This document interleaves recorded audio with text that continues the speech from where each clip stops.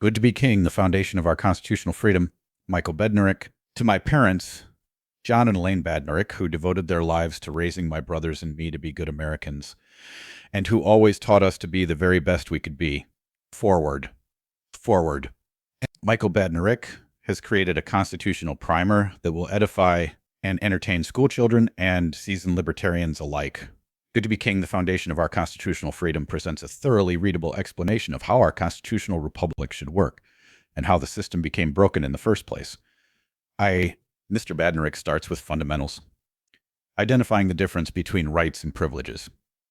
He discusses the critical and needed distinction between Republican and democratic systems of government, arguing that freedom can survive in America only if we return to our Republican roots.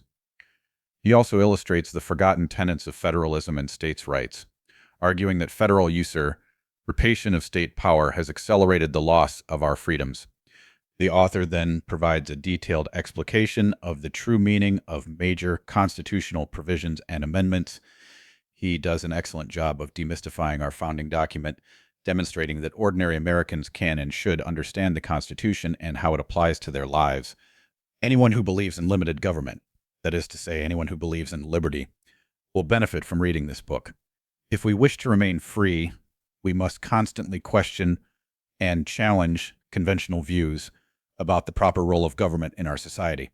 Good to be King will serve as needed ammunition for libertarians and constitutionalists committed to resisting tyranny in America. I commend Michael Badnarik for authoring a compelling text on the foundations of liberty in America. Congressman Ron Paul, R. Texas. Preface. Roll the fire. Producinide. Unusual by because give me liberty or give me death. Most of us are familiar with this famous quote. However, very few Americans understand how precious our freedom really is. What else could explain the fact that we allow our rights to be trampled without so much as a whimper? Our founding fathers would be disappointed with us, and justifiably so. Give me liberty or give me death. Most of us refuse to do as much as turn off the television. Fortunately, there is a growing awareness in America that something is not quite right and perhaps even terribly wrong. The purpose of this book is to help you examine the self-evident truths that led to the ratification of the Constitution so that you can ultimately understand its true purpose. It is said that we fail to fully appreciate something until after we've lost it. If we allow our liberties to slip through our fingers, it is not likely that we will ever be able to reclaim them. I do not pretend to be the first American who is concerned about the loss of our liberties. Daniel Webster wrote, "To apprehend no danger to our country from a foreign foe, our destruction, should it come at all, will be from another quarter. From the inattention of the people to the concerns of their government, from their carelessness and negligence, I must confess that I do apprehend some danger. I fear that they may place too implicit a confidence in their public servants, and fail properly to scrutinize their conduct, that in this way they may be made the dupes of designing men and become the instruments of their own undoing. Make them intelligent, and they will be vigilant. Give them the means of detecting the wrong, and they will apply the remedy." June 1st, Erskine 2. I have decided that I will not sit idly by when our rights are being violated by the people we have chosen to defend them. I am determined to make them intelligent by raising public awareness in the Constitution and the Bill of Rights. How you choose to apply the remedy is completely up to you. The fires of liberty must be lit one heart at a time, until everyone shares in the responsibility of defending it. Dr. Benjamin Rush said, "Education is favorable to liberty. Freedom can only exist in the society of knowledge. Without learning, men are incapable of knowing their rights, and where learning is confined to a few people, liberty can neither be equal nor universal." Please consider this book an adventure to be experienced rather than a story about the past. I want you to view the Constitution as yours, not as some ancient relic left behind by a forgotten generation. I want you to share the passions that fueled the American Revolution. I want you to join me in the animating contest for freedom. Chapter 1, Ignorance is Bliss. But it's still ignorance. Much of what you think you know about the United States is probably wrong. You probably know, or think you know, that the Declaration of Independence was signed on the 4th of July, 1776, although we annually celebrate the birth of our country on that date. The Declaration was only approved by the Continental Congress on the 4th of July. The text was sent to the printer on the 4th for duplication and typeface. Approximately 200 copies were made and distributed among the colonies. Later, a calligraphy version was created and signed for the first time on August 2. That is the copy currently on display in the National Archive. I will concede that perhaps this is just a mere technicality. However, I'll bet you don't even know the name of the first president of the United States. If your answer is George Washington, you, like so many other Americans, have an incomplete grasp of our nation's history. We agree that the Declaration of Independence was signed in 1776, even if the actual date of the signing is in dispute. However, history records that George Washington didn't begin his first term as president until 1789, shortly after the Constitution was ratified by the state conventions. That leaves the first 13 years of our country's leadership unaccounted for. Did the colonies flounder aimlessly through the Revolution with no one acting as the head of state? That would be very unlikely. Perhaps a document known as the Articles of Confederation will resurrect a distant memory from your casual brush with American history. The Articles of Confederation were the first constitution to define the scope of American government. During that time, the United States chose a different president every year. The first president of the United States was a man named Samuel Huntington. 9 others were elected to that position before George Washington assumed the office. In other words, George Washington is the first president of the United States under the Constitution, but he was the 11th president of the United States. Therefore, your information wasn't completely wrong, but it wasn't completely right either. I apologize if this seems more like a practical joke than a history lesson. It is not my intention to make you feel ignorant, but rather to make you question what you think you know. I want to challenge your assumptions, so you will consciously and deliberately analyze the ideas in this book. I am an iconoclast, a breaker or destroyer of images, one who attacks cherished beliefs and traditional institutions as being based on error or superstition. I admit it proudly. I intend to rattle your cage and perhaps make you mildly uncomfortable at times. I am willing to take that risk because I sincerely believe that the end result is worth the aggravation. I urge you to challenge conventional thinking. Don't take anything for granted. Figure things out for yourself. Always question authority, mine included.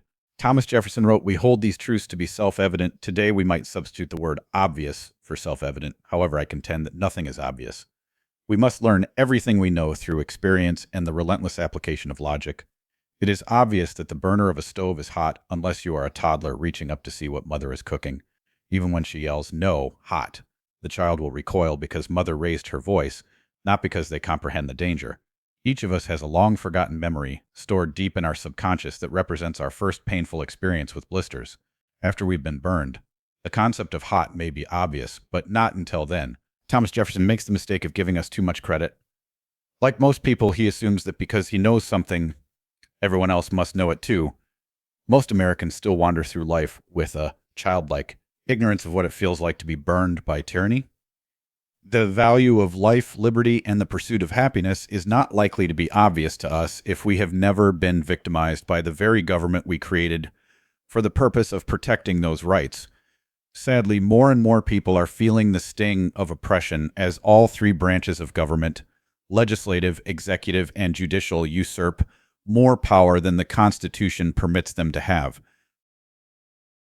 Article I of the Constitution establishes the legislative branch, known to us as Congress. Shortly after the disaster of September 11, 2001, Congress rushed to pass the ill-named Patriot Act in a declared effort to protect us from terrorism. The Patriot Act is so unconstitutional that it will someday be recognized as blatantly subversive. The Fourth Amendment protects our privacy by requiring that all search warrants be issued only with probable cause and supported by oath or affirmation. The Patriot Act presumes to supersede these requirements, allowing government agents to perform something called sneak and peek searches. That means that someone can enter your home to collect information by taking photographs or copying the contents of your computer's hard drive. They can then leave undetected with no obligation to inform you of their visit for 90 days. If you think those agencies are likely to tell you about it after their 3-month grace period, you are hopelessly naive. The Patriot Act also makes a mockery of the Sixth Amendment, which protects your right to a speedy and public trial and your right to the assistance of counsel for your defense. Under the Patriot Act, government officials can simply label someone a terrorist and then put them in jail indefinitely without an indictment, denying them the opportunity to make a phone call, to notify friends and loved ones, or to obtain legal assistance to challenge the charges and establish their defense. The government assures us that this policy only applies to terrorists. However, these individuals are not officially terrorists until they have been convicted of those crimes in a lawful court. Before the United States was created, kings or emperors dominated the governments of the world. Those monarchs created new laws simply by written them on paper and affixing their official seals.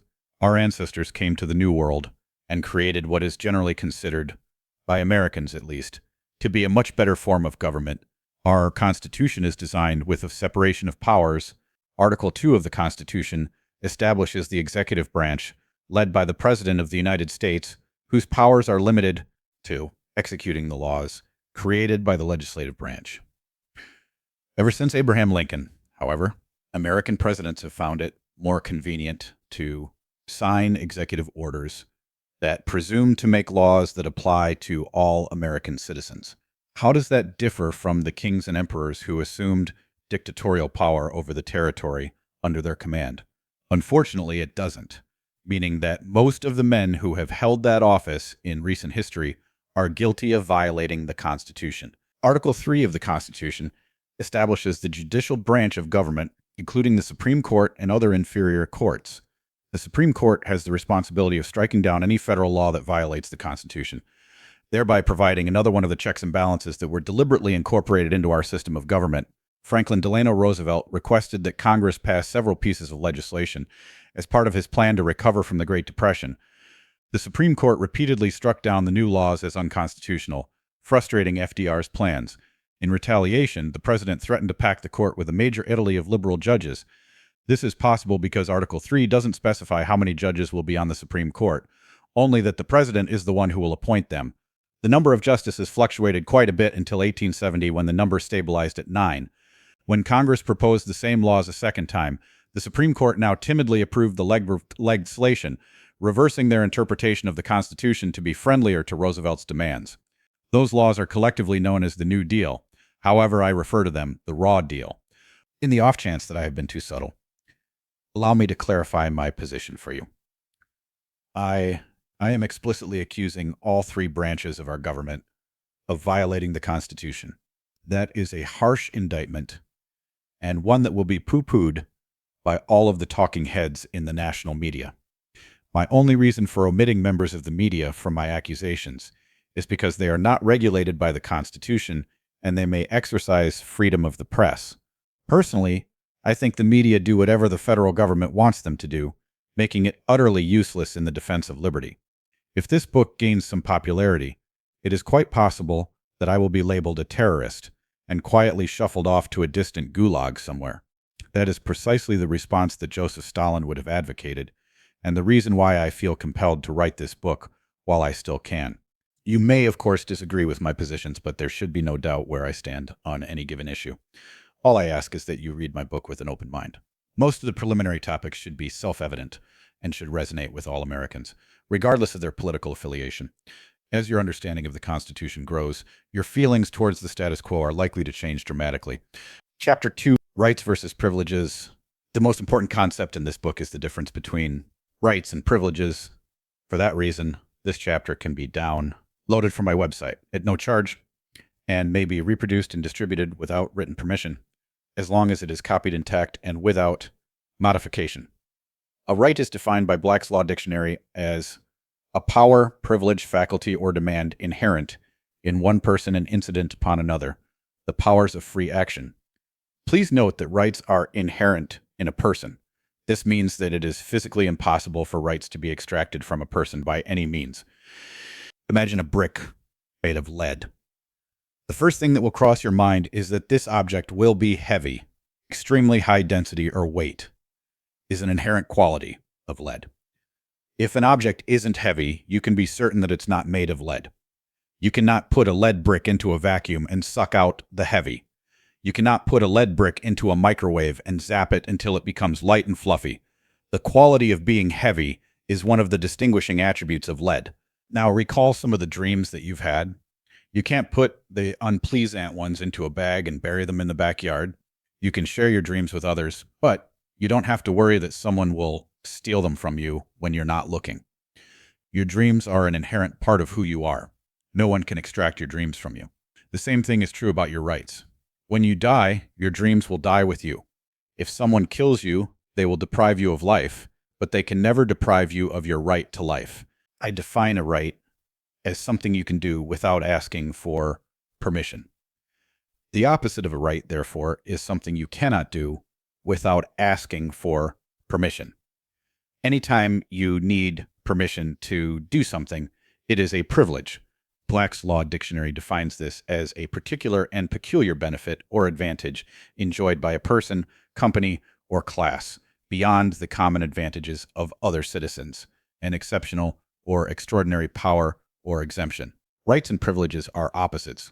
I have three corollaries to the definition of rights. They are: all rights are derived from property, every right implies a responsibility, and the only limitation on your rights is the equal rights of others. Let me demonstrate the principle behind my first corollary with an example.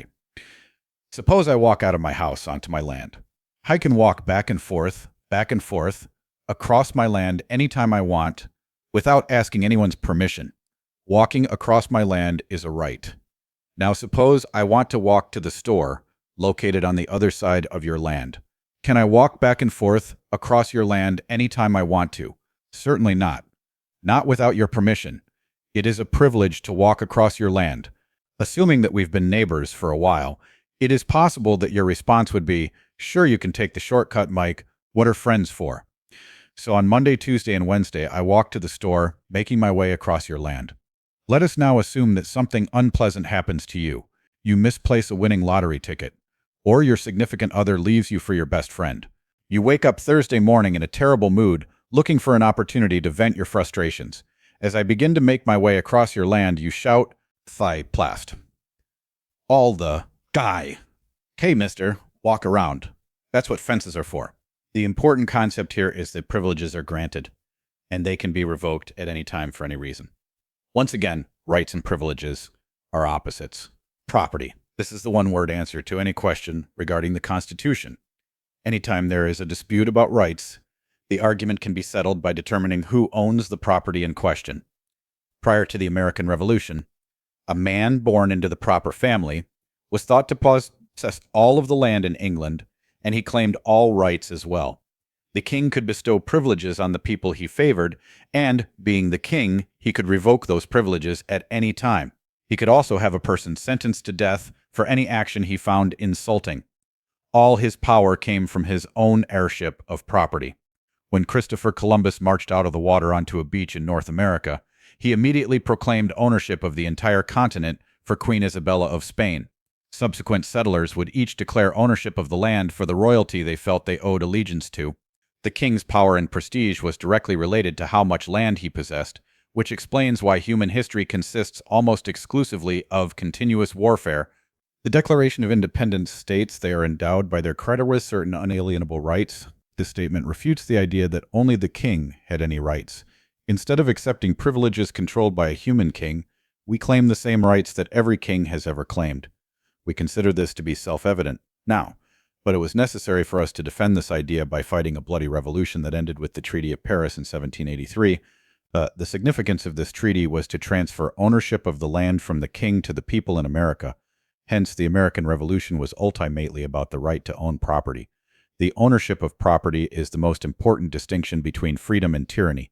This idea is so important that John Adams, the 12th president, right after George Washington, wrote, "The moment the idea is admitted into society that property is not as sacred as the law of God, and that there is not a force of law and public justice to protect it, anarchy and tyranny commence." Regardless of your religious views, I think it can be safely said that anything as sacred as the law of God would hold considerable weight in any argument. Unfortunately, not everyone in America holds property in such high regard. Most of our problems in the United States can be traced to a blatant disregard for private property. Examine the quote of another American president, Theodore Roosevelt. "Every man holds his property subject to the general right of the community to regulate its use to whatever degree the public way there may require it." If I own a piece of property, I control what happens to it. If the community has the right to regulate my property whenever it wishes, then I do not truly own the property. I am merely occupying it through the generous will of the majority. Both statements cannot be true at the same time. This is a very simple concept, understood by every 2-year-old. Every 2-year-old has two favorite words. Both are attempts to express their will. over their environment. The first word is no, which is the equivalent of a royal veto, an attempt to forbid mother from doing something we don't approve of. This statement is rarely a successful veto, but it is uttered with the same assumption of autonomy as any king who ever lived. Their other favorite word is mine, frequently shouted with a presumption of unquestioned authority, regardless of the item being claimed. The child claims ownership of any item they wish to have control over. They already understand that if it is mine, then I am the one who will determine what happens to the item. In other words, I have the right to do what I want with it. Of course, children have an incomplete understanding of property, having a much more difficult time with the concept of yours. Parents spend countless hours trying to teach their offspring not to touch other children's toys unless they are given permission. The problem does not go away in later years either. Siblings sharing the same room will often draw a line down the center of the room to establish ownership and control over a given area and the property that it contains. Adults assume that they have a much better understanding of property than children do, but that is not necessarily the case. Americans do not legally own property in the manner that they believe they do because they do not exercise autonomous control over their property. What would happen if you erected a derrick in your backyard and started drilling for oil? Would you be surprised if the county sheriff drove up and asked to see your permit? In order to drill for oil, you must own the property under allodial title.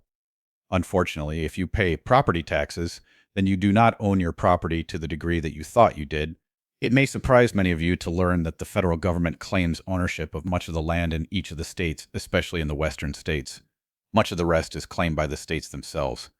This is clearly an important topic, unfortunately not one that I have time to explore rigorously here. You probably don't own your car the way you think you do. If I give you a gift certificate, do you have the gift or just a piece of paper that represents that gift? When you finish making payments on your auto loan, does the bank send you the title to the car or simply a certificate of title? The certificate of title is a piece of paper that only represents the title of the car. Each car that is manufactured has an MCO, or Manufacturer's Certificate of Origin, that is the true title for the car. Because most cars are purchased on a payment plan, the dealer sends the MCO to the state agency that controls the registration of vehicles. The MCO is microfilmed and then shredded to make it much more difficult for you to obtain the actual title. If you are able to pay cash for your car and you know enough to demand the MCO as part of the purchase agreement, it is possible for you to purchase an automobile and own it the way you currently believe that you own it. The figure on next page shows a copy of an MCO obtained by a patriot friend of mine. He is not required to register his car with the state, and he travels in it without license plates. All of this is perfectly legal, although you may admittedly have some difficulty convincing the police officer who has detained you for what appears to be a traffic violation. Property may be an adequate source of rights for land, but what is the source of your right to life? Many will argue that your right to life comes from God. However, that debate is outside the scope of this book.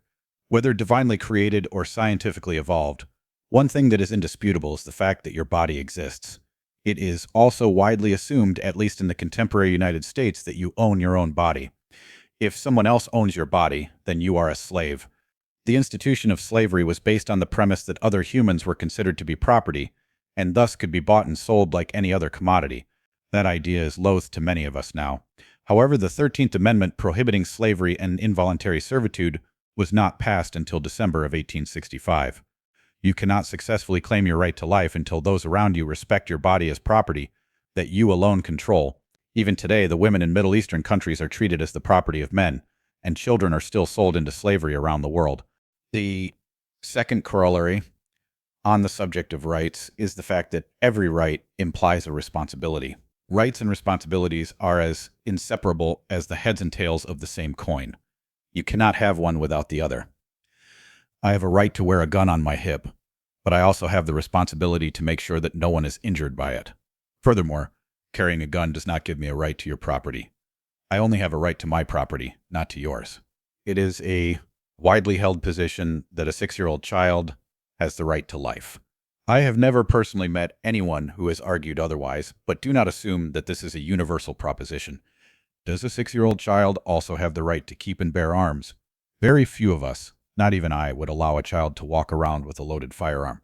That's because a child does not have the mental capacity to grasp the possible consequences and implicit responsibilities of using a gun. To a child, everyone is immortal, just like Wile E. Coyote in the Roadrunner cartoons.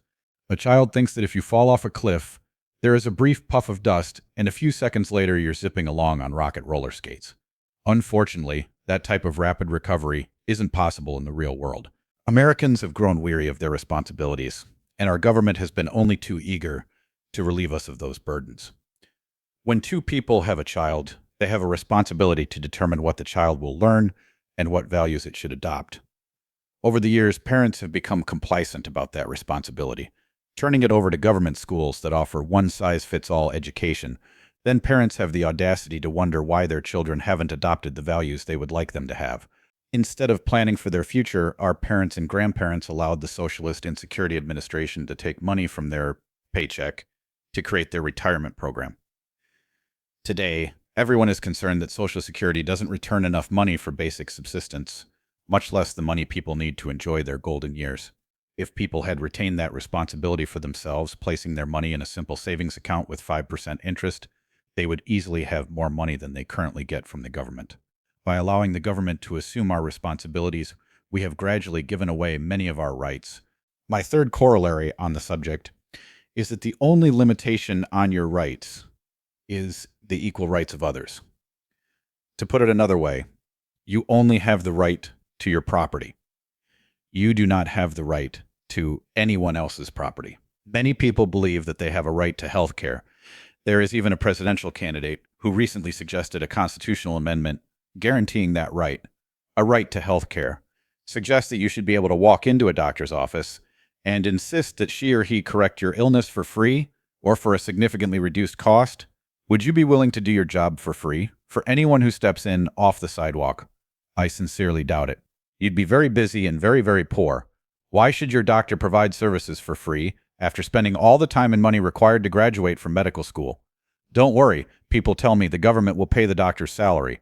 Oh, really? And where does the government get the money to pay the doctor's salary? From taxes, of course. But for every $100 the government takes from my wallet, they keep $50, the HMO keeps $25, and the doctor gets what's left. Wouldn't it be easier and far more efficient for you to walk into my house to take $100 out of my wallet yourself? You'd be able to pay for even better treatment than you're getting right now. There is, of course, one small problem with that plan. I am a strong Second Amendment supporter. If you come into my house in an attempt to take money from my wallet, you will soon be going to the doctor for something far more serious than whatever you were suffering from in the first place. You should have learned this in grade school, but just in case you missed it, you do not have a right to other people's property, not even when the government takes it away from them and gives it to you. That is the basis for socialism. And that is exactly what the Constitution is intended to prevent. Chapter 3. Individual rights. Rights. Or overrect. People are usually surprised to discover that I hate the phrase constitutional rights. I hate that phrase because it is terribly misleading. Most of the people who say it or hear it have the impression that the Constitution grants them their rights. Nothing could be further from the truth. Strictly speaking, it is the Bill of Rights that enumerates our rights, but none of our founding documents bestow anything on you at all. The Declaration of Independence was signed in 1776. Is that the first year Americans had the right to life, liberty, and pursuit of happiness? What rights did we have after the Constitution was ratified that we didn't have prior to 1789? Did the ratification of the Bill of Rights in 1791 create freedom of speech and freedom of religion for the very first time?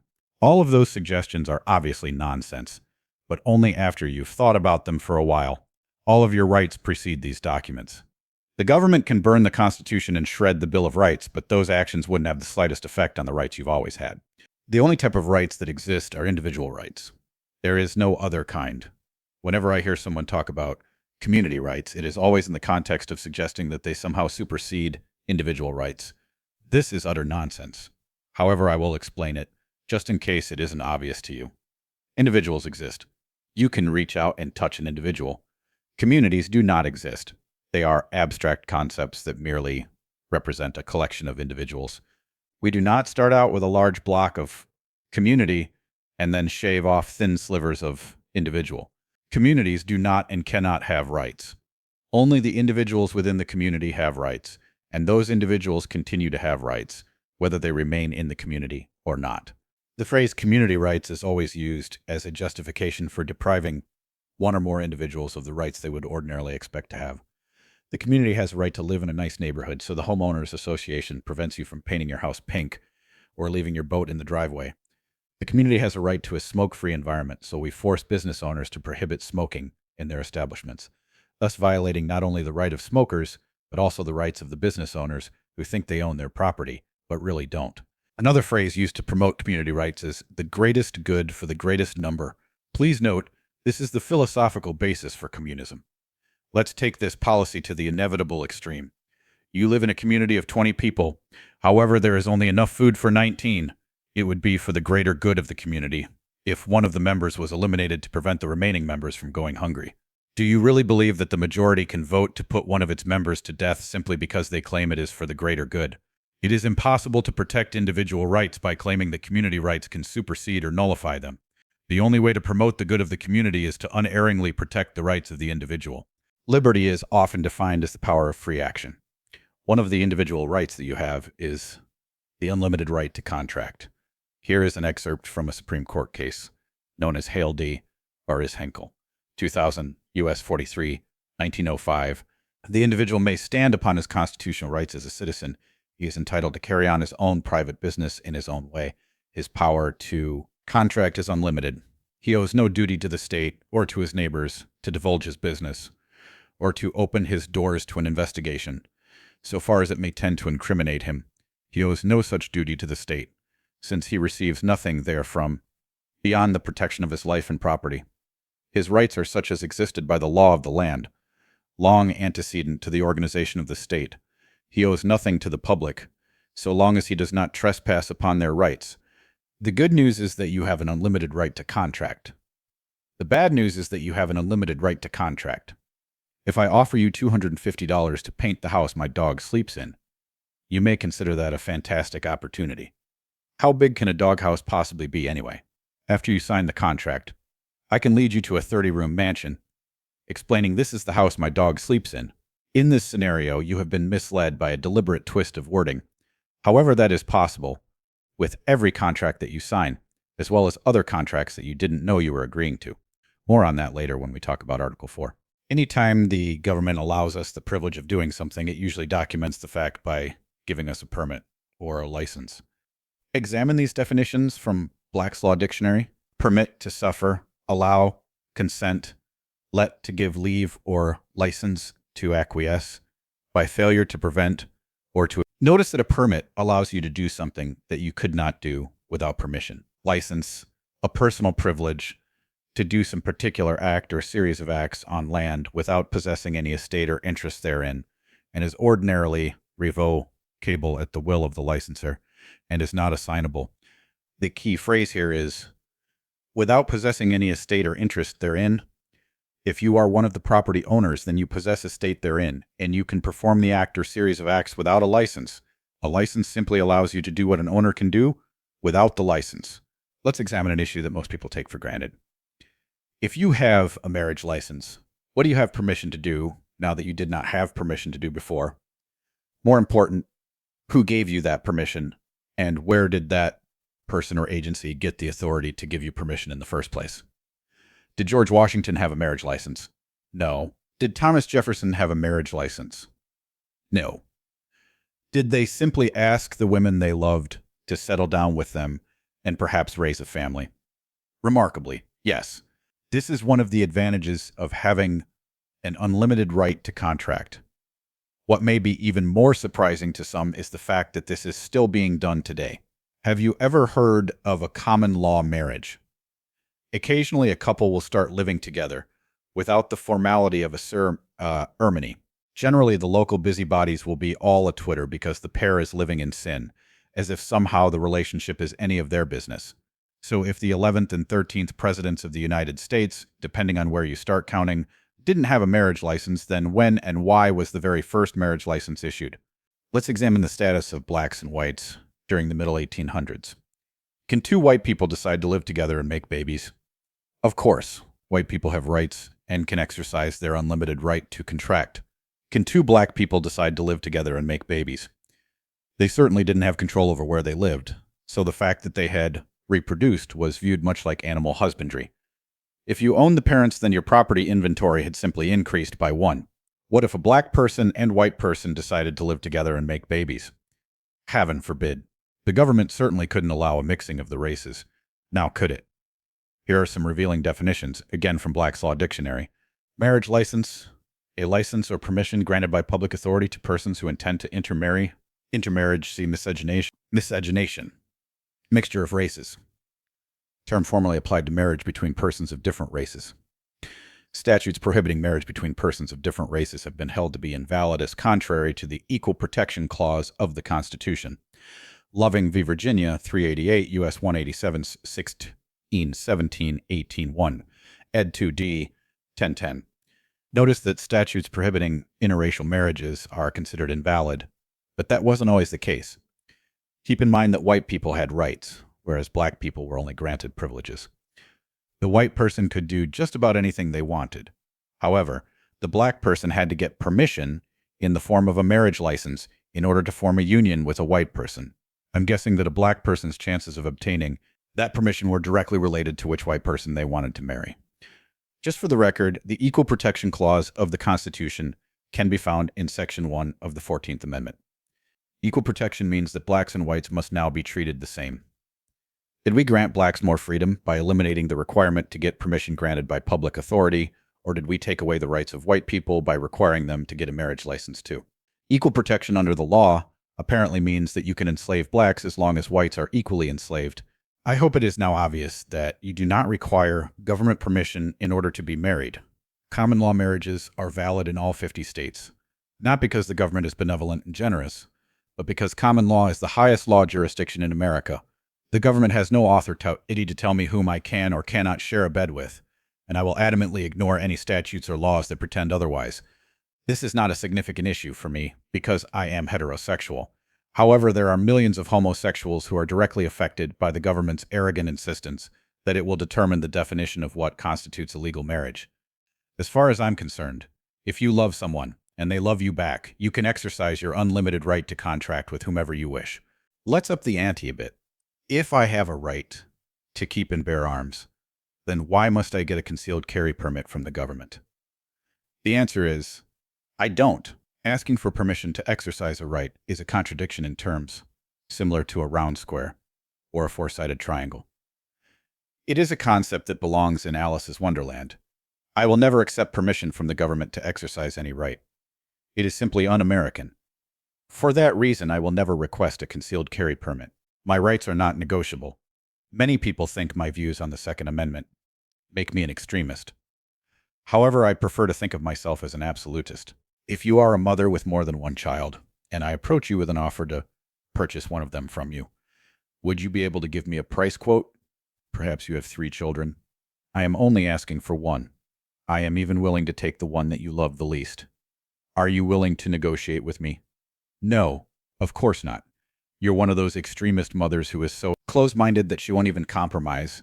If you won't part with even one of your children, then you're an absolutist too. Let's assume you're a man who's married or has a steady girlfriend. I think I should be able to sleep with your significant other 4 nights a week. How many nights a week do you think I should spend with her? None? Come on, won't you compromise with me? I'm willing to cut back to only 2 nights a week. I hope you're not one of those extremist boyfriends who thinks that you're the only one who deserves a little tender loving care. If you won't even let me take her out for dinner and a movie, then you too are an absolutist. I have chosen these examples deliberately because I know they will evoke strong, visceral responses. I use them to demonstrate that there are certain issues that are absolutely not negotiable. There is no argument that can justify me purchasing one of your children or sleeping with your spouse. The subject isn't open for debate, or at least it shouldn't be. The same thing is true about every discussion of rights. If your response to either of these situations was over my dead body, then you finally understand the emotional basis for Patrick Henry's "give me liberty" or "give me death" quote. Now, contrast this position with those people who insist that we must give up some of our rights in order for the government to better ensure our security. These people may be misguided, but they are also dangerous, for they sincerely believe that people can justify taking away your rights if the majority votes in favor of the violation. We cannot tolerate the government's assumption that we have to get a concealed carry permit in order to exercise our right to keep and bear arms. I know the thought of an armed society makes many people nervous. However, the Second Amendment is just as non-negotiable as the First Amendment. Have you filled out the government form that allows you to practice your religion? Certainly, you don't want to be caught without the permit that allows you to go to church. I'm kidding, of course. You don't need a permit to go to church. At least not yet. That's because your freedom of religion is protected, not granted, by the First Amendment. Our country was founded in part to protect a person's freedom of religion. And it will be one of the last freedoms that people will surrender, but surrender it they might. In communist Russia, people were forbidden from practicing their religion as recently as 1980. My mother visited Czechoslovakia shortly after the Iron Curtain was torn down, so she could explore our ancestral roots. During her visit, she was invited to attend the first church services being held in public in more than 50 years. Needless to say, those were very emotional events for everyone involved. The point is that you should never take your freedoms for granted, not even in the United States. Do I seriously think that the American government would attempt to control our churches or prevent us from exercising our freedom of religion? Most of the churches in America have already established themselves as 501c tax-exempt organizations. Our current president strongly advocates faith-based charities, supposedly to assist in rebuilding family values. However, every government handout comes with strings attached. Once the government has the power to refuse a tax exemption or deny faith-based funding, they will have the power to close selected churches by making them financially insolvent. The IRS has already closed down one church in Indiana because they refused to pay their taxes. You probably don't have to worry, though. What are the chances that it will be your church that is shut down? Pretty slim, I'm sure, unless you are a Branch Davidian. But what if your church is shut down? What if the government finds some flimsy excuse to make your religion illegal? Would you break the law and hold your beliefs anyway? Would you attend secret underground services like they were doing in communist Russia? What would you be willing to do to prevent the possibility of having to even worry about this issue? Are you willing to fight to protect your freedom of religion? Are you willing to fight to protect the rights of others? When I was growing up, my mother told me I only had to floss the teeth I wanted to keep. The same vivid lesson can be applied here. You only need to defend the rights you want to keep. Patrick Henry's famous for his "give me liberty or give me death" speech. But how far would you go to protect your rights? Most people don't give their driver's license a second thought. They have been told that driving is a privilege, and most people are happy to argue that we have to get a license. Otherwise, the streets would be a dangerous place where accidents happen every day. This ignores the fact that the streets are a dangerous place and accidents do happen every day. Keep in mind that most accidents involve people who have a driver's license, so I'm not sure where the safety benefit is supposed to be. Let's take a closer look at the definition of license. License. Streets and highways. A permit to use the street is a mere license revocable at pleasure. The privilege of using the streets and highways by the operation thereon of motor carriers for hire can be acquired only by permis or license from the state or its political subdivisions. Notice that license is revocable at pleasure, meaning that it can be taken away at any time, but taken away by whom? Generally, it is the owner who grants a license to do things on his or her property to people who could not otherwise do those acts or series of acts. Also interesting to note is that this particular privilege is granted to motor carriers for hire, meaning someone who transports goods or passengers for money. Are you a motor carrier for hire? Do you earn a living by transporting goods or passengers? Is it possible that you are not legally required to have a driver's license unless you are a bus driver, cab driver, or truck driver? I know that it will sound preposterous to most people. However, the Criminal Court of Appeals of Texas, in a ruling known as Hassel v. State, 1-4 W2, 400, concluded that there being no such license as a driver's license known to the law, it follows that the information in charging the driving of a motor vehicle upon a public highway without such a license charges no offense. Because of the defect in the information, the judgment is reversed and the prosecution ordered dismissed. For proof, see the figures at the end of the chapter.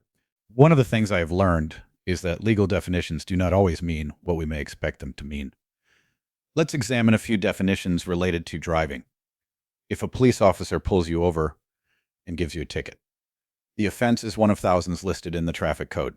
Traffic, commerce, trade, sale or exchange of merchandise, bills, money, and the like.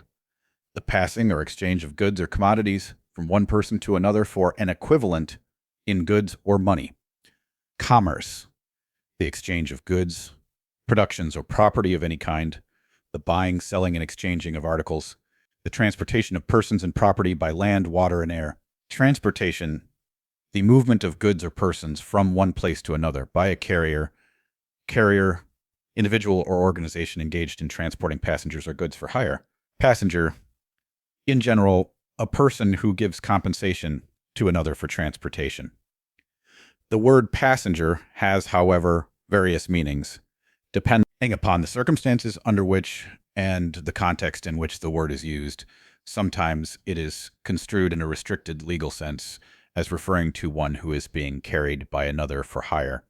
On other occasions, the word is interpreted as meaning any occupant of a vehicle other than the person operating it, vehicle that in or on which person's goods, etc., may be carried from one place to another, especially along the ground.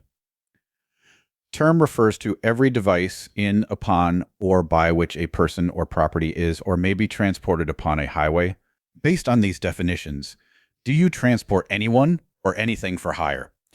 Is it possible that your automobile is a personal conveyance and not really a vehicle? Is it remotely possible that you are not legally required to have a driver's license unless you are a bus driver, cab driver, or truck driver? Think about it. I'm not asking you to throw away your driver's license. However, if I've caused you to think seriously about some of the things you have previously taken for granted, you are well on your way to understanding the Constitution the way the Founding Fathers intended you to. Chapter 4. Chapter 4, End Base, Benekanatably. Nation after sovereignty, sovereignty down. In times not as ancient as we might think, the prevailing theory of law was known as the divine right of kings, simply because he had won the lottery of birth. One man was assumed to be vested with all rights directly from God. The king owned the entire country as well as other lands around the world. Explorers would walk ashore on an uncharted landmass and immediately claim possession in the name of the king. For all intents and purposes, the king also owned everyone living in his country, and he had the right to delegate privileges to any of his subjects. One person would be the royal baker, another would be the royal candlestick maker, until the king decided to take that privilege away. The king was sovereign. Sovereign, a person, body, or state in which independent and supreme authority is vested, a chief ruler with supreme power, a king or other ruler in a monarchy. Many English subjects relocated to the North American continent to settle. Eventually, they grew tired of having their lives determined by someone else, and they wrote the king a nasty letter that we know as the Declaration of Independence. They had decided that instead of getting privileges second-hand through the king, they would eliminate the middleman. They declared themselves to be sovereign citizens, endowed by their creator with certain unalienable rights. They were claiming the same status as any king or queen, including the right to own their own land. We take land ownership for granted today. However, in 1789, the concept was considered ludicrous. No king. Who's going to make all the laws? The 141, they showed the people. This concept was so revolutionary that William Pitt found it necessary to address the House of Commons in England to explain it to the members of Parliament. He said, "The poorest man may, in his cottage, bid defiance to all the forces of the crown. It may be frail, its roof may shake, the wind may blow through it, the storms may enter, the rain may enter, but the King of England cannot enter. All his forces dare not cross the threshold of the ruined tenement." This is where the expression "a man's home is his castle" comes from. Imagine what would happen in England if someone were bold enough to bid defiance to all the forces of the crown. If you were lucky, you would be killed instantly. If you were not so lucky, the English had invented several different ways to make the pain of death excruciating. William Pitt explained that even the poorest man, not just the rich and powerful, can forbid the king from entering his home. All his forces dare not cross the threshold of the ruined tenement. That's because now, even though it may be a tar paper shack, the king doesn't own it. Here is further evidence that property is absolutely essential for being able to assert your rights. You have the absolute authority to make all of the laws that affect any of the property you own. You are the king of your property, but I am the king of mine. This means that the United States is occupied by nearly 285 million kings and queens. We are sovereign citizens, which means that we are the source of all political power. There is a maxim of law that predates the Magna Carta, signed in 1215, that claims the created can never be higher than the creator. We, the people, ordain and establish the Constitution, and by doing so, we created Congress. If we created Congress, then who works for whom? Do we work for them, or do they work for us? The answer I get most often is, well, they're supposed to work for us. Supposed to. but they don't. Almost everyone these days has the nagging feeling that something is wrong with the way our government currently works, but they're not sure what it is. The purpose of this book is to explain how the government is supposed to work. I will leave it up to you to decide how we should change the way government does work. Although you are theoretically sovereign and supposedly have absolute control over all of your property, the real world doesn't accurately reflect that fact. The reason that no one else considers you a sovereign is because you don't consider yourself to be sovereign. Why should other people give you more respect than you give yourself?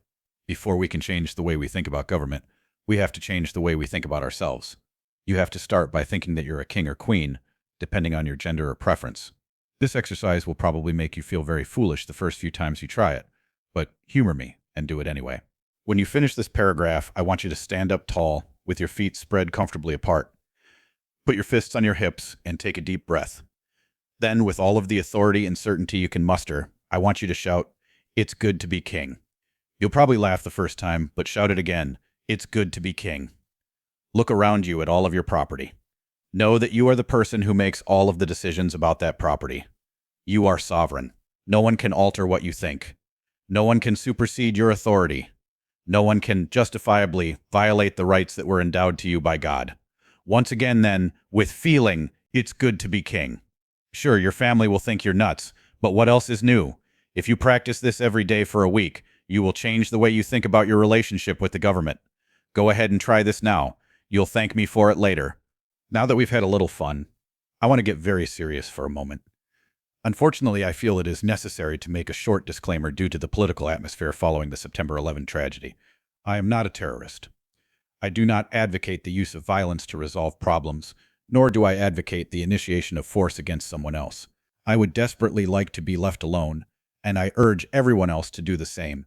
However, I am perfectly content to use force to defend myself, my property, or my rights if necessary, and I respect the right of others to protect themselves whenever they are being threatened. What follows is intended to be a philosophical discussion, not an incentive to riot. I realize that this disclaimer will not stop John Ashcroft or his jackbooted thugs, but I thought I should at least make the effort. I want you to think very seriously about the following question. If we the people are sovereign, do we have the authority to violently overthrow the government if necessary? Allow me to point out that there is no other way to overthrow a government, so the word violent is superfluous. There are no official forms you can fill out that will make the government shrivel up and go away. The Founding Fathers did not write a request for independence in 1776. It was a declaration, one that we had to enforce with 7 years of bloody revolution. Let's analyze the question. The Declaration of Independence is actually titled the Unanimous Declaration of the 13 United States of America.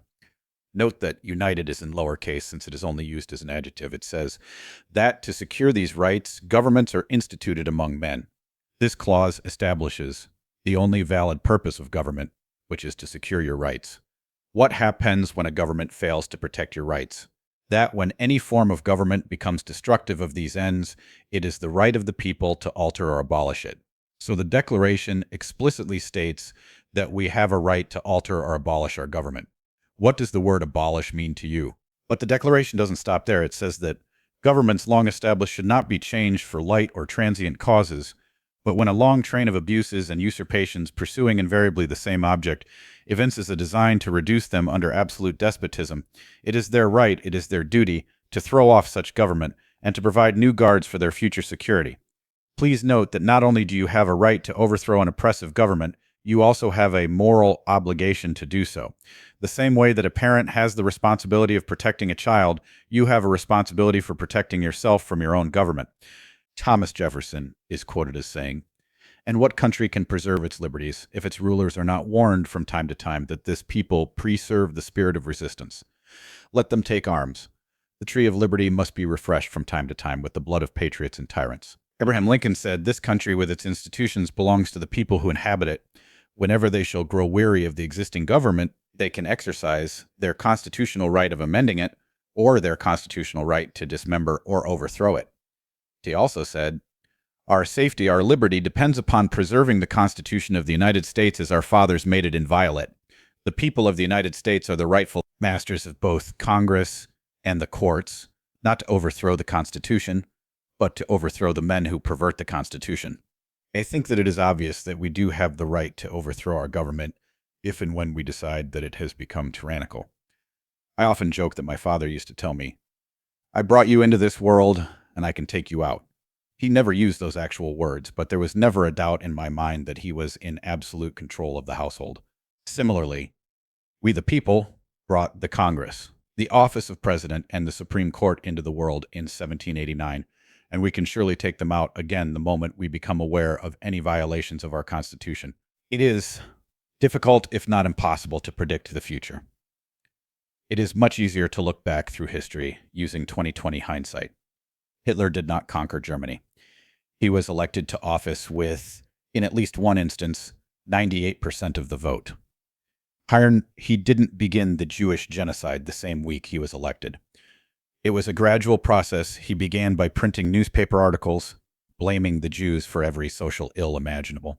Did the Jews respond with newspaper articles of their own? Not that I'm aware of. Soon the Jews were being forced to wear the Star of David so they could be readily identified. Did they resist this blatant discrimination and refuse to comply with a violation of their privacy? No. How did they defend their freedom of religion? They turned the other cheek and adopted the attitude that they should be happy to wear the symbol to demonstrate their love for God. Then on November 8 and November 9 of 1938, Nazi soldiers broke windows in 7,500 Jewish businesses during a weekend known as Kristallnacht, or Crystal Night. Did the Jews rise up in protest of this blatant persecution? Most did not. They didn't want to anger the Nazis any more than they already were. When the Nazis loaded the Jews into trains of cattle cars, where did they think they were going? On vacation? When soldiers are leading you, naked and cold, toward the ovens where you will be executed en masse, is that the time to raise your hand and say, gee, I'm not really happy with this situation? Do you mind if we discuss it? I'm sorry. It's too late for discussion. Oh, by the way, bang, you're dead. Looking back at the Holocaust, it seems obvious to me that everyone, especially the German people, should have complained vociferously long before World War II became necessary. I don't know if there will ever be a World War III, but if there is, it will be because people waited too long to complain about their respective governments. The American government is rapidly assuming more and more control over your life. The government continues to violate your rights on a daily basis, and still you refuse to resist. I have one final question for you in this chapter. It is a rhetorical question, meaning that I don't expect you to send me your answer. I simply want you to ponder it within your own mind. The question is, how bad do things have to get before you will do something about it? Where is your line in the sand? If you don't enforce the constitutional limitations on your government very soon, you are likely to find out what World War III will be like. I'm quite sure that I will never experience that war because dissidents are always the first to be eliminated. Chapter 5, Forms of Government. George Washington said, "Government is not reason. Government is not reason, not eloquence. It is force. And like fire, it is a dangerous servant, a fearful master." Washington's metaphor suggests that, although we need some government, we must watch over it constantly so it doesn't get out of control. Government is the authorized use of force or power. In a dispute with your neighbor, you are not permitted to beat them with a baseball bat to resolve the issue. Instead, you call the police and let them deal with the problem. The assumption is that the police are less likely to use excessive force because they remain emotionally detached from the situation. Try telling that to Rodney King. The most fundamental way to categorize different forms of government is to identify their source of political power. A monarchy is a form of government where all of the political power resides in one person, such as a king or emperor. We can refer to a monarchy as the rule by one. Those of us born with a stubborn, independent streak resent the idea of living under a dictatorship. However, throughout human history, countless generations have quietly accepted the domination of such rulers as Julius Caesar, Cleopatra, and King George III, without even questioning this monopoly of political power. In other cases, the government may be led by a committee of several people, rather than relying on the benevolence of just one person. Such a government is called an oligarchy, and can be referred to as rule by the few. In other words, a small group of people make the laws, and everyone else is required to follow them. It is not surprising that laws made under these circumstances are strongly biased in favor of the few who are in power. The Russian Politburo is a recent example of an oligarchy because they were in control. Members of the Politburo lived in opulent luxury, while the majority of the Russian population waited in line for hours in order to get loaves of bread and other government handouts. Given a choice, everyone would prefer to be a member of the group that makes the laws. What if everybody could be a member of the group that makes the laws? There would be no disadvantaged group, because everyone would share equally in the distribution of power. This form of government is called a democracy, and is frequently known by the adage that the majority wins. What is often overlooked in this equation is the fact that if the majority wins, then the minority loses. So although everyone has an equal vote, society is still divided into competing factions of majority and minority, or to be more blatant, winners and losers. If we apply the majority wins argument to every situation, the result is that rights do not exist in a democracy. That is because your rights can be voted away by a majority of the voters. If your rights can be voted away, then you only have privileges granted to you by the will of the majority. Let's look at a contemporary example. Anti-gun activist Rosie O'Donnell helped organize a Million Mom March in Washington. The implied purpose of this movement was to get enough votes to eliminate the Second Amendment. While this goal was never explicitly stated, establishing new gun laws that successfully prohibit a person from keeping and bearing arms would amount to the same thing for all practical purposes. If you favor gun control, you should be aware that the same type of assault is being waged on First Amendment issues as well. There are currently heated debates on whether or not a statute of the Ten Commandments can or should be allowed to remain in the judicial building in Montgomery, Alabama. Both sides of this issue seem to feel that they will prevail if they can demonstrate a greater number of supporters. Anyone who supports the position that this many people can't be wrong will be frustrated by the fact that truth and rights are not determined by vote totals. If everyone in the room believes that 2 + 2 is equal to 5, then all of those people can be wrong. Most people in the United States think that we live in a democracy. Those people are wrong. Our founding fathers were very familiar with history, and they knew the dangers inherent in a democracy. Alexander Fraser Tytler is quoted as saying, "Democracy cannot exist as a permanent form of government. It can only exist until the voters discover that they can vote themselves largesse from the public treasury. From that moment on, the majority always votes for the candidates promising the most benefits from the public treasury, with the result that a democracy always collapses over loose fiscal policy, followed always by a dictatorship. The average age of the world's greatest civilizations has been 200 years. If the United States isn't a democracy, then what is it?" Our first clue comes from the Pledge of Allegiance to the flag and to the republic for which it stands. A more authoritative reference can be found in Article 4, Section 4 of the Constitution, which reads, "The United States shall guarantee to every state in this union a republican form of government." So what is the difference, if any, between a democracy and a republic? I have heard many arguments that claim they are exactly the same thing, the first being a Roman word, the other having been derived from Greek. I'm not willing to accept this explanation because of the profound loathing the founding fathers seem to have for democracy. They would not explicitly establish a republic if it were doomed to the same inevitable failure predicted for a democracy. Yes, both systems allow us to elect representatives. Yes, both systems allow the people to vote.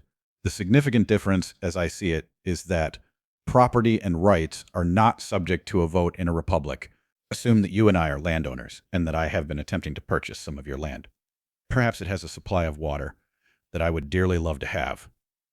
You reject my offers for whatever reason suits you. At the next community meeting, I make a proposal that will divide your land evenly between the other members of the community and myself. In a democracy, because the majority rules, you could lose by a landslide, excuse the pun. However, such a vote is completely meaningless in a republic and has no force of law. In a republic, your land is your land. It cannot be taken away by the will of the majority. Therefore, in a republic, the rights and property of the minority are protected from the much stronger majority. To put it more simply, there are certain things you can't vote on in a republic. Rosie and her million moms are evidently unclear on this concept. I've engaged in countless debates on whether or not there are significant differences between a democracy and republic. A society can either vote away a person's property or it can't. I call the first situation a democracy and the second option a republic. Those are the words I use to label these conditions. If you want to change the words around and play semantic games, feel free to do so. However, if you try to take my guns or vote on the validity of my rights, you'd better bring a lunch because I plan to veto your conclusion. If the only purpose for the Constitution is to protect your rights, And if you accept my thesis that all of your rights come from property, then it follows that the only purpose of the Constitution is to protect your property. The result of the American Revolution was that everyday citizens could now own property. Let's examine two forms of government where people are not allowed to own property. Socialism, a theory or system of social organization that advocates the vesting of the ownership and control of the means of production, capital, land, etc., in the community as a whole. It is significant to note that in Marx's theory, this is the stage following capitalism and the transition of a society to communism, characterized by the imperfect implementation of collectivist principles. Please notice that socialism is intended to be just a stepping stone in the plan to ultimately convert a country or nation to communism.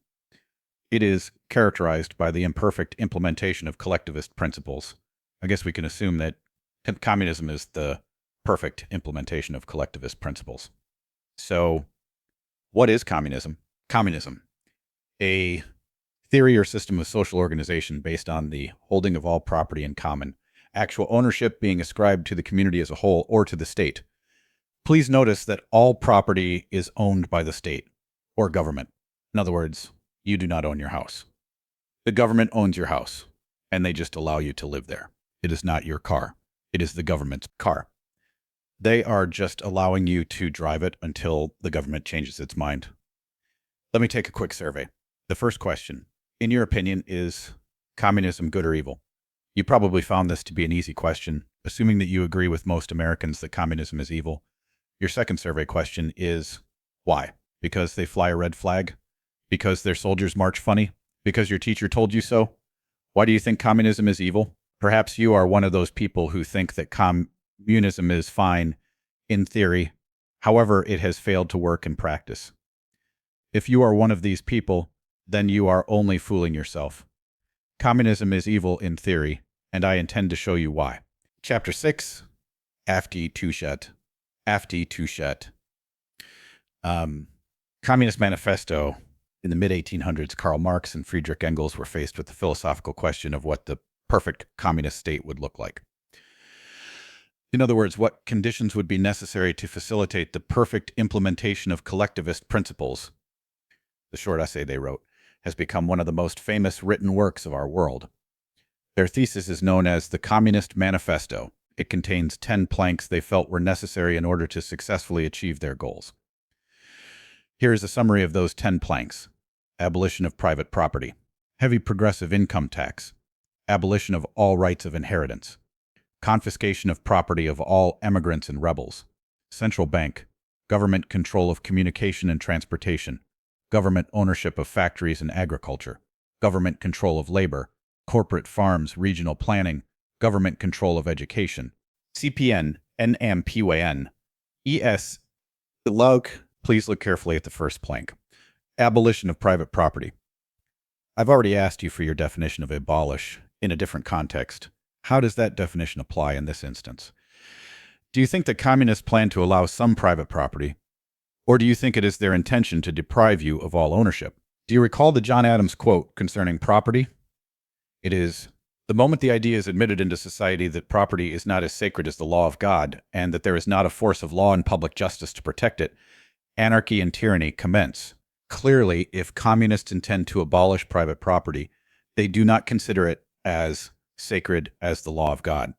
Without property, you have no rights. That is why communism is evil.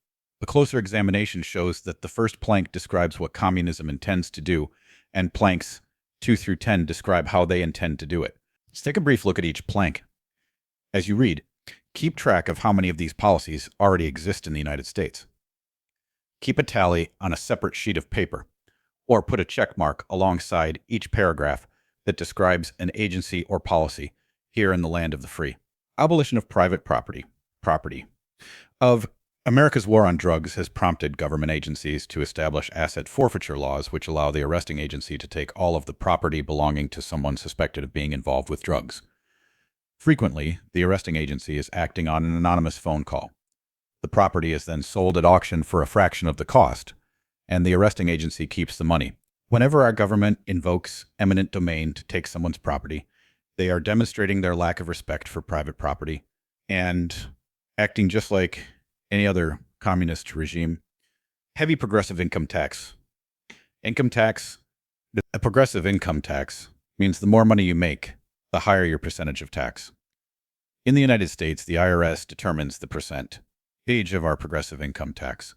Those percentages are included as a table with the instructions that come with your 1040 form. If you make enough money, you may be lucky enough to fall in the 50% tax bracket. The strongest slaves are lucky enough to carry the heaviest rocks. The abolition of all rights of inheritance. If your parents die without a will, the government may take half of everything your parents own before you and your siblings are allowed to divide what's left. Even with a will, the government can take a percentage. This prevents future generations within a family from accumulating a significant amount of wealth. What justifies this tax on dying? Bashar, confiscation of property of all immigrants and rebels. Anyone who travels internationally must declare whether he or she is carrying more than $10,000 in money, stocks, or banknotes. Friends of mine who intend to relocate to New Zealand have been told that they cannot take their money with them. 5. Central Bank. The Federal Reserve Bank is a private company and not a part of the American government any more than Federal Express is a part of the U.S. Post Office. You can prove this for yourself by searching the blue government pages in the phone book. When you fail to find it there, try looking in the white business pages. When you control the printing of money, it doesn't matter who controls the government. The Federal Reserve Act of 1913 is completely, totally, and unquestionably unconstitutional. 6. Government control of communication and transportation. The Federal Communications Commission controls all radio and television signals in the United States. The Federal Aviation Administration, National Transportation Safety Board, and every state department of transportation and motor vehicles control every aspect of transportation in this country. You cannot travel, ship, or broadcast anywhere in the United States without getting government approval. Take government ownership of factories and agricultures. Government doesn't actually own factories, but it also has no business bailing out Chrysler and savings and loan associations when they get into financial trouble. The recent collapses of Enron and WorldCom have suggested inappropriate connections with the government. The U.S. Department of Agriculture controls and regulates nearly every aspect of the food chain from farm to table. Government control of labor. Innumerable government agencies within the United States regulate nearly every facet of every kind of business. Although there is no formal government agency that directly controls unions, they are strongly influenced by federal agencies, such as the Occupational Safety and Health Administration, OSA. 9. Corporate farms. Regional planning. In the not-too-distant past, most farms were owned by small families. Now they are owned by large corporations and merely leased to the original 10 ants. Every large city in the United States has a regional planning office. Austin, Texas has a planning and design office, a planning, environmental, and conservation services department, and a planning and economic development office. Check your phone book to find similar agencies where you live. Government control of education. There is no point in arguing whether or not the government controls education in this country. The Democrats and Republicans are falling all over themselves, claiming to be the ones who control it best. When the Department of Health, Education, and Welfare, HEW, was established in 1953, American students ranked number 1, the world in the fields of math and science. Students from every other country were eager to come to the United States to get a good education.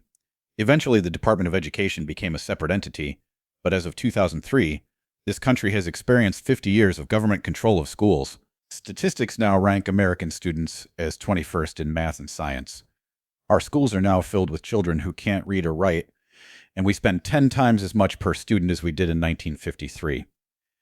Even if the Department of Education was constitutional, which it is not, it should still be eliminated for doing such a terrible job. So what was your total? 8, 9, 10? I have always held that if it walks like a duck and quacks like a duck, then it is probably a duck, regardless what the crowd around me is calling it.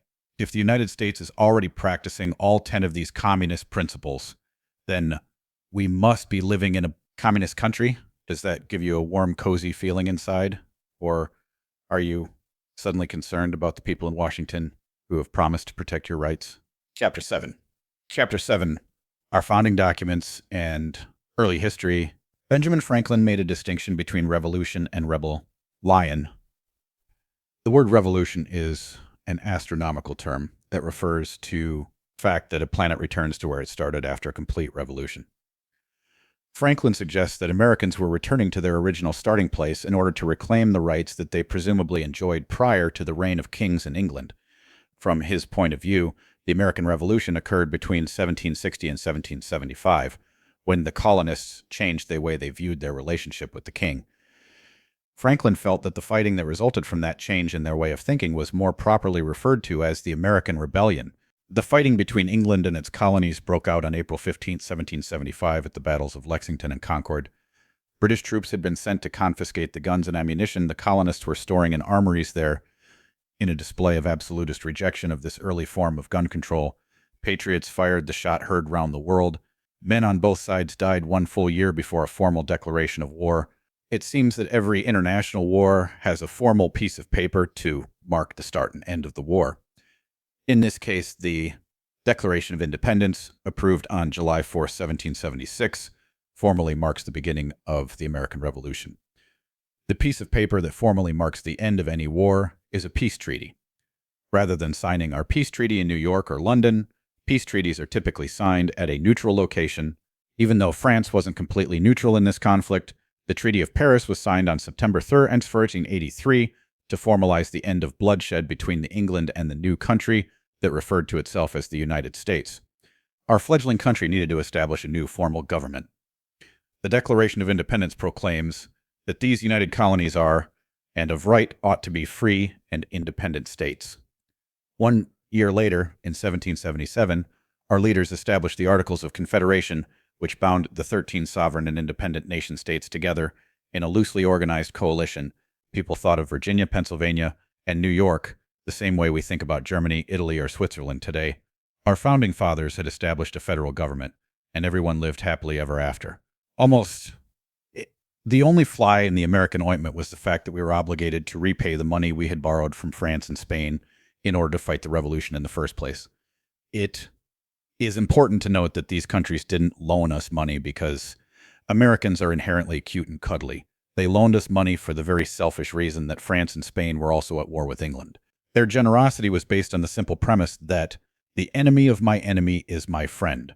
Now that the war was officially over, France and Spain had the audacity to expect that their loans would be repaid. Each of the 13 colonies was responsible for a percentage of that debt. However, the Continental Congress was never given the power to tax under the Articles of Confederation. The only thing the central government could do was beg and plead for money. Each state, operating like the independent nation that it was, negotiated for more time to repay the loan.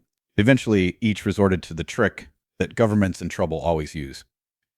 They started printing money. There was New Jersey money, Maryland money, and money from Rhode Island. Each state had its own official currency, as well as money being printed by the Continental Congress.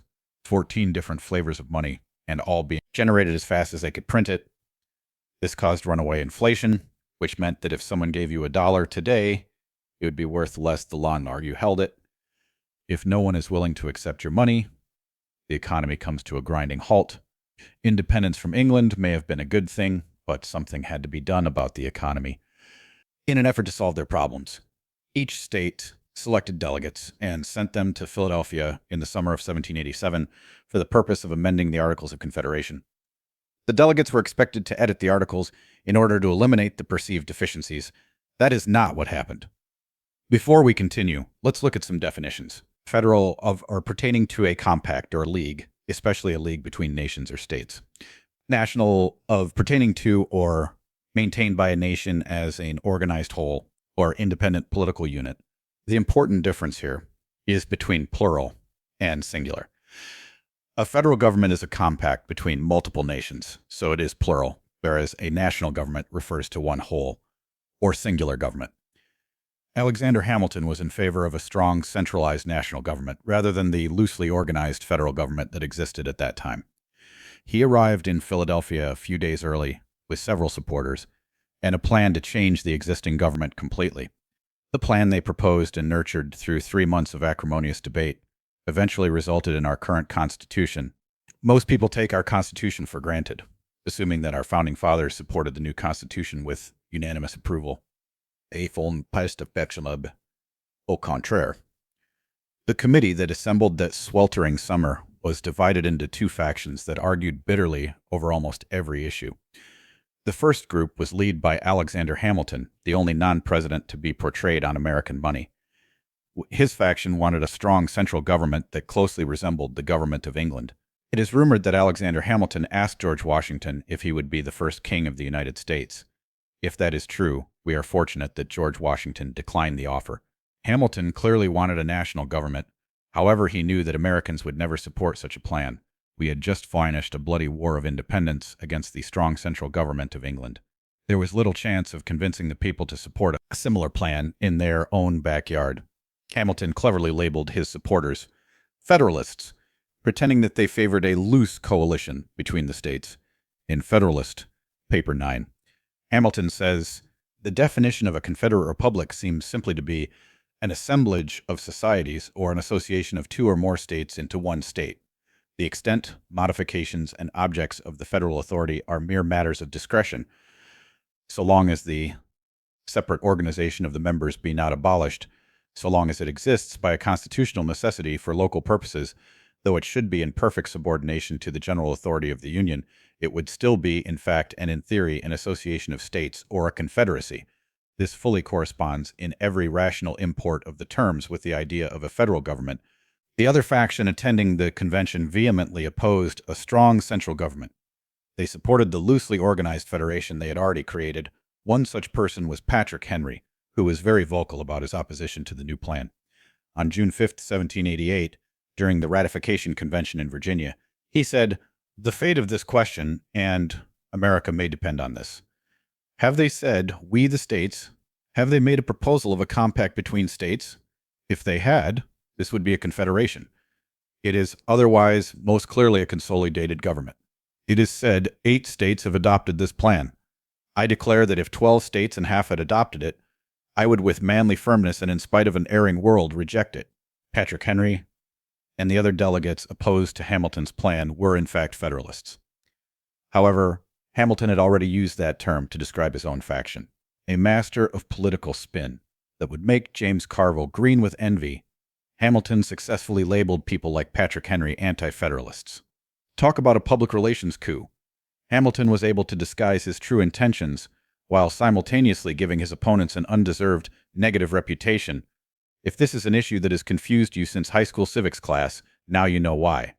Even before the Constitution was ratified, our politicians were already lying to us. After several months of bickering and an occasional fistfight or two, the new Constitution was signed on September 17th. Confederation were being replaced rather than repaired. It was necessary for the people to approve the new Constitution before it would become the supreme law of the land. Each state had to organize a convention to ratify the new document. How did the Federalists/Nationalists manage to hoodwink the general population into supporting the new plan? Alexander Hamilton, James Madison, and John Jay wrote newspaper editorials under assumed names, such as Cato and Publius. These were the names of famous Roman politicians, and it was a common practice to do this in an effort to increase the credibility of what you were writing. If I were to try the same thing today, I might choose to submit my editorial as Thomas Jefferson or Patrick Henry. Each editorial explained one aspect of what they had written and the justification for why they wrote it. All 87 editorials have been collected into a single volume that we know as the Federalist Papers. Any politician who tells you that we don't know what the Founding Fathers were thinking when they wrote the Constitution is either extremely stupid or they are deliberately lying to you. I leave it to you to decide which it is. After 2 years of convention and debate within each of the states, the Constitution was finally ratified on June 21st.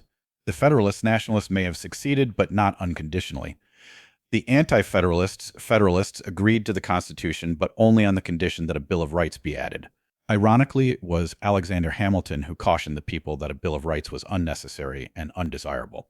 He argued that adding an incomplete list of human rights would eventually be used to suggest that anything not enumerated in the Bill of Rights was not intended to be a right in the first place.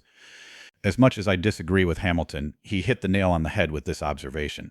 However, the anti-Federalists would not be swayed, and they insisted that a Bill of Rights be added soon after ratification of the Constitution. A draft of the Bill of Rights was signed in 1789, and 2 years later it was ratified on December 5th. To summarize this period of history, it helps to start with the Declaration of Independence in 1776.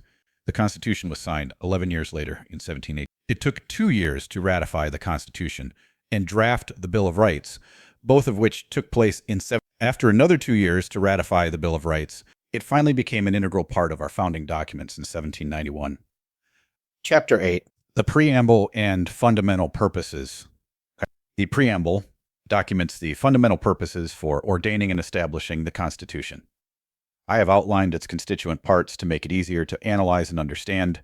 It begins, "We, the people, the sovereign citizens who are the source of all political power." Review Chapter 4. When we ordained and established the Constitution, we created the government using our sovereign power to do so. The reasons we did so are listed as 1 through 6 below. We, the people of the United States, 1. In order to form a more perfect union, to establish justice, ensure domestic tranquility, provide for the common defense, promote the general welfare, and to secure the blessings of liberty for ourselves and our posterity, do ordain and establish this Constitution for the United States of America. AWP, WN. The very first reason was to form a more perfect union. This begs the question, more perfect than what? Well, more perfect than the Articles of Confederation that were intended to last in perpetuity. The 12 years between 1777 to 1789 constitute a pretty short forever, just like many marriages. The next 3 reasons, establish justice, ensure domestic tranquility, and provide for the common defense, work together to maintain a quiet, stable society, both at the local and national levels. The goal of promoting the general welfare is commonly misconstrued to justify the socialist welfare state that began in the early 1930s. General welfare means that something is good for the general public, like highways, bridges, and commerce. Even if you don't use an automobile on the highways, the trucks that bring your groceries from other states do, which benefits you directly. The final reason, listed in the preamble, is unquestionably the most important. To secure the blessings of liberty for ourselves and our posterity. The framers of the Constitution had recently fought a bloody war against the King of England, taking back the right to own property. Now that they enjoyed the exercise of those rights, they wanted to make sure that their children, and even their great-great-grandchildren, would be able to enjoy the blessings of liberty. But how? The answer was to create a political trust. This concept is best explained by example. Imagine a man named John, who is very wealthy and has several children. Like most parents, John plans to leave his accumulated wealth to his children. Unfortunately, John is a widower and is nearing the end of his life. He does not expect to live until the children mature into adulthood. If the children take possession of the money before they are old enough to manage it responsibly, the fortune will be squandered. What can John do to protect the money until his children are old enough to fend for themselves? The answer, he can exercise his unlimited right to contract. See Hale v. Henkel. John can create a contract with his best friend George. George will take possession of the money until the children reach a certain age, and then George will release the money to the children. Naturally, because John expects to be dead, by the time the children take possession of their rightful fortune, he trusts his friend George to hand over the money at the appropriate time. For that reason, the contract is called a trust.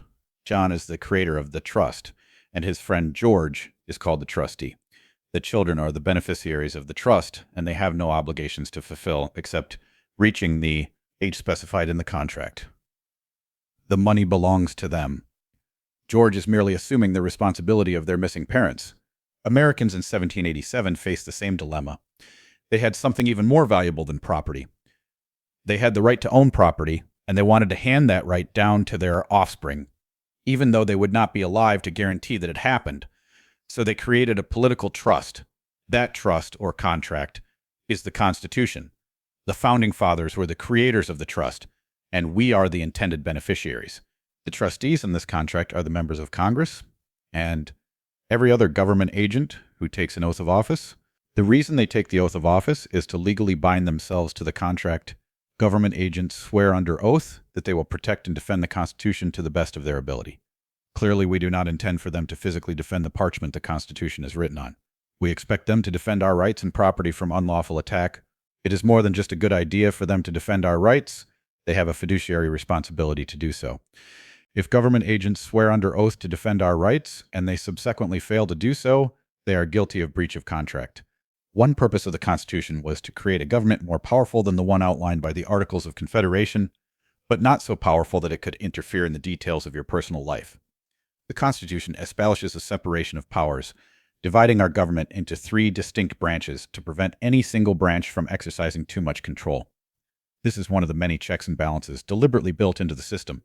The Constitution places explicit limitations on the powers of government. Thomas Jefferson reportedly wrote, "Let no more be said about confidence in men, but rather, bind them down from mischief with the chains of the Constitution. Although some sections of the Constitution grant the government power and privileges, other sections explicitly prohibit the government from doing certain things. The Constitution is, in part, a negative authority exemplified by the phrase, Congress shall make no law. Before we begin to examine the Constitution itself, you should be familiar with its overall structure. The Constitution is divided into articles, sections, and clauses. There are 7 articles identified by Roman numerals, such as I, ut, 3. Each article may contain several sections identified by the Arabic numbers you use every day. Each section may be they are subdivided into clauses or sentences that are not numbered at all. The beginning of each clause is usually indented, but you are expected to count manually from the beginning of each section. Using this outline, I can refer you to specific clauses in the Constitution. For example, Article 4, Section 4, Clause 1 states, in part, the United States shall guarantee to every state in this union a republican form of government. The United States is not a democracy. At least, it's not supposed to be. For the sake of clarity and brevity, subsequent chapters of this book will specify the article, section, and clause with numbers separated by periods. The clause just mentioned will be identified as 4.4. Now that we understand the context in which the Constitution was writ, 10, and some of the underlying assumptions about the flow of power from we the people to the government, let us finally begin to examine each of the articles themselves. Before we can enforce the constitutional limitations on government authority, we have to familiarize ourselves with the powers and privileges they have been granted. Chapter 9. So, Article I, the legislative branch. Our government is divided into 3 main branches: legislative, executive, and judicial. It is not a coincidence that Articles Y2 Groll and I3 establish the legislative, executive, and judicial branches, respectively.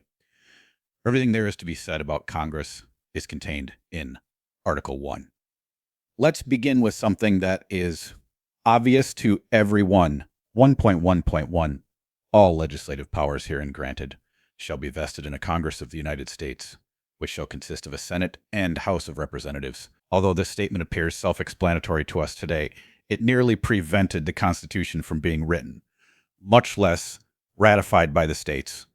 We, the people, were planning to grant the government power, but how is that power, representation, to be divided among the states? Large states, such as New York and Virginia, insisted that power should be based on population so that each person would be represented equally, regardless of where they happened to live. Small states, such as New Jersey and Rhode Island, were loath to that idea because the votes from a single large state could easily outnumber the votes from several small ones. Both sides fiercely debated this issue, and the idea was eventually tabled by the committee and resolved near the end of the convention. This argument is known as the Great Compromise and resulted in 2 legislative houses. 1.24, 3 representatives and direct taxes shall be apportioned among the several states which may be included within this union according to their respective numbers. 1.3.1, the Senate of the United States shall be composed of 2 senators from each state. This power struggle in and of itself prompted delegates to resort to fisticuffs. It is difficult to imagine the contemporaries of George Washington and Thomas Jefferson swearing obscenities and punching each other in the nose. Nonetheless, on several occasions, Benjamin Franklin was compelled to recommend that the meeting be recessed so that delegates could calm their nerves at the local taverns and pubs. The issue was made even more contentious over the subject of slavery, but according to their respective numbers, which shall be determined by adding to the whole number of free persons, including those bound to service for a term of years, and excluding Indians not taxed, 3/5 of all other persons. Notice that black slaves, although not mentioned explicitly, were counted as 60% of a white person when calculating a state's representation in Congress. Thomas Jefferson and the other founding fathers are frequently criticized for being hypocritical. The Declaration of Independence declares that all men are created equal, and yet the Constitution explicitly condones the ownership of other human beings. While this may be true, we must give credit to those men who were trying to eliminate slavery. Blacks were now considered 3/5 more human than they were before the Constitution. Although slavery wasn't completely eliminated by the Constitution, it had been dealt a fatal blow. And the 9.1.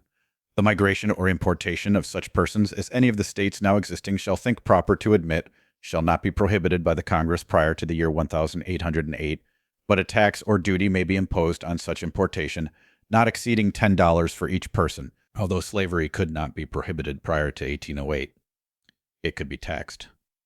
This clause also left the door open for its prohibition after 1808. Eventually, the 13th Amendment did precisely that when it was ratified on December 6, 1865. How can anyone consider the study of the Constitution boring with this kind of drama taking center stage? The Constitution says that the number of representatives in the House will be apportioned to their respective numbers. Did the Founding Father expect us to count everybody in the entire country? Absolutely. 1.23. The actual immoration shall be made within 3 years after the first meeting of the Congress of the United States, and within every subsequent term of 10 years, in such manner as they shall by law direct. We take a census of everyone in the United States every 10 years, not only because it's a good idea, but because the Constitution requires it. Does the federal/national government have a right to ask you how many people live in your home? Yes. Does the federal/national government have a right to ask you your race, your religion, how much money you make, or where you will spend your vacation? No, absolutely not. This is just a small example of the federal/national government overstepping its authority, but it is evidence of a dangerous trend. 1.3.1. The Senate of the United States shall be composed of 2 senators from each state, chosen by the legislature thereof for 6 years, and each senator shall have 1 vote. Originally, our senators were chosen by the state legislatures. This was another one of the many checks and balances designed into the system because it gave the states some control over who was elected to go to Washington. The 17th Amendment changed this to allow the election of senators through a popular vote by the people. 17th Amendment. The Senate of the United States shall be composed of 2 senators from each state, elected by the people thereof for 6 years, and each senator shall have 1 vote. Unfortunately, this is not a good idea. It further erodes the idea of states' rights and moves the United States closer toward being a democracy ruled by the majority. Furthermore, it has been suggested that the 17th Amendment was never properly ratified in 1913. This seems perfectly reasonable to me, considering the circumstances at the time. More on that when we discuss the 16th Amendment. 1.3.2. Immediately after the Senate shall be assembled in consequence of the first election, they shall be divided as equally as may be into 3 classes, so that 1/3 may be chosen every 2nd year. Members of the Senate are elected for 6-year terms. However, they do not all face re-election at the same time. This ensures some stability in the Senate because it prevents a majority of senators from beginning their first term at the same time. By staggering the elections, there are always members of the Senate who have a few years of experience to draw from. In the first chapter, I explicitly accuse all 3 branches of government of violating the Constitution. There is one short clause in the Constitution that is often overlooked, but it may be the key to restoring constitutional limitations on government.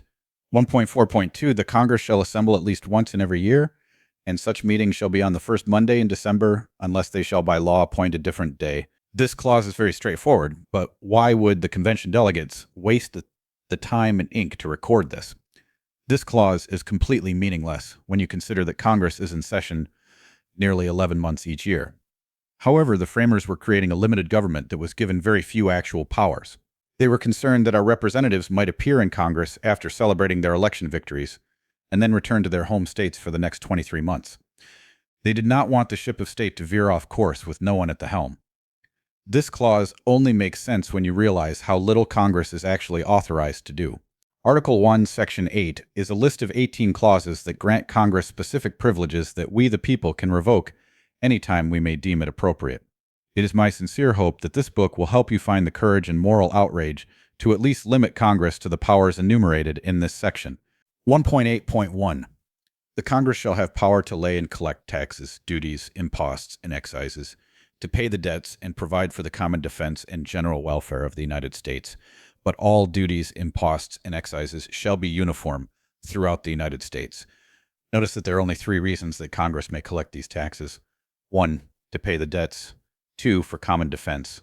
And 3, the general welfare. This clause does not say that Congress may lay and collect taxes every April 15 for any damn thing they want. However, that is a close approximation of the way Congress operates today. Congress is considering a bill that will allocate an additional $87 billion to help rebuild Iraq after the recent war in that country. That equates to more than $300 for every man, woman, and child in the United States. 1.8.5. To coin money, regulate the value thereof, and of foreign coin, and fix the standard of weights and measures. Notice that Congress has only been given the power to coin money. The original clause proposed during the 1787 convention read, "The legislature of the United States shall have power to coin money, to regulate the value of foreign coin, to borrow money and emit bills on the credit of the United States." Allowing Congress to emit bills would have given them the power to print money that was not redeemable into gold and silver coins. Most of the delegates were vehemently opposed to such a measure. It was the uncontrolled printing of money by each of the states that had ruined the economy through hyperinflation and created the need to amend the Articles of Confederation in the first place. Furthermore, the power to fix the standard of weights and measures was directly related to the value of money. $1 was equivalent to a specified weight in silver. Similarly, 1 ounce of gold was the basis for a specified number of dollars. It is necessary for the government to define what constitutes an ounce in order to maintain a fixed economy. But what if the economy is not fixed? Whenever the Federal Reserve prints money out of thin air, they devalue the money that you already possess in your wallet. Imagine trying to win a football game when the referee is allowed to extend the goal line another 10 yards after each down. Under these circumstances, the rules of the game are certainly not fixed. The rules of our economy under the control of the Federal Reserve are not fixed either, which explains why our economy is so badly broken. Notice that 1.8.5 grants Congress the power to coin money. It does not grant Congress the power to transfer that authority to another agency. Anyone who wishes to become a police officer must successfully graduate from the appropriate academy before the city or county issues them a badge and a gun. Then and only then can they assume the responsibility of directing traffic and writing parking tickets. Does a police officer have the authority to hand you his or her badge and gun so you can direct traffic while they eat a leisurely lunch? I don't think so. The city or county assigns those responsibilities to the officer, and those powers are not transferable. So it is with Congress. We assign Congress the responsibility of regulating the value of our money. That power is not transferable. I do not deny that Congress could subcontract the actual printing of paper money or the minting of new coins, but that is not what they did. Congress presumed to transfer the authority to set the value of our money to a private company with the deliberately misleading name of Federal Reserve Bank. Federal Express is not part of the U.S. Post Office, and the Federal Reserve is not part of the federal/national government. Furthermore, only a fraction of our money is held in reserve, which is why it is accurately called a fractional reserve system. Therefore, the Federal Reserve Act, passed by Congress at 11:30 p.m. on December 23, 1913, is totally, completely, and unquestionably unconstitutional. The mere fact that this law came into existence in the middle of the night, 2 days before Christmas, should make even the most naive person more than a little suspicious. 1.8.6 to provide for the punishment of counterfeiting the securities and current coin of the United States. Our money system is so important that one of the 18 privileges granted to Congress is specifically the power to punish counterfeiting. It is obvious that you are not allowed to print your own dollar bills, but think about why that is true. Money only represents the work that it takes to earn it. If I were allowed to spend money that I printed on my color laser printer, I would be cheating the system because I hadn't done the work necessary to earn the money I printed. Ironically, the Federal Reserve has been granted a monopoly, allowing them to counterfeit our money, and they get very angry when someone tries to compete with their business. This concept is summarized very nicely by a bumper sticker that reads, "Don't steal, the government hates competition." 1.89 to constitute tribunals, inferior to the Supreme Court. Congress can create agencies that look just like the courts established by Article 3. However, they are only administrative tribunals that do not have the force of law. We will examine this difference more closely when we discuss the Supreme Court in Article 3. 1.8.11 to declare war, grant letters of marque and reprisal, and make rules concerning captures on land and water. In order to provide for the common defense, Congress was given the exclusive power to declare war on other nations. On one hand, this was to prevent skirmishes between Texas and Mexico or Montana and Canada from escalating into a war that involves all of the other states. Perhaps more importantly, it was to prevent the possibility that the president could single-handedly trigger a war that kills large numbers of people in both countries I repeat that. Only Congress has the authority to declare war on another country. The last time that happened was at the beginning of World War II. Congress does not have the power to send the president an interoffice memo saying that they will not censure him if he should choose to go to war, but that is essentially what has happened in our war with Iraq. Without getting into a debate about whether or not the United States should be there, the fact that we are there without a formal declaration of war by Congress makes our actions in that country unconstitutional. The same thing can be said for our involvement in Korea, Vietnam, Grenada, Panama, and every other police action we have been involved with during the last 50 years. It is little wonder that there are hundreds of countries and millions of people around the world who are less than thrilled with the actions and foreign policy of the United States. Our American military forces are arguably the most powerful in the world, with the ability to destroy any other nation by stomping it into the ground. If Congress has the power to completely annihilate another country by declaring war, doesn't it seem reasonable that Congress also has the power to take less drastic action? What if another country perpetrates an act that requires some form of retaliation, but certainly doesn't require us to mobilize 100,000 troops in order to stomp them into the ground? Isn't there some way to retaliate against the offending country without getting the whole country involved? In Hollywood, whenever the world is threatened by a megalomaniac intent on destroying the world, or even a single continent, we simply enlist the aid of someone like James Bond, whom we know as the beloved 007.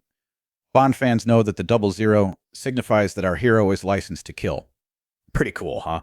But is a license to kill an idea limited to the fantasies of Ian Fleming?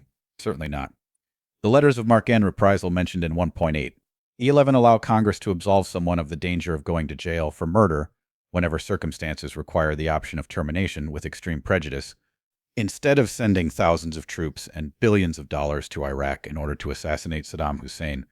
I'm quite sure that 1 or 2 squads of Navy SEALs or Army Rangers could accomplish the job with far less fanfare.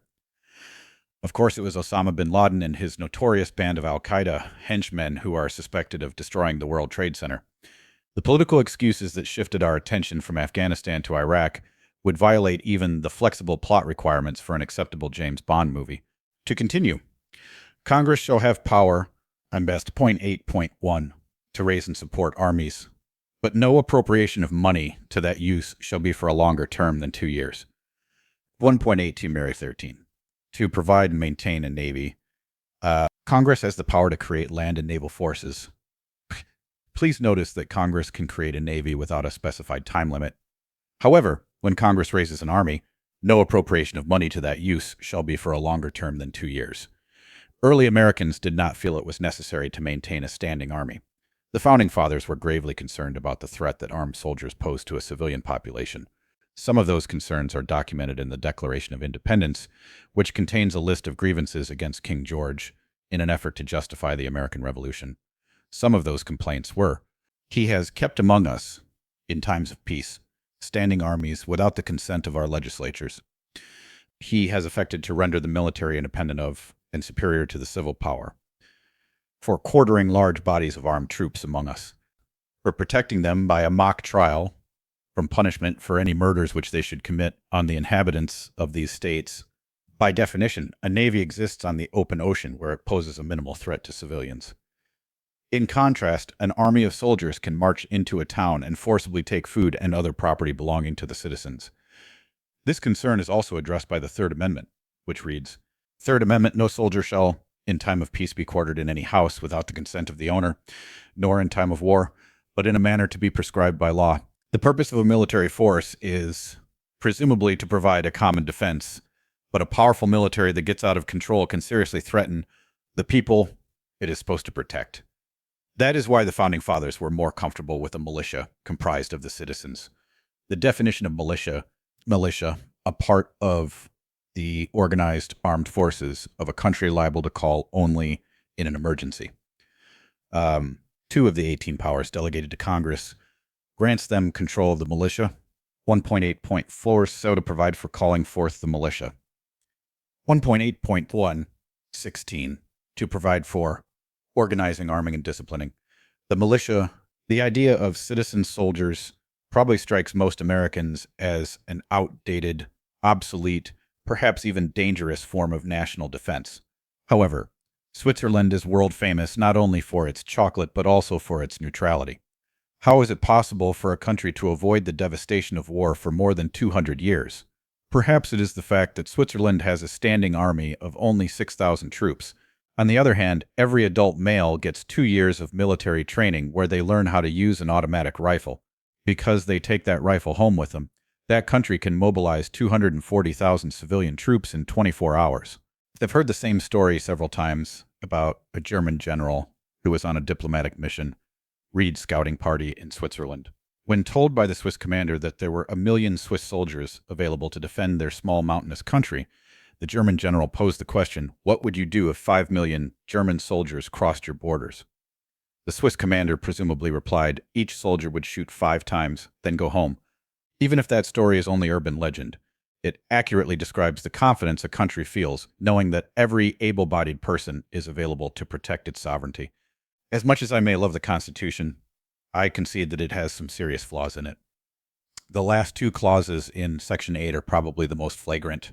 1.8.17 to exercise exclusive legislation in all cases whatsoever over such district not exceeding 10 miles square as may, by cession of particular states and the acceptance of Congress, become the seat of the government of the United States. To exercise exclusive legislation in all cases whatsoever is a euphemism for complete dictatorial power. Congress is allowed to do anything it wants. Fortunately, that authority is limited to such district not exceeding 10 miles square that is used as the seat of the federal national government. Unfortunately, Congress can also exercise like authority over all places purchased by the consent of the legislature of the state, in which the same shall be for the erection of forts, magazines, arsenals, dockyards, and other needful buildings. By using and abusing this clause, Congress has attempted to extend almost total control over much of our lives by creating other federal areas where they presume their authority to be unlimited. 10.18 to make all laws which shall be necessary and proper for carrying into execution the foregoing powers and all other powers vested by this Constitution in the government of the United States or in any department or officer thereof. This clause says the Congress has the power to make all laws which shall be necessary and proper. Sometimes Congress acts as if any law it passes must be necessary and proper. The Founding Fathers would be horrified to see the arrogant and cavalier attitude that our federal national legislature displays when it passes a law. The recent Patriot Act is a perfect example. It is apparently necessary and proper to ignore the Fourth Amendment's prohibition of unreasonable search and seizure by granting the government permission to perform sneak and peek searches of people's home, with no requirement to inform the owner that any search has taken place until 90 days after the search has occurred. Apparently, there are times when it is necessary and proper to ignore the Constitution altogether. Anytime Congress pretends that an edict from the United Nations takes precedence over our own Constitution, they violate their oath to defend the Constitution and abandon their responsibility to the people of the United States. This is not only inexcusable, it was also another justification for the American Revolution. Once again, the Declaration of Independence says he has combined with others to subject us to a jurisdiction foreign to our Constitution and unacknowledged by our laws, giving his assent to their acts of pretended legislation. Given this short list of privileges, it's difficult to understand why Congress is constantly in session. Once they've created a navy, they shouldn't have to do it again, and they should only create an army when we actually need one. We rarely activate a militia, so 2 more privileges sit unused. Post offices must be built, but beyond picking the locations, there shouldn't be too much to discuss.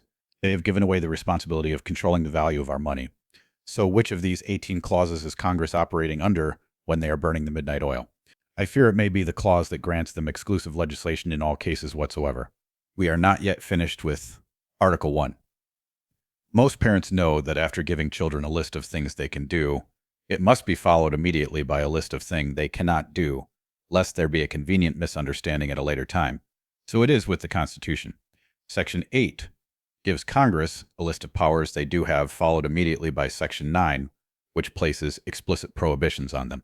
1.9.1. The migration or importation of such persons, as any of the states now existing shall think proper to admit, shall not be prohibited by the Congress prior to the year 1808.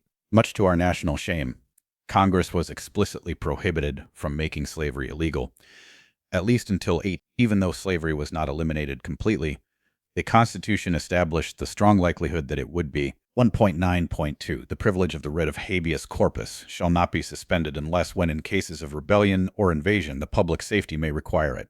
A writ of habeas corpus prevents the government from throwing people in jail without a warrant and indictment.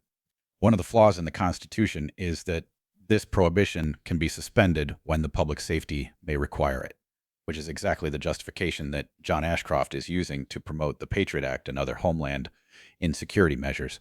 1.9.3 No bill of attainder or ex post facto law shall be passed. Attainder, at common law, that extinction of civil rights and capacities which took place whenever a person who had committed treason or felony received sentence of death for his crime. The effect of attainder upon such a felon was, in general terms, that all his estate, real and personal, was forfeited. Ex post facto law, a law passed after the occurrence of a fact or commission of an act, which retrospectively changes the legal consequences or relations of such fact or deed. To summarize these clauses, the government is not authorized to take everything you own simply because you are suspected of something, such as terrorism. You cannot be found guilty on Friday for doing something on Monday that wasn't illegal at the time. It is nonsense to conclude that the government can violate your rights because there is a compelling state interest to do so. The only valid purpose for government is to protect your life, liberty, and property, and we must compel them to fulfill that responsibility. 9.4 No capitation or other direct tax shall be laid unless in proportion to the census or enumeration herein before directed to be taken. The prohibition against direct taxes without apportionment is the only concept so important that it is repeated in the Constitution. The first instance of this rule is found at 1.243 Representatives and direct taxes shall be apportioned among the several states which may be included within this union, according to their respective numbers. These clauses are not superseded by the 16th Amendment, as is usually understood. This will be explained in more detail in Chapter 21 on the 16th Amendment. How to for it. No title of nobility shall be granted by the United States, and no person holding any office of profit or trust under them shall, without the consent of the Congress, except of any present, emolument, office, or title of any kind whatever, from any king, prince, or foreign state. The United States does not condone a class system such as exists in England and many other countries. All men are created equal means that the law applies equally to everyone. The Constitution prohibits anyone working for the government to hold the title of king, duke, earl, squire, or esquire, as is commonly used by attorneys and lawyers. We will discuss this again in Chapter 20 on the 13th Amendment. And I hope you have a better understanding of what Congress is allowed to do and also what they are not allowed to do. It may be a difficult idea to swallow at first, but most of what Congress currently does is unconstitutional. Chapter 10(1), Article 2, the executive branch. Our government is divided into three branches of government: legislative, executive, and judicial. Article 2 creates and defines the executive branch, whose purpose is to enforce the laws enacted by the legislative branch. One of the most common misunderstandings about the Constitution is the method of selecting a president. Many people have never even heard of the Electoral College, and those that have don't understand how it functions.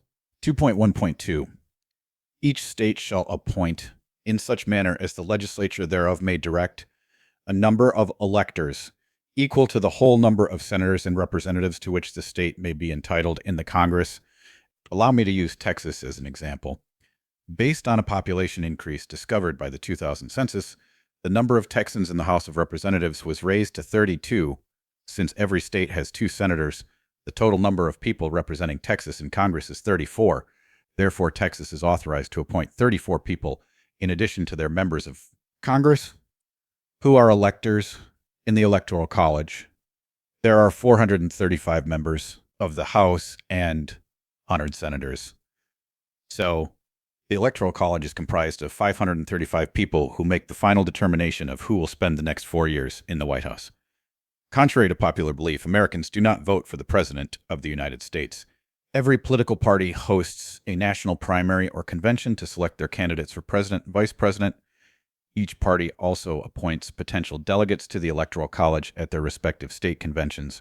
At this point in the election process, each party will have specified 535 people who may or may not vote in the Electoral College depending on the results of the popular election in November, since electors are chosen in such manner as the state legislature thereof may direct. Each state has different rules governing their selection. Many states have adopted a winner-take-all approach, which means that if a majority of Texans vote Republican in November, the 34 delegates selected at the Republican convention in Texas become members of the Electoral College. The 34 Democratic delegates become an obscure footnote in political history for that year. So do the 34 Libertarian delegates and the 34 Green Party candidates. Most Libertarians and Greens don't even know these delegates exist because of the extremely small probability that they will ever be needed.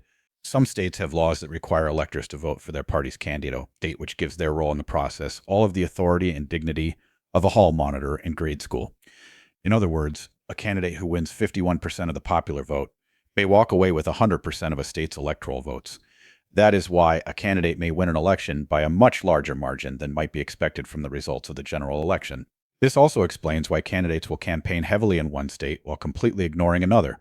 Other states allow electors to cast ballots in secret elections, which means that, however unlikely it may be, an elector can vote for candidates from another party.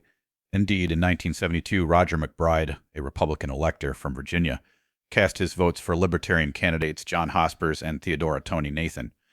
Even though the recently formed Libertarian Party was only on the ballot in 2 states and received fewer than 3,000 votes nationwide, McBride's vote is historically recorded as the first electoral vote cast for a Libertarian, for a woman, and for a Jewish candidate.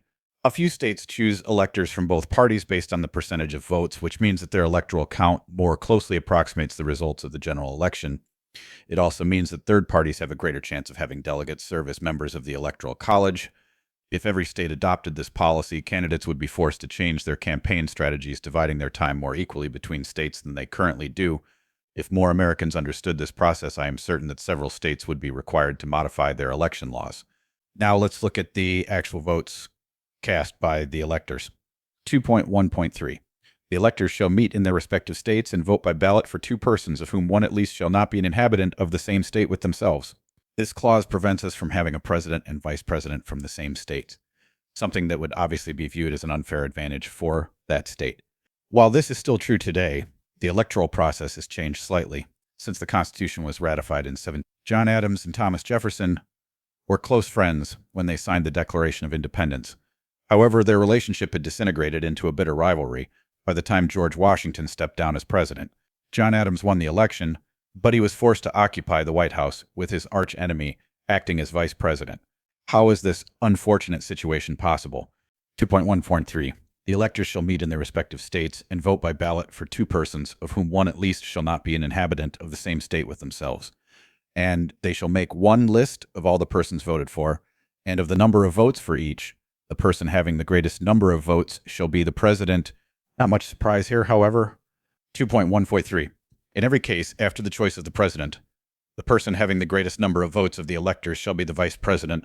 Notice that the vice president was originally chosen the same way we now pick the lovely runner-up in a beauty pageant. That is because 2 votes from each elector were collected on one list. Because the person earning the second highest vote count is always an opponent, this guarantees that the president will have a vice president who disagrees with him. Imagine George W. Bush as president with Al Gore acting as his vice president. It is doubtful that any laws would get passed, which might be considered an advantage in retrospect. However, in 1804, while President Thomas Jefferson was saddled with Aaron Burr as his second in command, Congress passed the 12th Amendment, changing the electoral process ever so slightly. 12th Amendment, the electors shall meet in their respective states and vote by ballot for president and vice president, one of whom at least shall not be an inhabitant of the same state with themselves. They shall name in their ballots the person voted for as president, and in distinct ballots the person voted for as vice president, and they shall make distinct lists of all persons voted for as president, and of all persons voted for as vice president, and of all persons voted for as vice president, and of the number of votes for each. Although electors still cast 2 votes, their ballots are now counted on 2 distinct lists, making the race for vice president a completely separate contest. While it is still theoretically possible for electors to vote for a vice president from a different party, this is highly unlikely given the selection process for choosing the electors. 2.1 Before he enter on the execution of his office, he shall take the full lowing oath or affirmation, I do solemnly swear or affirm that I will faithfully execute the office of President of the United States and will, to the best of my ability, preserve, protect, and defend the Constitution of the United States. Before he enter on the execution of his office, the President is obligated to publicly swear an oath to preserve, protect, and defend the Constitution of the United States. This procedure is far more than just another photo opportunity. By taking the oath of office, the President accepts the contractual obligation of protecting our rights to the best of his or her ability.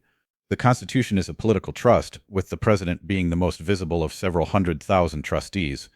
Any president or government official who violates the Constitution after taking their oath has lied under oath and cannot be trusted. Please keep this in mind as you finish reading this chapter and as you prepare to vote in the next election.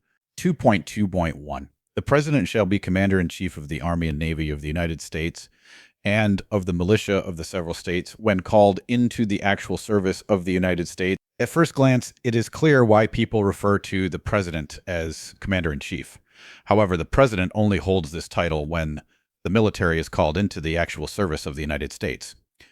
In keeping with their desire to separate the powers of government, the President is given control of our military forces only after a war is declared. But only Congress can declare and initiate a war under the authority granted to them by 1.811. Beginning with the War of Northern Aggression or Civil War, presidents have continued to assume more power than the Constitution allows, first on a temporary basis and then as a regular course of business. When the Southern members of Congress refused to return to Washington after Abraham Lincoln's election, the legislature was unable to establish a quorum. Without a Congress to check and balance his executive authority, Lincoln began to interpret the Constitution on his own. He decided that the Constitution implicitly granted him special war powers that he could use during emergency situations. Lincoln acted as a dictator for several weeks, presuming to nullify constitutional protections such as the right of habeas corpus. Habeas corpus ad subjecendum, a writ directed to the person detaining another and commanding him to produce the body of the prisoner or person detained, the purpose of which is to test the legality of the detention or imprisonment, not whether he is guilty or innocent. Dynastries. The privilege of the writ of habeas corpus shall not be suspended unless when, in cases of rebellion or invasion, the public safety may require it. This clause, found in Article 1, Section 9, is one of the powers prohibited to Congress. In Lincoln's twisted logic, he concluded that this clause gave him, rather than Congress, the authority to arrest people without an indictment and to hold them in spite of public demands to justify the imprisonment. Lincoln's tyranny could have been worse. Lincoln was ordered by the Supreme Court to restore the right of habeas corpus at the conclusion of the Civil War. He responded by writing a letter of defiance that makes for very interesting reading. Of course, soon after, Lincoln was quite dead, but the whole episode offers an opportunity for a different view of John Wilkes Booth. On March 9, 1933, Franklin Delano Roosevelt used the Great Depression as his excuse to declare a national emergency, thus giving him the presumed authority to exercise extraordinary powers. Unlike Lincoln, however, this national emergency has never been terminated. Fortunately, the internet gives you the ability to confirm this unbelievable claim for yourself. Use your favorite search engine to look for Senate Report 93-54-9. Here is an excerpt from that document. 93D Congress is session report number 93-549. Emergency Power Statutes.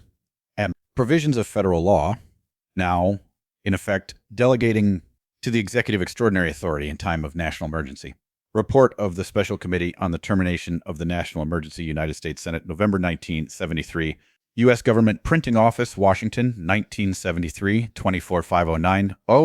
Since March 933, the United States has been in a state of declared national emergency. In fact, there are now, in effect, 4 presidentially proclaimed states of national emergency. In addition to the national emergency declared by President Roosevelt in 1933, there are also the national emergency proclaimed by President Truman on December 16, 1950, during the Korean conflict, and the states of national emergency declared by President Nixon on March 23, 1971. These proclamations give force to 470 provisions of federal law. These hundreds of statutes delegate to the President extraordinary powers ordinarily exercised by the Congress, which affect the lives of American citizens in a host of all-encompassing manners. This vast range of powers taken together confer enough authority to rule the country without reference to normal constitutional processes. Under the powers delegated by these statutes, the President may seize property, organize and control the means of production, seize commodities, assign military forces abroad, institute martial law, seize and control all transportation and communication, regulate the operation of private enterprise, restrict travel, and, in a plethora of particular ways, control the lives of all American citizens. It did not take Congress until 1973 to realize that the Constitution was essentially a dead letter. If you search the internet for Congressman Beck and congressional record, you will find several instances of the speech he gave in 1933. Here is an excerpt from his comments. I think of all the damnable heresies that have ever been suggested in connection with the Constitution, the doctrine of emergency is the worst. It means that when Congress declares an emergency, there is no Constitution. This means it's death. It is the very doctrine that the German Chancellor is invoking today in the dying hours of the parliamentary body of the German Republic, namely that because of an emergency, it should grant to the German Chancellor absolute power to pass any law, even though the law contradicts the Constitution of the German Republic. Chancellor Hitler is at least frank about it. We pay the Constitution lip service, but the result is the same. The Constitution of the United States as a restraining influence in keeping the federal government within the carefully prescribed channels of power is moribund, if not dead. We are witnessing its death agonies, for when this bill becomes a law, if unhappily it becomes a law, there is no longer any workable constitution to keep the Congress within the limits of its constitutional powers. In Chapter 1, I promised I would rattle your cage and perhaps make you mildly uncomfortable at times. This should be one of those times. I think it is reasonable to assume that your rights are under greater threat during a war or emergency than they are when America is at peace. If the purpose of the Constitution is to protect those rights, is it rational to suspend the Constitution in times of emergency, or are those precisely the moments when we need our constitutional protections the most? Before the Constitution was ordained and established, most people lived under the rule of a king. The king could make law by proclamation, simply by signing his name to a piece of paper. All of the presidents since Abraham Lincoln have been following that example by signing executive orders that purport to enact law over American citizens. There isn't a shred of difference between the king's proclamation and this type of executive order, almost all of which are promulgated on the extraordinary powers assumed by the chief executive during periods of national emergency. Americans should write to their legislators to demand an immediate end to our national emergencies and the executive orders that flow from them. Remember, we the people grant the government privileges, and we can revoke those privileges whenever we have the courage to do so. Chapter 11, Article 2.1, the Judicial Branch, we the people of the United States. 1. In order to form a more perfect union. 2. To establish justice. One of the explicit reasons for writing the Constitution was to establish justice. The legislative branch writes the laws, the executive branch enforces the laws, and the judicial branch resolves disputes when inevitably someone decides to break the law. Following this sequence, the framers of the Constitution wrote Article 3 to establish the Supreme Court and a system of justice. We are frequently told that ignorance of the law is no excuse. Keep that in mind as you read this chapter. Item 1.1. The judicial power of the United States shall be vested in one Supreme Court and in such inferior courts as the Congress may from time to time ordain and establish. The judges, both of the supreme and inferior courts, shall hold their offices during good behavior, and shall at stated times receive for their services a compensation which shall not be diminished during their continuance in office. Notice that judges shall hold their offices during good behavior. In other words, judges may continue in their position until they die in office, they choose to retire, or they are removed from office through impeachment. The Founding Fathers wanted to protect the Supreme Court from the corruption associated with elected office. Since the members of the Supreme Court are elected for life, they are not required to campaign for public support. It was argued that their decisions would not be tainted because they owed political favors to those who elected them. It was also hoped that they would now be free to make judicial decisions based solely on the Constitution without any threat of losing their jobs. This is an excellent idea, but only if the people who attain these positions are honest and ethical in the first place. Unfortunately, history has shown that these judges have been coerced in other ways.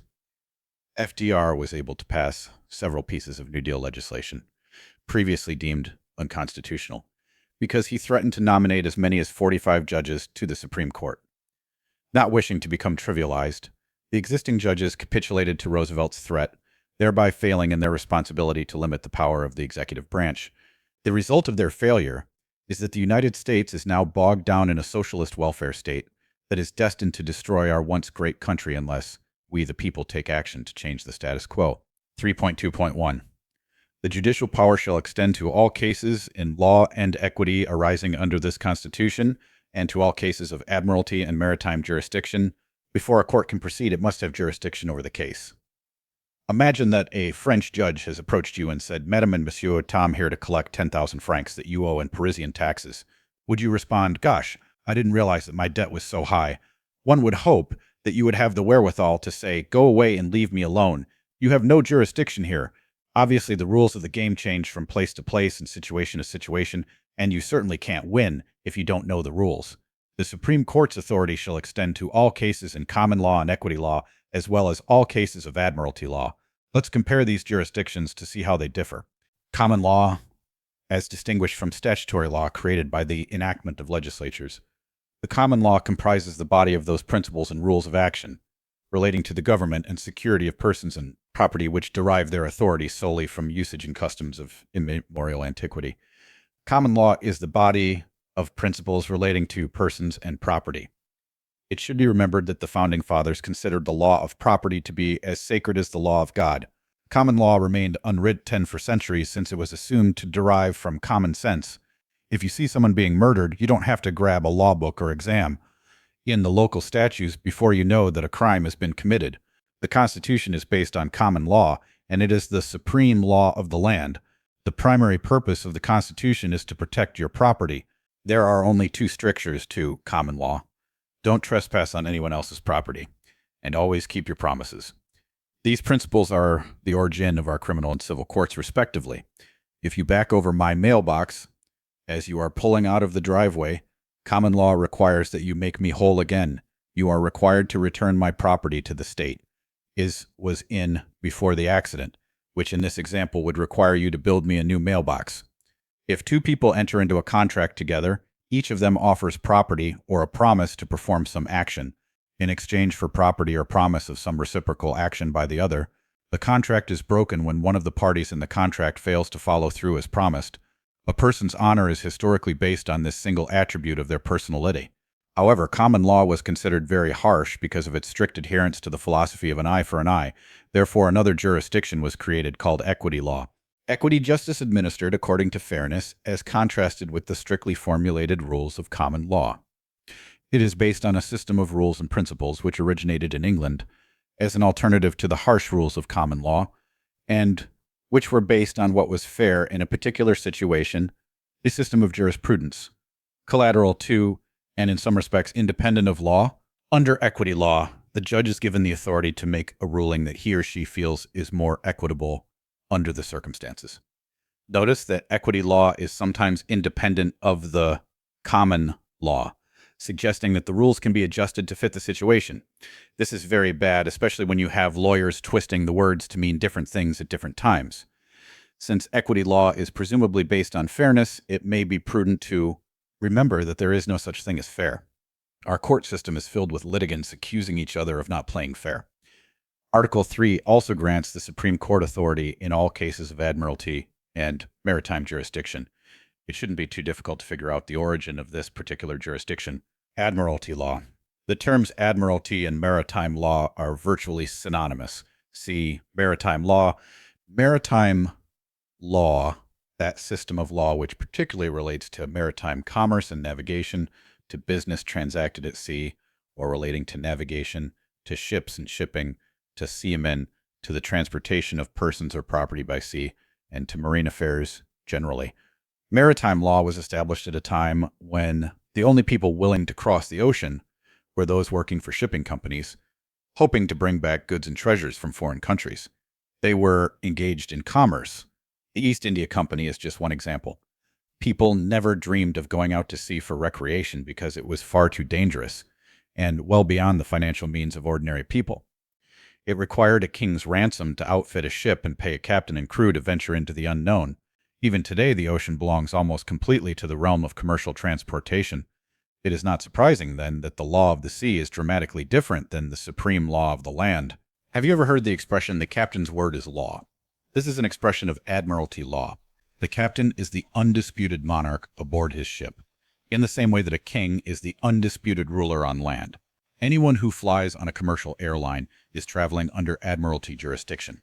The pilot in command is the absolute authority aboard the airplane, and any threat to hijack the airplane is automatically a federal offense because Congress has the authority, 4.8 ton, to define and punish piracies and felonies committed on the high seas and offenses against the law of nations.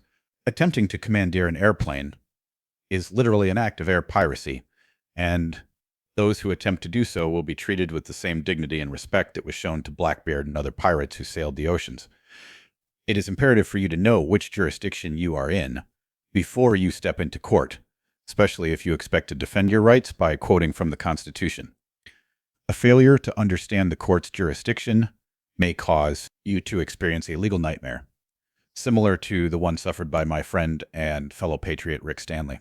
December 15 is celebrated annually as Bill of Rights Day.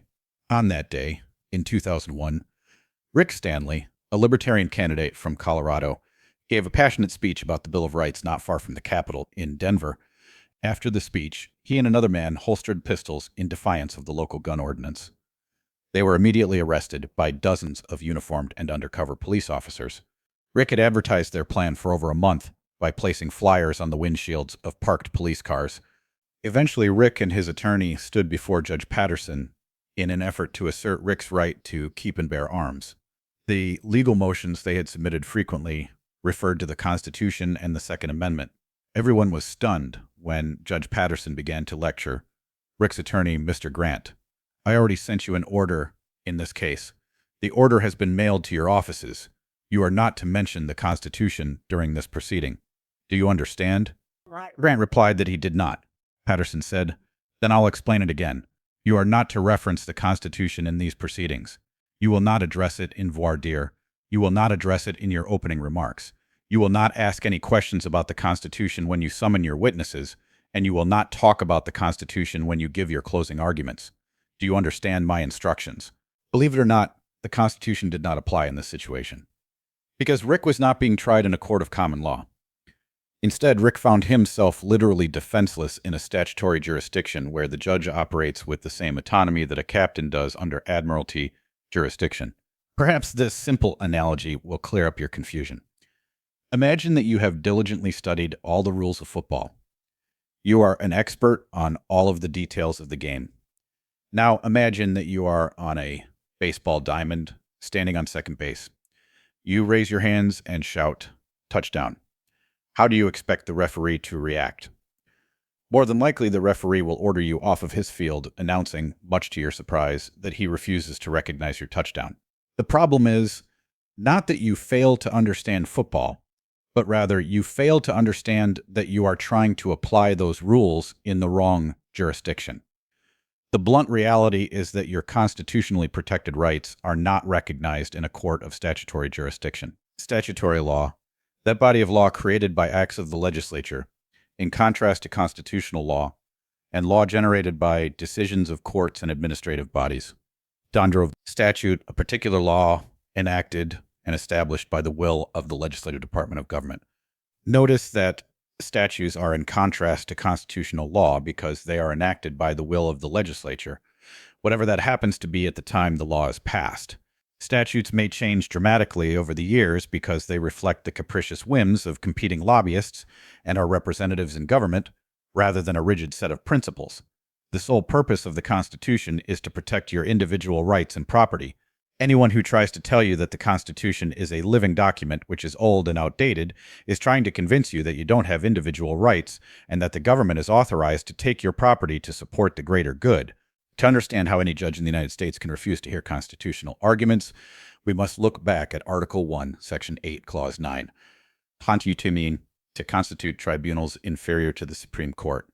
Toad, send, tribunals are administrative agencies created by the legislative branch, so they are called Article 1 courts. To the best of my knowledge, the only way you can tell the difference between an Article 3 court and an administrative tribunal under Article 1 is to examine how often they are elected. Article 2 judges hold their offices during terms of good behavior, i.e. for life, whereas magistrates under Article 1 assume or resume their duties every time there is a new election. Anytime you find yourself standing before someone wearing a black robe, you should always challenge their jurisdiction. Before you offer a plea of guilty or not guilty, notice that innocent isn't one of your options. Ask the judge if it is a common law, equity law, or admiralty jurisdiction. They will undoubtedly tell you that it is a statutory jurisdiction.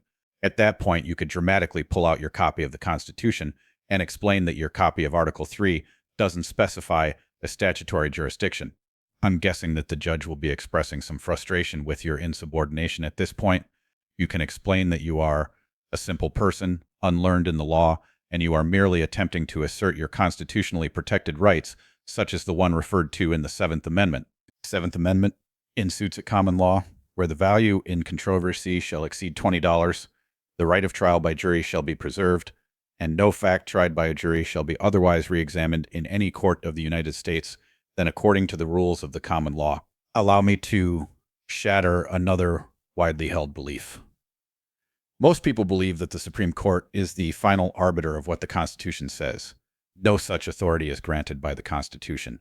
Instead, the Supreme Court assumed that authority in 1803 in a famous decision known as Marbury vs. Madison. The Court of John Marshall wrote, "Certainly all those who have framed written constitutions contemplate them as forming the fundamental and paramount law of the nation, and consequently, the theory of every such government must be that an act of the legislature repugnant to the Constitution is void." Although I completely agree that an act of the legislature repugnant to the Constitution is void, none of the branches of government can assume powers not explicitly delegated to it by the people. The 10th Amendment explicitly forbids it, stating, "The powers not delegated to the United States by the Constitution, nor prohibited by it to the states, are reserved to the states respectively, or to the people." The federal strational government can only do what we give them explicit permission to do. Therefore, we should avoid the conclusion that something is or is not constitutional just because the Supreme Court says it is. We, the people, participating as members of a jury, remain the ultimate decision makers as to what is or is not lawful or constitutional. The 18th Amendment was ratified in 1919, prohibiting the manufacture, sale, and transportation of alcohol. It was hoped that this would reduce the number of fatalities due to alcoholism, but that number remained the same before, during, and after Prohibition. Notice that even a constitutional amendment can't prevent people from doing what they want. The black market for alcohol generated huge profits for men like Al Capone, who were willing to kill, if necessary, to circumvent the law. Many families operated hidden stills in order to make some extra money, especially during the Great Depression. When people were brought to trial for making or selling alcohol in an effort to feed their families, juries refused to find them guilty. The government found it impossible to enforce the law, and eventually the 21st Amendment was ratified in December of 1933, repealing the 18th Amendment. Taking the law into your own hands does not automatically make you a vigilante. Members of a jury are supposed to take the law into their own hands, contrary to the instructions they are given by the judge. John Jay was the very first Supreme Court justice and one of the authors of the Federalist Papers. During the first trial ever brought before the Supreme Court, John Jay gave the following instructions to the jury. It is presumed that juries are the best judges of facts. It is, on the other hand, presumed that courts are the best judges of law. But still, both objects are within your power of decision. You have a right to take it upon yourselves to be the judge of both, and to determine the law as well as the fact in controversy. Compare John Jay's instructions to the instructions typically given to juries today. It becomes my duty as judge to instruct you concerning the law. Judges and lawyers have taken control of the law because Americans are ignorant of their rights and responsibilities as citizens. A nonprofit organization called the Fully Informed Jury Association, FIAGA, is dedicated to educating the public about the power they have on a jury. This power is referred to as jury nullification, and it means that a jury can decide that the law itself is unjust or at least not applicable in a particular instance. FIAG members are frequently harassed for attempting to circulate literature on the sidewalk in front of a courthouse. Not only is this a violation of free speech, it is an overt attempt to prevent Americans from protecting themselves from the long arm of the law. There is yet another jurisdiction that you should be aware of. It is the Uniform Commercial Code. One of the uniform laws drafted by the National Conference of Commissioners on Uniform State Laws and the American Law Institute governing commercial transactions including sales and leasing of goods, transfer of funds, commercial paper, bank deposits and collections, letters of credit, bulk transfers, warehouse receipts, bills of lading, investment securities, and secured transactions. The UCC has been adopted in whole or substantially by all states.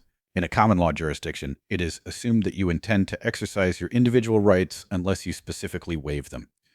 For example, computer programmers often sign non-disclosure agreements before large companies are willing to hire them. By signing the agreement, programmers voluntarily limit their freedom of speech in exchange for a well-paying job. The Uniform Commercial Code makes the opposite assumption. The UCC assumes that you have waived all of your rights unless you explicitly reserve them. This option is documented in Chapter 1, Section 207. UCC Prac 1 Nego 7. Performance or acceptance under reservation of rights. A party who, with explicit reservation of rights, performs or promises performance or assents to performance in a manner demanded or offered by the other party, does not thereby prejudice the rights reserved. Such words as 2.6, without prejudice, under protest, or the like are sufficient. No need to worry. However, this topsy-turvy interpretation of rights only applies to people who have volunteered to participate under the rules of the Uniform Commercial Code. In order to volunteer, a person must use Federal Reserve notes, aka dollars, in any of their financial transactions. In other words, as long as you don't use money, this warning doesn't apply to you. If this does apply to you, then you may want to write UCC 127, all rights reserved, just above your autograph, i.e. signature, on any legal document. Have I started rattling your cage yet? Are you beginning to feel like you've entered the Twilight Zone or Alice's Wonderland? Do you remember that ignorance of the law is no excuse? It should be obvious by now that about the Constitution and the law is sorely lacking. All three branches of government were created to protect our rights, and all three systematically violate our rights, but none so egregiously as the judicial branch. Chapter 12.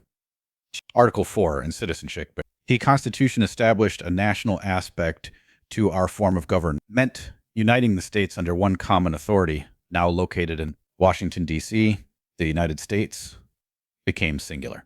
Nonetheless, we are the United States of America. Our name emphasizes the fact that our country is a union of states. The Declaration of Independence asserts that these united colonies are, and of right ought to be, free and independent states.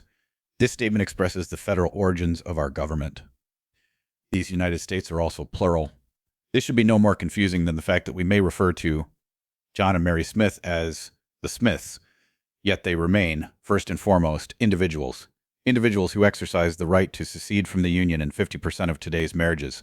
Article 4 of the Constitution outlines the relationship between these sovereign and independent states, and between the citizens of each of the states.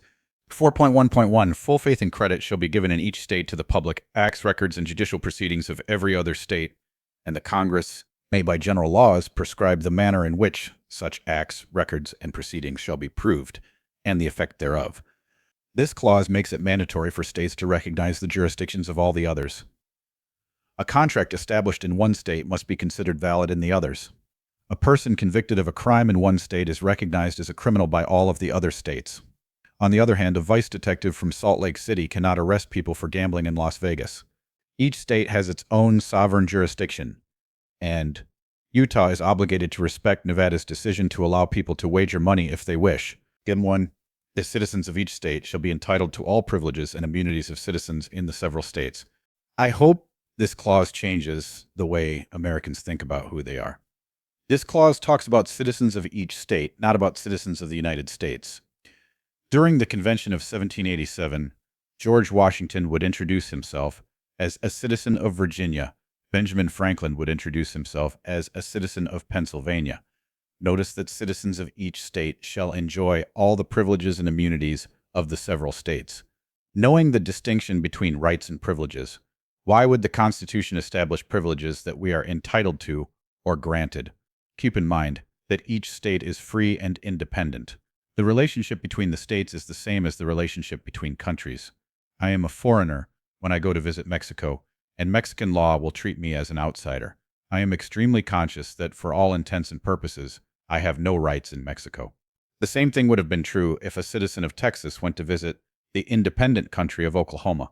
Ordinarily, they would be treated as an outsider and would be required to show some identification as they cross the border. However, because of 4.2.1, each state agrees to grant citizens of the other states all of the privileges and immunities that they would have if they were in fact a citizen of the state they are visiting.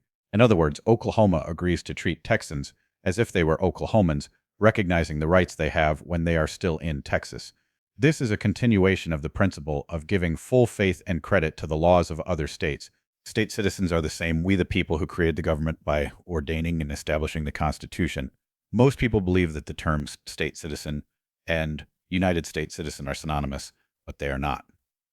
As recently as 1966, the Maryland Supreme Court ruled, both before and after the 14th Amendment to the federal Constitution, it has not been necessary for a person to be a citizen of the United States in order to be a citizen of his state. The concept of citizenship is extremely important, but grossly misunderstood by most Americans. Your status with respect to the Constitution and your standing in a court of law are determined by whom you claim to be. Remember that foreigners are treated as outsiders and that John Smith can be an individual and Mary's husband at the same time. Before we continue, it is necessary to examine some legal definitions.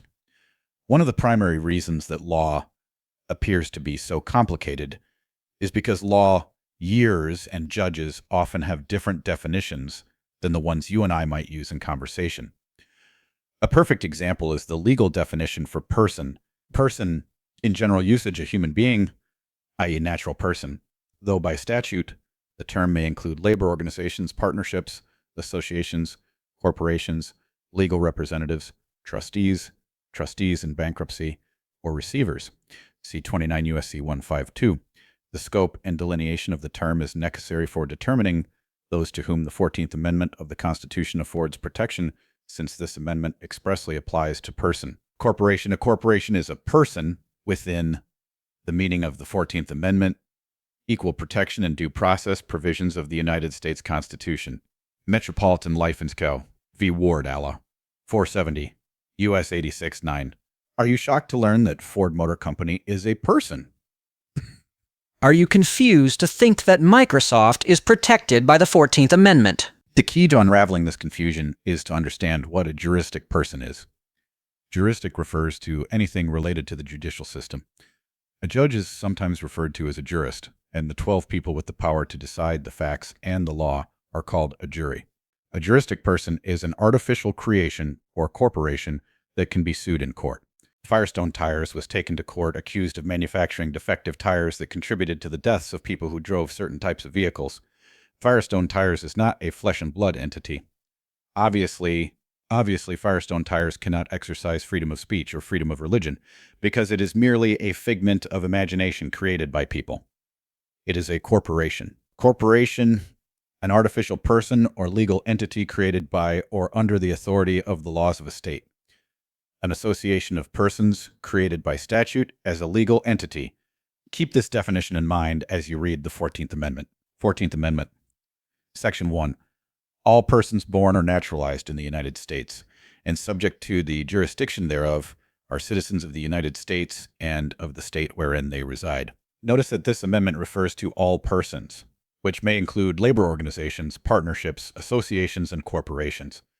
These persons are citizens of the United States and citizens of the state wherein they reside. This clause establishes dual citizenship, with citizens of the United States apparently taking precedence.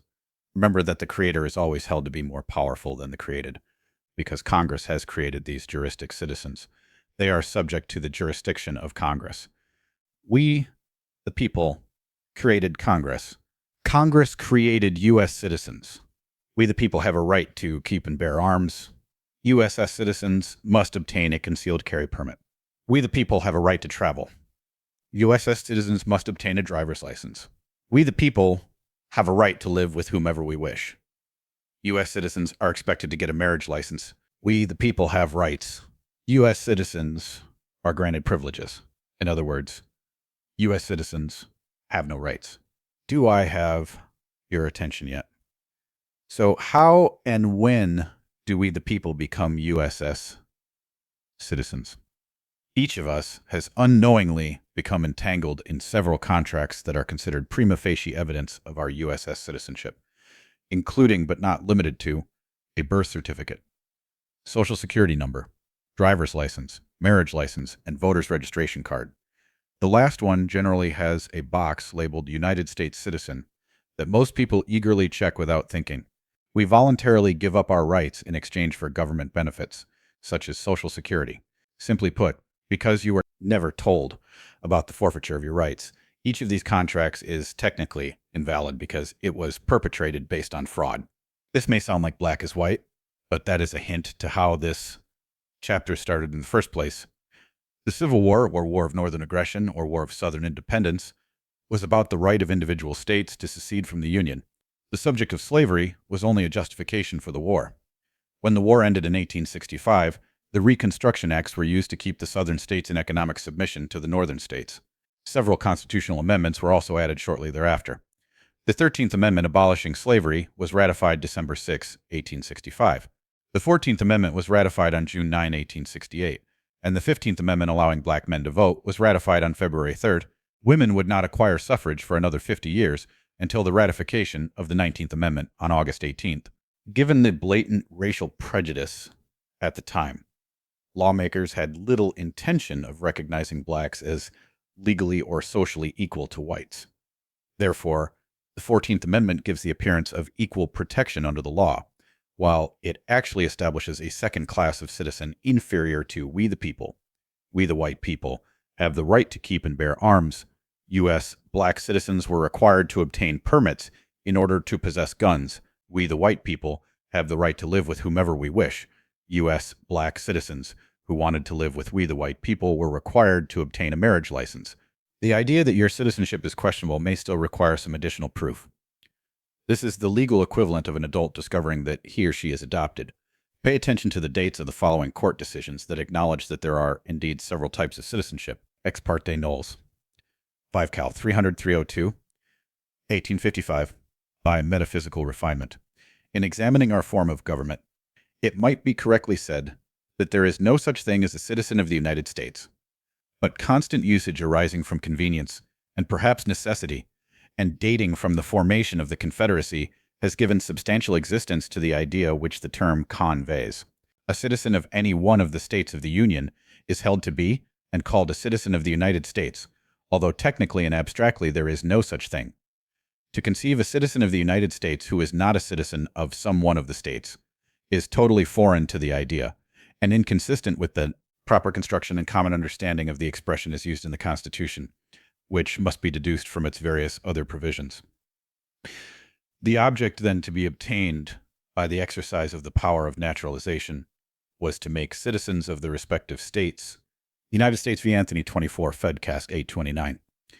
Number 14,459, 830, 1874. The 14th Amendment creates and defines citizenship of the United States. It had long been contended, and had been held by many learned authorities, and had never been judicially decided to the contrary, that there was no such thing as a citizen of the United States except by first becoming a citizen of some state. United States Wine, Cruikshank, 92 U.S. 54-2, 1875. We have in our political system a government of the United States and a government of each of the several states. Each one of these governments is distinct from the others, and each has citizens of its own who owe it allegiance, and whose rights within its jurisdiction it must protect. The same person may be at the same time a citizen of the United States and a citizen of a state, but his rights of citizenship under one of these governments will be different from those he has under the other. This idea will very likely require additional investigation on your part before you are willing to accept it. However, it is time to continue with the remainder of Article 4. 4.22. A person charged in any state with treason, felony, or other crime, who shall flee from justice and be found in another state, shall on demand of the executive authority of the state from which he fled be delivered up to be removed to the state having jurisdiction of the crime. You cannot escape from a crime by running away to another state, because each state is required to allow extradition to all of the other states once all the proper paperwork has been filled out. In contrast, it is possible to gain asylum in certain foreign countries. 4.23. No person held to service or labor in one state, under the laws thereof, escaping into another, shall, in consequence of any law or regulation therein, be discharged from such service or labor, but shall be delivered up on claim of the party to whom such service or labor may be due. This clause tends to be embarrassing because it required states to return escaped slaves. Once again, the validity of the law was challenged, and the Underground Railroad was established to help blacks escape persecution. Although the 13th Amendment formally abolished slavery in 1865, blacks were still required to use separate drinking fountains 100 years later. This demonstrates once again that printing and publishing a law does not necessarily mean that it will have an effect on the population. 4.3.1. New states may be admitted by the Congress into this union. 4.3.2. The Congress shall have power to dispose of and make all needful rules and regulations respecting the territory or other property belonging to the United States. These clauses allow the United States to expand while giving Congress control over a given territory. Historically in the West, prior to its adoption as a state, 4.4.1, the United States shall guarantee to every state in this union a republican form of government.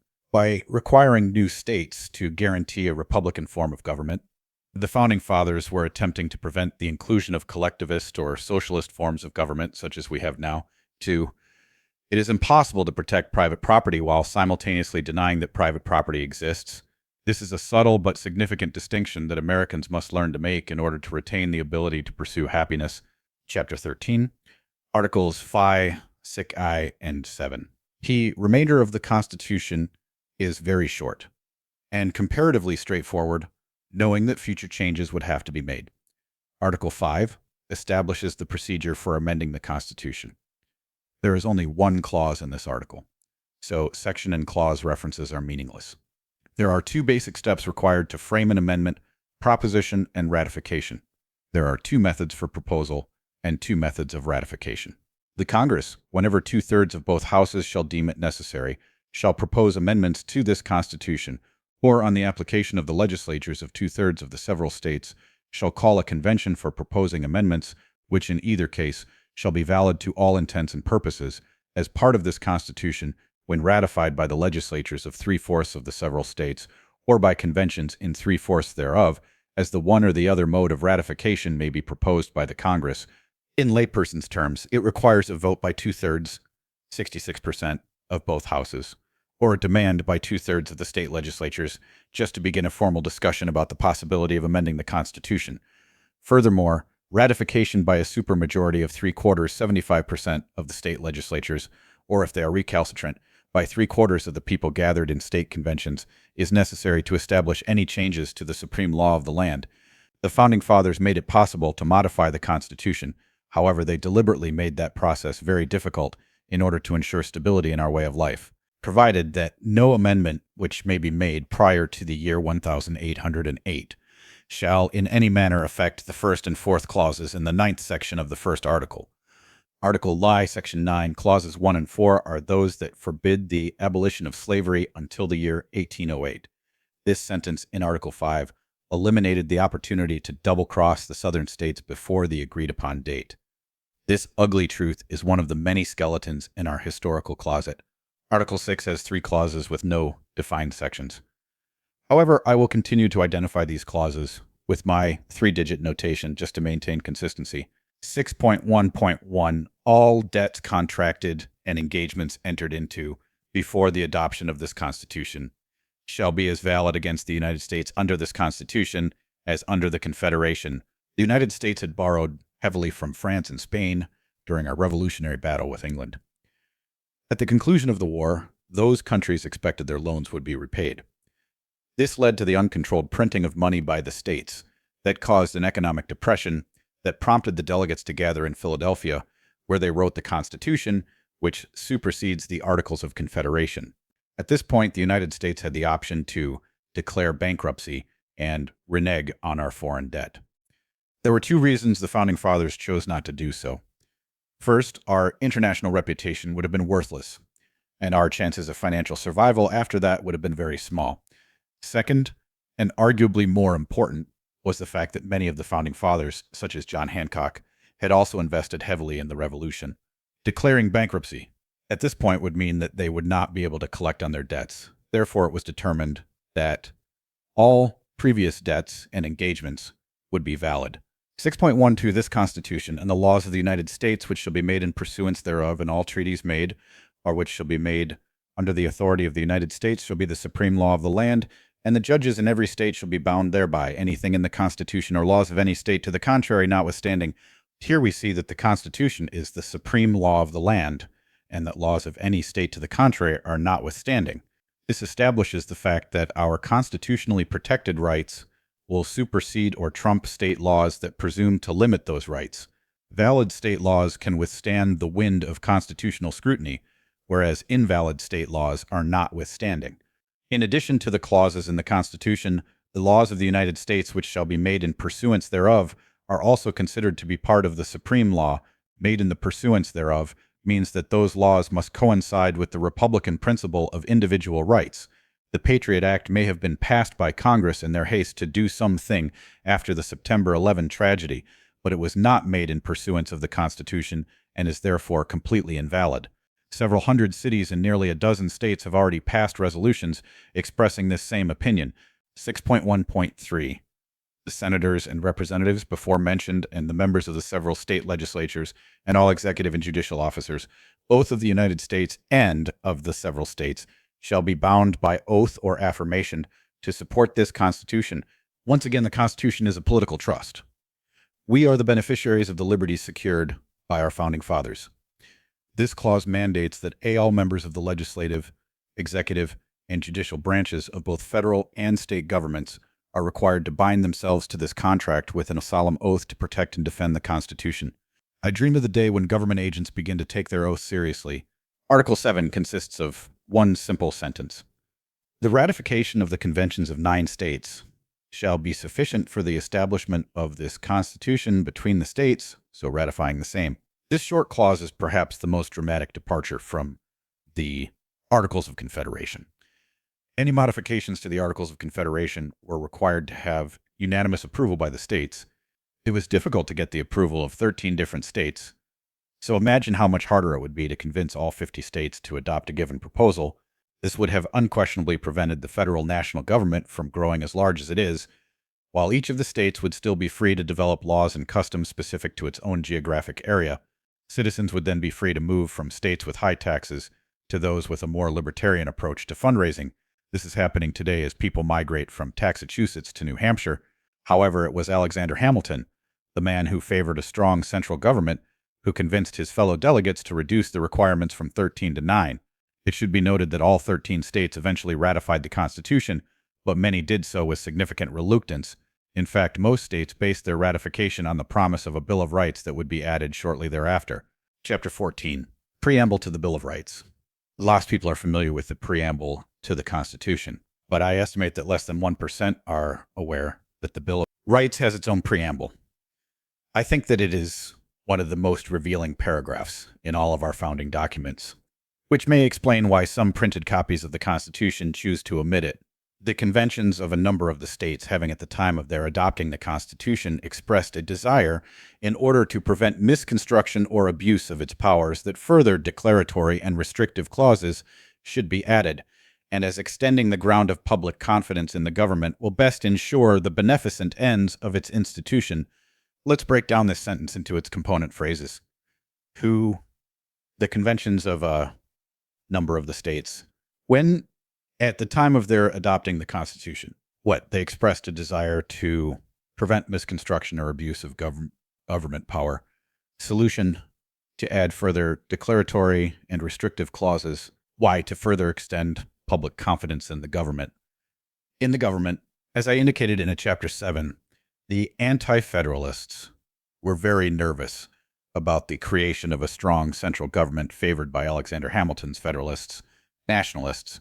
Patrick Henry epitomized this concern, saying, "I declare that if 12 states and a half had adopted the Constitution, I would with manly firmness, and in spite of an erring world, reject it." In an effort to prevent misconstruction, a deliberate misinterpretation of the Constitution, or abuse of governmental powers, the states demanded that further declaratory and restrictive clauses should be added.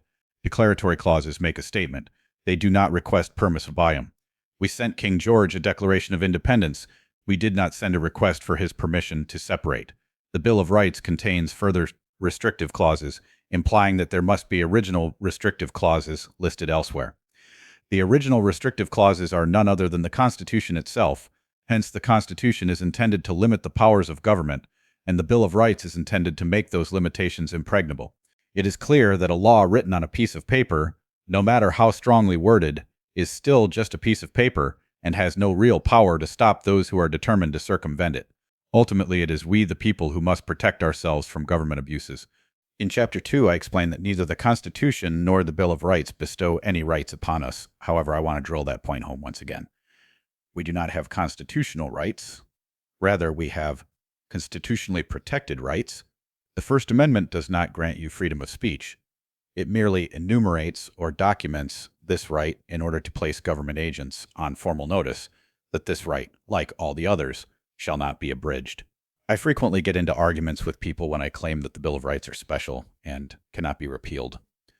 Typically, I am asked to point to the clause or legislative statute that creates this distinction.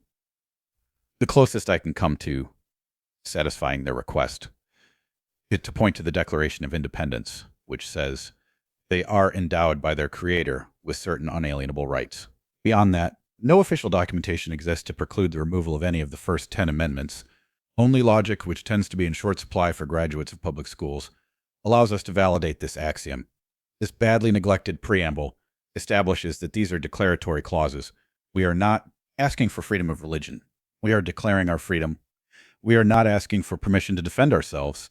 We are declaring our right to keep and bear arms as a warning to any government agent bold enough to cross the threshold of the ruined tenement. By publishing the Bill of Rights, we are making a sovereign proclamation. It's good to be king. Not to be deterred, some people continue to argue that Congress could, however unlikely, declare the Second Amendment null and void. I suppose they could burn the Constitution and physically shred the Bill of Rights. So what? That action has same effect on your rights that a get-out-of-jail-free card has on the police officer writing you a traffic ticket. As soon as Congress eliminates the Bill of Rights, we the people will exercise our right to alter or abolish Congress. They work for us. Never, ever forget that. When people ask me what they can do to help in the fight for liberty, my first response is to recommend that they memorize the Bill of Rights. That is to say, you should be able to recite them all, word for word, without looking at your notes. That is the first step in gaining a real understanding of them. If you don't understand your rights, how will you notice when some bureaucrat begins to violate them? Chapter 15. First Amendment. First Amendment. Congress shall make no law respecting an establishment of religion or prohibiting the free exercise thereof, or abridging the freedom of speech or of the press, or the right of the people peaceably to assemble and to petition the government for a redress of grief. The First Amendment can be summarized as freedom of expression. It begins with Congress shall make no law. I often wish they had placed a period there and were done with it. The restriction is against any law respecting an establishment of religion.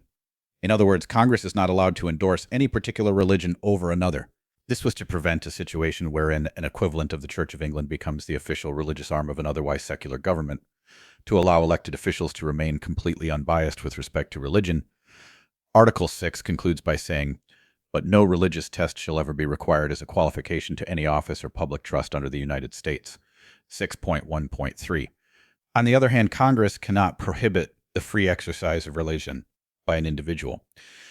Government agencies are fictitious entities, i.e. corporations, and therefore have no inherent rights of any kind. Displaying a monument with the Ten Commandments in the Judicial Building in Montgomery, Alabama, is not a violation of the First Amendment, because it does not establish a particular religion. Nonetheless, it is not a good idea for that government to do so, unless Alabama is willing to erect monuments that display the Jewish Torah, the Islamic Quran, and artifacts and symbols of any other religion, requesting equal treatment. It is disingenuous for atheists to argue that these displays violate their freedom of religion because they claim to have none. Instead, I recommend that they adopt the position that all of the space without religious monuments is a symbol of their non-belief. They can then claim a moral victory because of the overwhelming percentage of secular area. It is inevitable that I will offend somebody with these remarks. However, I will not retract them because I am exercising my freedom of expression and because of my sincere belief that most people need to lighten up and develop a sense of humor. This country was founded upon a principle of religious tolerance, but modern Americans are increasingly and embarrassingly intolerant of one another on nearly every issue. There are fundamentalists of every denomination who make the early Puritans appear open-minded by comparison. witness a bare-breasted statute being treated by an attorney general like it was an adulterous Hester Prynne, Congress is prohibited from abridging our freedom of speech. Beginning with the declaration that we can alter or abolish our government when it becomes destructive of our rights, it follows logically that we can also speak critically of our government. In spite of the current administration's assertions to the contrary, any elected official who claims that political dissent marks a person as a suspected terrorist is either illiterate or hopelessly corrupt, either condition being grounds for immediate dismissal. It is often said that we should never talk about religion or politics in public places. Why not? It is unfortunate that expressing our opinions has been deemed socially unacceptable. If Americans were more willing to discuss religion and politics with their friends and acquaintances, I doubt that we would have the political problems that currently exist in Washington. The Founding Fathers considered freedom of the press absolutely essential to maintaining an informed electorate. Freedom can only exist in the society of knowledge. Unfortunately, our syndicated national media now operates as the whimpering lapdog of the government, with presidential press conferences being just as rehearsed, predetermined, and entertaining as heavyweight wrestling. A significant percentage of the evening news is dedicated to sports and repeating the weather forecast. Analysts hinting at what our opinions should be have already digested what little news they present to us. This scant information is delivered by fashion-conscious news anchors trying to be more folksy than the anchors at competing stations, laughing and joking as if they are chatting with us around the office water cooler. Anyone who isn't getting their information from a variety of internet sources is limiting themselves to worthless information, with the possible exception of tomorrow's precipitation chances. The First Amendment also guarantees our right to peaceably assemble, ostensibly so people could stand around talking about religion and politics, openly expressing dissent for the current administration.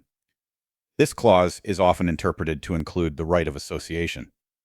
We have the right to join with others that we like and to not associate with those we don't, as long as our discrimination occurs on private property. When I host a party at my house, I am not required to invite neighbors that I despise, even if my decisions are motivated by racism, sexism, or homophobia. These rights do not extend to my place of business if it is open to the public. If I own a restaurant and I choose to exclude smoking, I have the right to do so because I am excluding the cigarettes, not the person smoking them. I can also refuse entry to teenagers with loud boom boxes. The teenagers may enter, but their music must be turned off so they don't disturb my other customers. On the other hand, restaurants that refuse to serve minorities are hopefully a thing of the past. If any such places still exist, we would be protecting everyone's rights by refusing to patronize them. Finally, the First Amendment guarantees our right to petition the government for a redress of grievances. This means that we have the right to file lawsuits against the government and win, at least theoretically. Unfortunately, our justice system is dominated by corrupt judges and lawyers, so our chances of prevailing in our efforts currently fall between slim and none. A current example of this is an effort by We the People Foundation demanding that the Department of Justice and the Internal Revenue Service answer a list of over 500 questions about the federal income tax. In spite of hunger strikes by Bob Schultz and others, the IRS has steadfastly refused to respond to these queries. Regardless of whether or not you believe the tax laws are being enforced according to the letter of the law, you must agree that the IRS is obligated to provide us with information about what the letter of the law is. The government works for us, not the other way around. The mere fact that the IRS is actively stonewalling legitimate inquiries about its activities should lead to a healthy skepticism about the inevitability of death and taxes. Chapter 16. Their Second Amendment. Second Amendment. A well-regulated militia being necessary to the security of a free state. The right of the people to keep and bear arms shall not be infringed. As far as I am concerned, the Second Amendment is the most important clause in any of the founding documents, bar none. I will be far more successful protecting my First Amendment rights with a gun than I will trying to protect my Second Amendment rights with eloquent dialogue. There is no topic more hotly debated by both sides of the issue than gun control. Once again, this issue appears obvious to me. However, those who disagree appear to be stubbornly resistant to logic. I do not deny that they are equally sincere in their interpretation of the facts. However, I feel they are hopelessly myopic in this regard. I will start with the purely philosophical arguments and work my way toward the more practical. The First Amendment protects your right to say any malevolent thing you want, even if your ideas make me nauseated enough to develop a bleeding ulcer. To the dismay of the anti-freedom movement, the Second Amendment works the same way. The Second Amendment is enumerated within the Bill of Rights. That means I have a right to keep and bear arms, and I am not obligated to obtain government permission in order to do so. You may not like the fact that I carry a gun. It may make you extremely nervous. You may toss and turn all night worrying about the fact that I carry a gun. Too damn bad. My right to carry a gun for self-defense, or just for my pursuit of happiness, is not predicated on whether or not you approve of my activity. Even if the number of children killed by guns each year were 10 times the fictitious numbers touted by Sarah Brady's propaganda squads, it would not justify the violation of my rights because of the heinous acts of others. Handgun control, or whatever they're calling themselves these days, believes that if just one child is saved by gun control laws, then the infringements of our rights miraculously become worth it. This is specious reasoning because it sacrifices all of our rights for a utopian impossibility. Even if we could eliminate all of the guns, which is as likely as preventing teenagers from discovering sex, it would not prevent children from dying at the hands of brutal attackers. Hopefully this debate will remain in the purely theoretical realm. If it doesn't, the people with guns are certain to prevail over those without. Which leads us to the obvious hypocrisy of the Sarah Bradys of this world. Those who endorse gun control are prepared to do so at the point of a gun. Gun control advocates are the most hypocritical group of people I know. Dianne Feinstein of California, one of the most strident gun control advocates in Congress, is known to have a concealed handgun permit. Being a senator is apparently a very dangerous job, especially when you systematically violate the rights of your constituents. Rosie O'Donnell is a famous supporter of the grossly optimistic Million Mom March. Rosie became even more famous among gun owners when it was discovered that an armed bodyguard was protecting her children. I understand a mother's desire to protect her offspring from any possible harm. However, I resent the fact that Rosie is unwilling to extend this courtesy to those of us outside the world of Hollywood. Suffice it to say that I will never consent to accepting a concealed carry permit. There are people who insist that the only valid interpretation of the Second Amendment is that of the Supreme Court. I invite those people to stand outside my front door the day the government comes to collect my guns. That is when they will discover that my interpretation of the Second Amendment is the only one they have to worry about. The most popular misconstruction of this amendment is the suggestion that a well-regulated militia establishes a community right that is limited to the members of the National Guard. Summarizing my discussion in Chapter 3, communities do not have rights. Communities are abstract concepts incapable of having rights. Only the individuals within the community have rights, and those individuals continue to have rights, whether they remain in the community or not. Furthermore, the Bill of Rights was ratified in 1791, over 100 years before the creation of the National Guard. In order for this argument to have any credibility, we are required to assume that the Founding Fathers were omniscient and capable of predicting the future. They obviously were not. Otherwise, they would have foreseen this debate and would have written the amendment less ambiguously. Let's approach this problem from a more practical angle. Both sides of the issue claim to want the same thing. Frankly, I'm convinced that the anti-gun, anti-freedom crowd wants to disarm all Americans, except the police and military, of course. So we will be unable to resist the remainder of their socialist agenda. It is impossible to substantiate such an assertion, of course. For the sake of argument, let's assume that both factions legitimately want to reduce violent crime in America. Let's simplify our measurements by limiting our count to the number of murders that occur. I think we can agree that our ultimate goal would be to reduce the number of gun-related murders in the United States to 0. Ideally, everyone in America should love one another, be eager to hug their neighbors and sing Kumbaya while holding hands from coast to coast.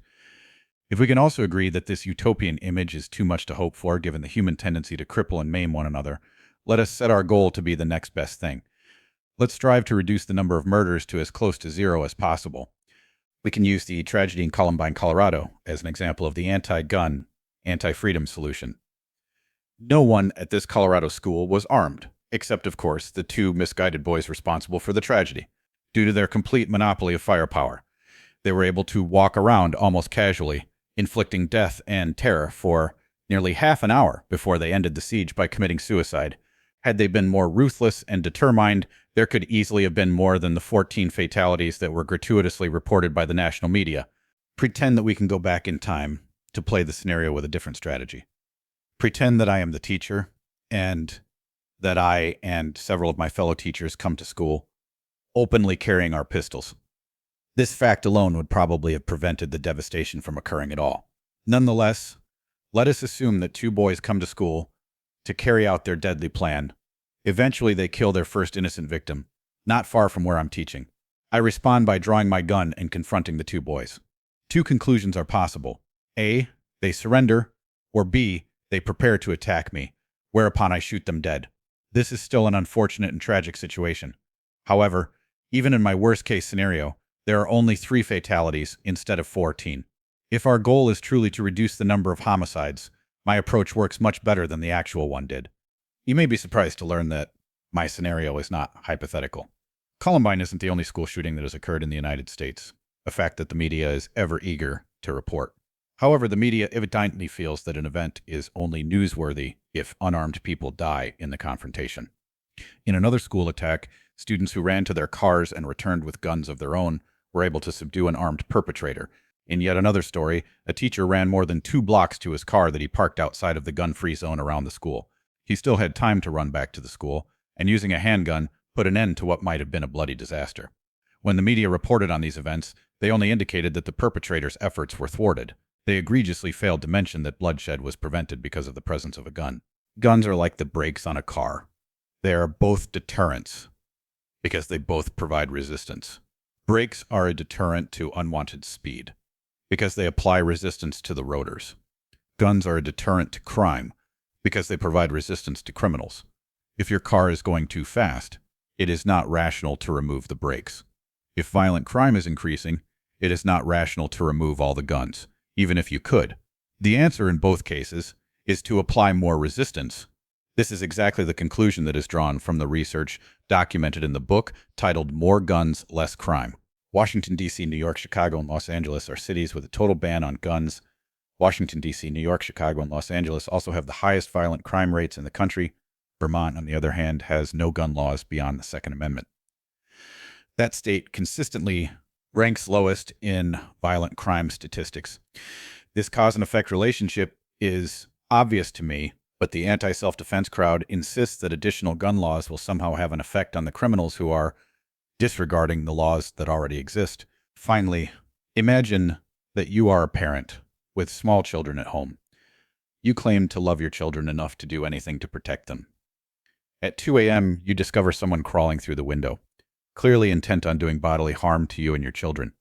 Which option do you think is most likely to keep your children alive? 1, point the fire department so they can hose your attacker down with water. Calling the police department and waiting 10 minutes or more for an officer to arrive with a gun so he or she can spend hours completing your homicide report. Taking 10 seconds or less to remove your pistol from a locked container to kill the intruder where he or she stands. There are dozens, if not hundreds, of quotes attributed to our founding fathers commenting on the importance of guns. I will not waste time documenting them here because they will not change your mind if the preceding arguments have failed to do so. I am a very peaceful man. I love people and am known for my gregarious personality. However, if you try to confiscate my guns, I will feel compelled to give them to you one bullet at a time. Chapter 7, Third and Fourth Amendment. Amendments. Third Amendment. No soldier shall, in time of peace, be quartered in any house without the consent of the owner, nor in time of war, but in a manner to be prescribed by law. Fourth Amendment. The right of the people to be secure in their persons, houses, papers, and effects against unreasonable searches and seizures shall not be violated, and no warrants shall issue, but upon probable cause, supported by oath or affirmation, and particularly describing the place to be searched and the persons or things to be seized. These amendments refer to property and privacy, respectively. The Third Amendment is perhaps the least known and the least likely to be called upon for defense. It is important because it reinforces the idea that private property takes precedence over government necessity. During the American Revolution, armies from both sides took what they needed as they marched from city to city. Soldiers were responsible for finding themselves suitable sleeping arrangements, which often meant inviting themselves into one of the local homes and helping themselves to whatever was available for dinner. The Third Amendment confirms that soldiers must get the consent of the owner, acknowledging the rights inherent in property. All the king's forces dare not cross the threshold of the ruined tenement. See Chapter 4. Today's military forces are so sophisticated, they are unlikely to need shelter in your home. However, they may still commandeer a high school gymnasium for their own temporary purposes. The Fourth Amendment protects your right to privacy, which is directly related to maintaining control of your property. We have the right to be secure in our persons, houses, papers, and effects. This is a generic list of our property. We own our bodies, our homes, and our papers, Our effects includes all of the other trinkets and knickknacks we have accumulated in our pursuit of happiness. All of these items are protected from unreasonable searches and seizures. Reasonable searches are permitted, and they are defined as those performed under the authority of a warrant based on probable cause and supported by oath or affirmation.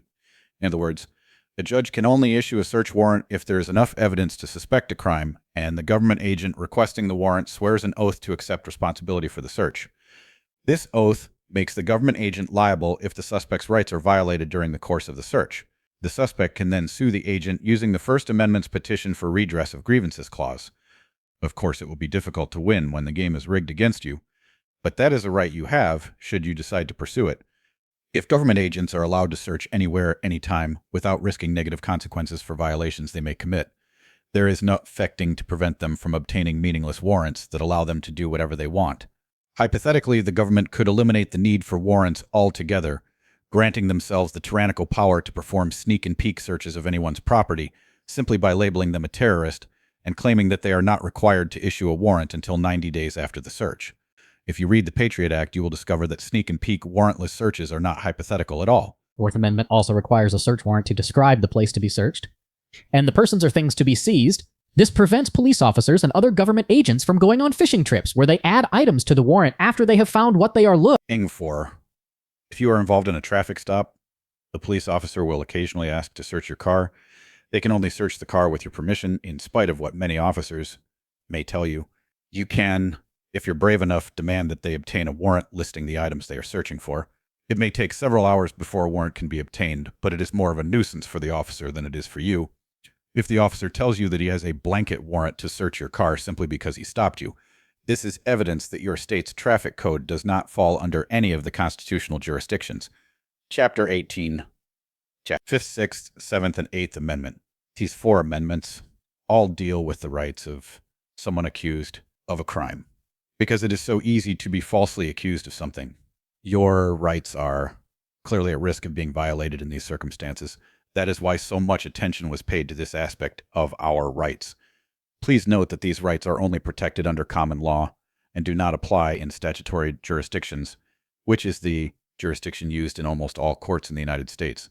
5th Amendment. No person shall be held to answer for a capital or otherwise infamous crime unless on a presentment or indictment of a grand jury, except in cases arising in the land or naval forces or in the militia when in actual service, in time of war, or public danger. Nor shall any person be subject for the same offense to be twice put in jeopardy of life or limb, nor shall be compelled in any criminal case to be a witness against himself, nor be deprived of life, liberty, or property without due process of law, nor shall private property be taken for public use without just compensation.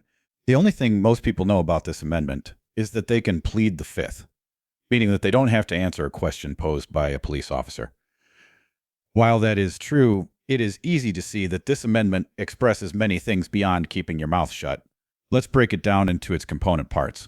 No person shall be held to answer for a capital or otherwise infamous crime unless on a presentment or indictment of a grand jury. All right, you cannot be imprisoned or held for murder or other felonies unless a grand jury comprised of other state citizens decides that there is enough evidence to justify further investigation of the case. It is true that the police can keep you in jail for up to 48 hours for suspicion of anything, but that is only to give them enough time to obtain an indictment from the grand jury. Grand juries are the most powerful committees in our judicial system, having the power to end an investigation before it even goes to trial. Unfortunately, Americans are usually too busy to defend the rights of their fellow citizens, and they avoid jury duty like the plague. I once heard a comedian say that the one thing that scares him the most is being tried by a jury of people who are too stupid to avoid jury duty. Most of the people who don't or can't avoid jury duty do not fully understand the power they have when they accept the responsibility.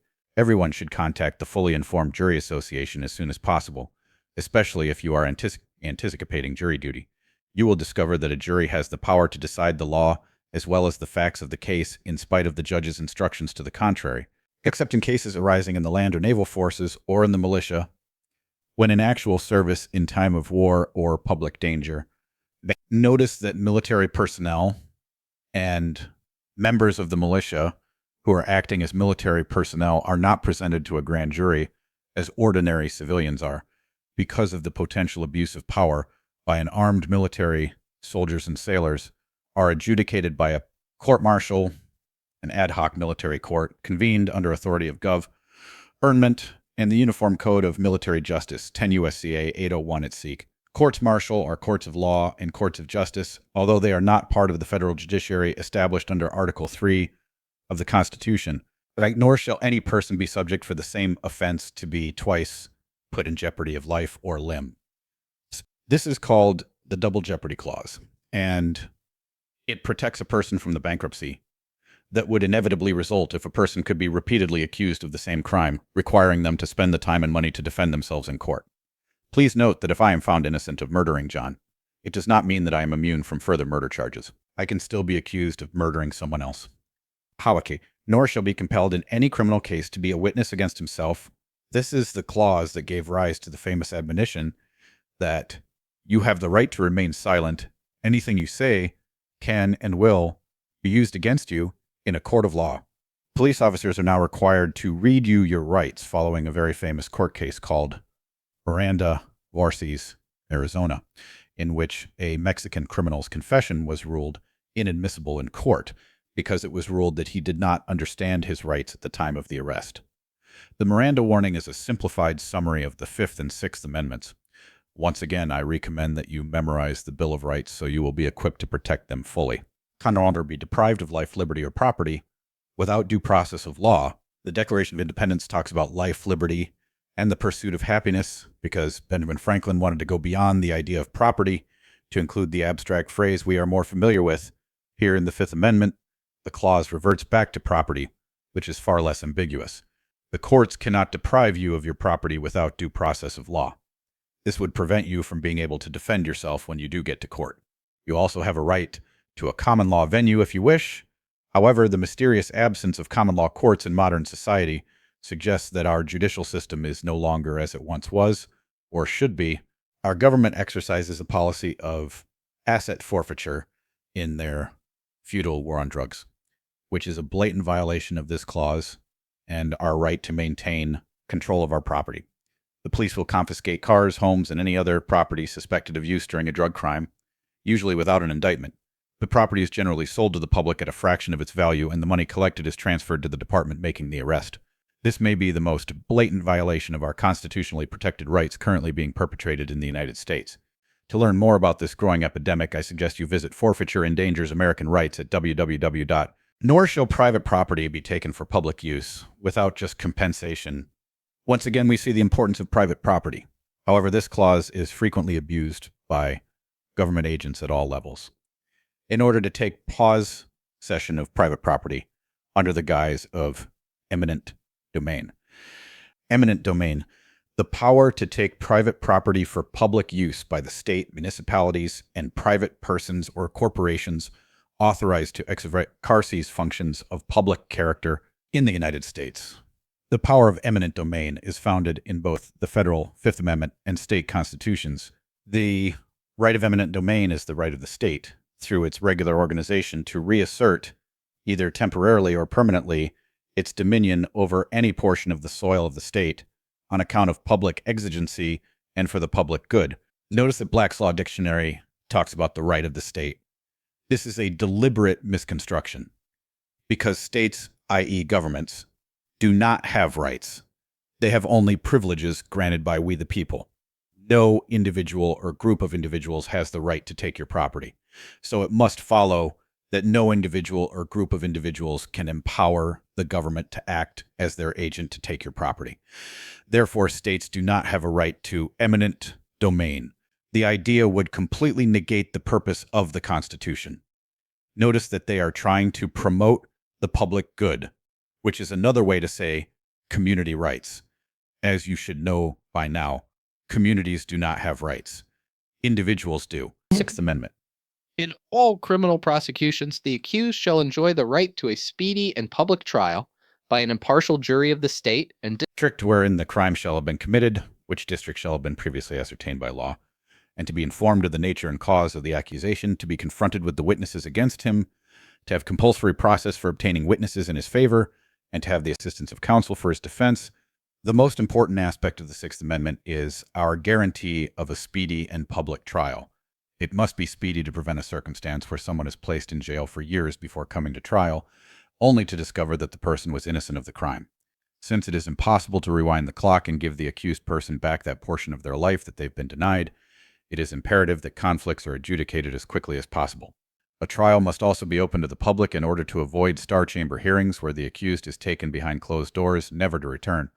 Star chambers allow some trusted government official to announce that the accused was found guilty, and now, conveniently, they are dead. This is the type of justice that is administered in third world countries by ruthless dictators. Using the Patriot Act to justify their actions, officials of the American government have already taken people into custody without an indictment, denying the accused access to the assistance of counsel, or even the opportunity to make a phone call to alert family members of their predicament. This is unconscionable. Government officials cannot assume powers not delegated to them through the Constitution by we the people.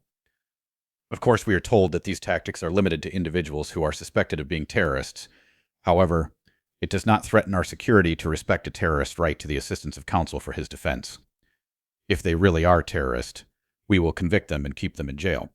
If they are not terrorists, the Constitution will have protected their rights precisely as it was intended to do, by an impartial jury of the state and district wherein the crime shall have been committed, which district shall have been previously ascertained by law.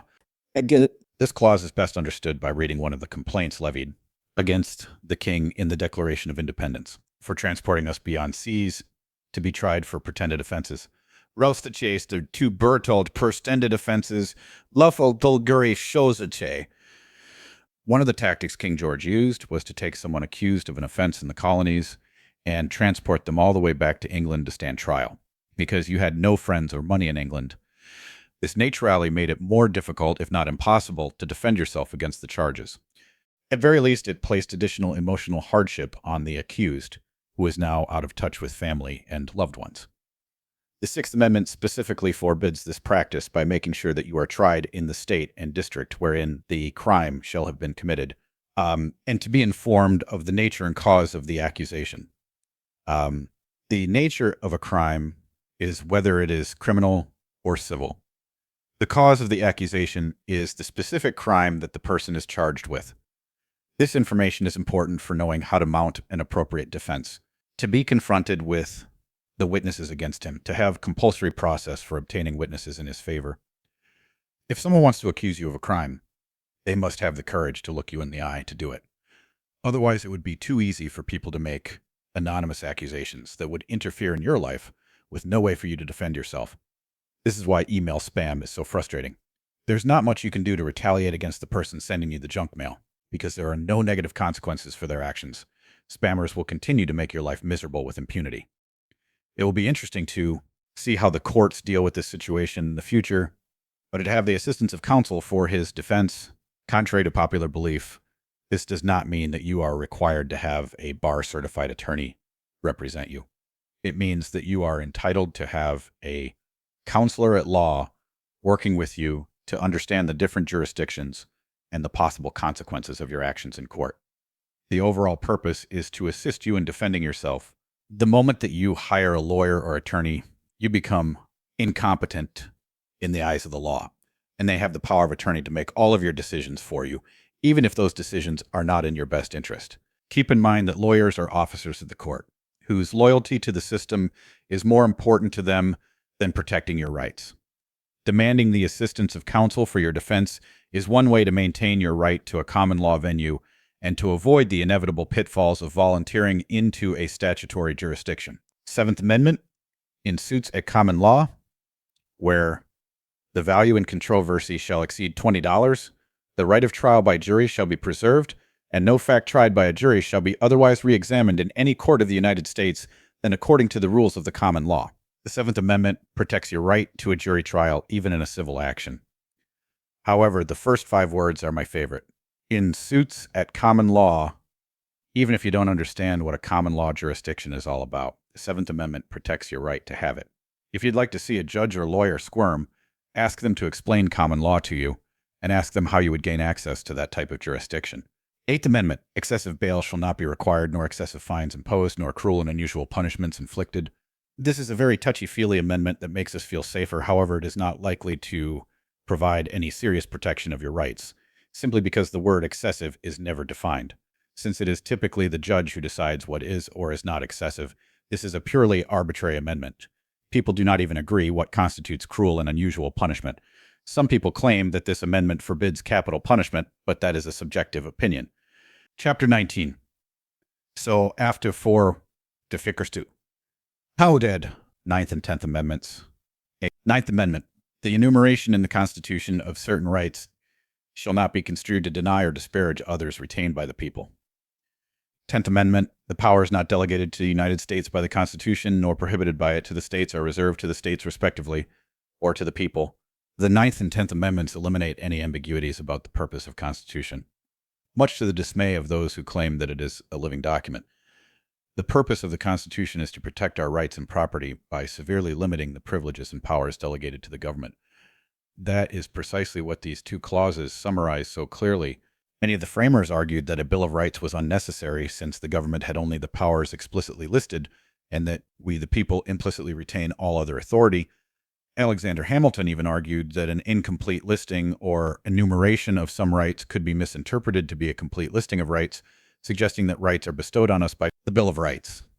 I disagree with Hamilton on almost every important issue, but I have to admit that he hit the nail on the head with this one. Anticipating this problem, the 9th Amendment confirms that the Bill of Rights is only a partial list, and that there are countless other rights enjoyed by the people that are not documented here. The Bill of Rights says nothing about the right to have children, but people clearly have the right to procreate. The Bill of Rights says nothing about the right to travel. However, Americans have the right to do so without obtaining permission from the government. If someone tells you that the Constitution does not protect some obscure right that you have, simply point them to the 9th Amendment. Of course, you'll have to understand the difference between rights and privileges before you can use this clause for protection. You do not have the right to health care, free education, or any other socialist welfare entitlements. The 10th Amendment reinforces the idea that government agents can only exercise powers specifically granted to them by the Constitution. The powers not delegated to the United States are reserved. It would be impossible for Congress to enact laws that are unnecessary and improper if everyone truly understood this amendment. Furthermore, these powers are reserved to the states, which have more authority than the federal national government does, simply because it is closer to we the people who create the government. We are led to believe that power flows from Washington, D.C. to the states and finally to the people. This hierarchy is the complete opposite of the way things are supposed to be, and our country will continue to experience political unrest until we the people correct the situation. Chapter 20. Amendment 13. 13th Amendment, proposed 1865, ratified 1865. Section 1. Point. Neither slavery nor involuntary servitude, except as a punishment for crime whereof the party shall have been duly convicted, shall exist within the United States or any place subject to their jurisdiction. Section 2 omitted for brevity. Nearly 60 years after the constitutional provision that allowed slavery to persist until 1808, Congress finally proposed an amendment that acknowledged the obvious fact that one person cannot be considered to be the property of another. Once again, we see that even a constitutional amendment cannot force people to think or act in a certain way. Blatant racial inequality persisted for another 100 years, evidenced by the fact that blacks were still required to use separate drinking fountains in some areas as recently as 1965. Although acceptance of blacks has measurably improved since then, our culture still hangs on to stupid racial prejudices, even as others find it necessary to criticize Thomas Jefferson for not releasing all of his slaves. However, this chapter is not about slavery, because there may have been a previous 13th Amendment that has been lost to history. You should recall that Article 1, Section 9 is a list of powers that members of Congress are prohibited from exercising. One of the things forbidden by the Constitution is the existence of a class system in America. No title of nobility shall be granted by the United States, and no person holding any office of profit or trust under them shall, without the consent of the Congress, accept of any present emolument, office, or title of any kind whatever, from any king, prince, or foreign state. The culture of England has always been based on a class hierarchy, where people consciously avoid social interaction with people from any class lower than theirs. A person's status within the hierarchy is identified by a title of nobility, such as duke, knight, squire, etc. The framers of the Constitution placed an explicit prohibition against such class labels, forbidding the use of titles within the federal national government.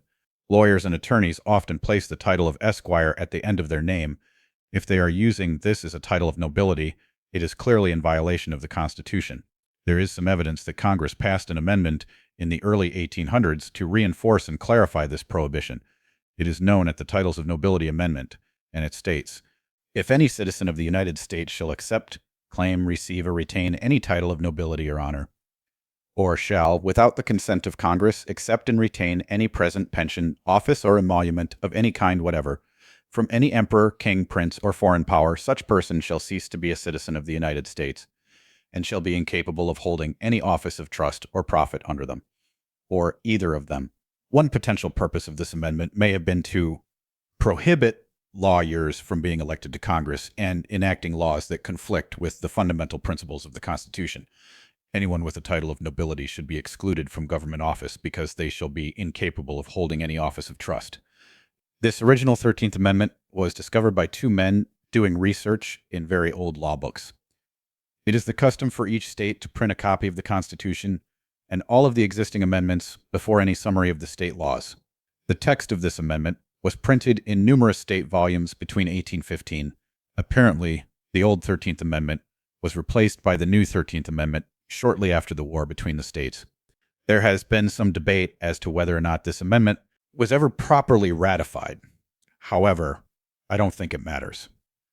The Titles of Nobility Clause in Article 1, Section 9 is not in dispute, and it clearly says that no person holding any office of trust shall accept any title of any kind whatever. Interpret that to mean that anyone with an esquire after their name, such as lawyers and attorneys, are forbidden from holding public office.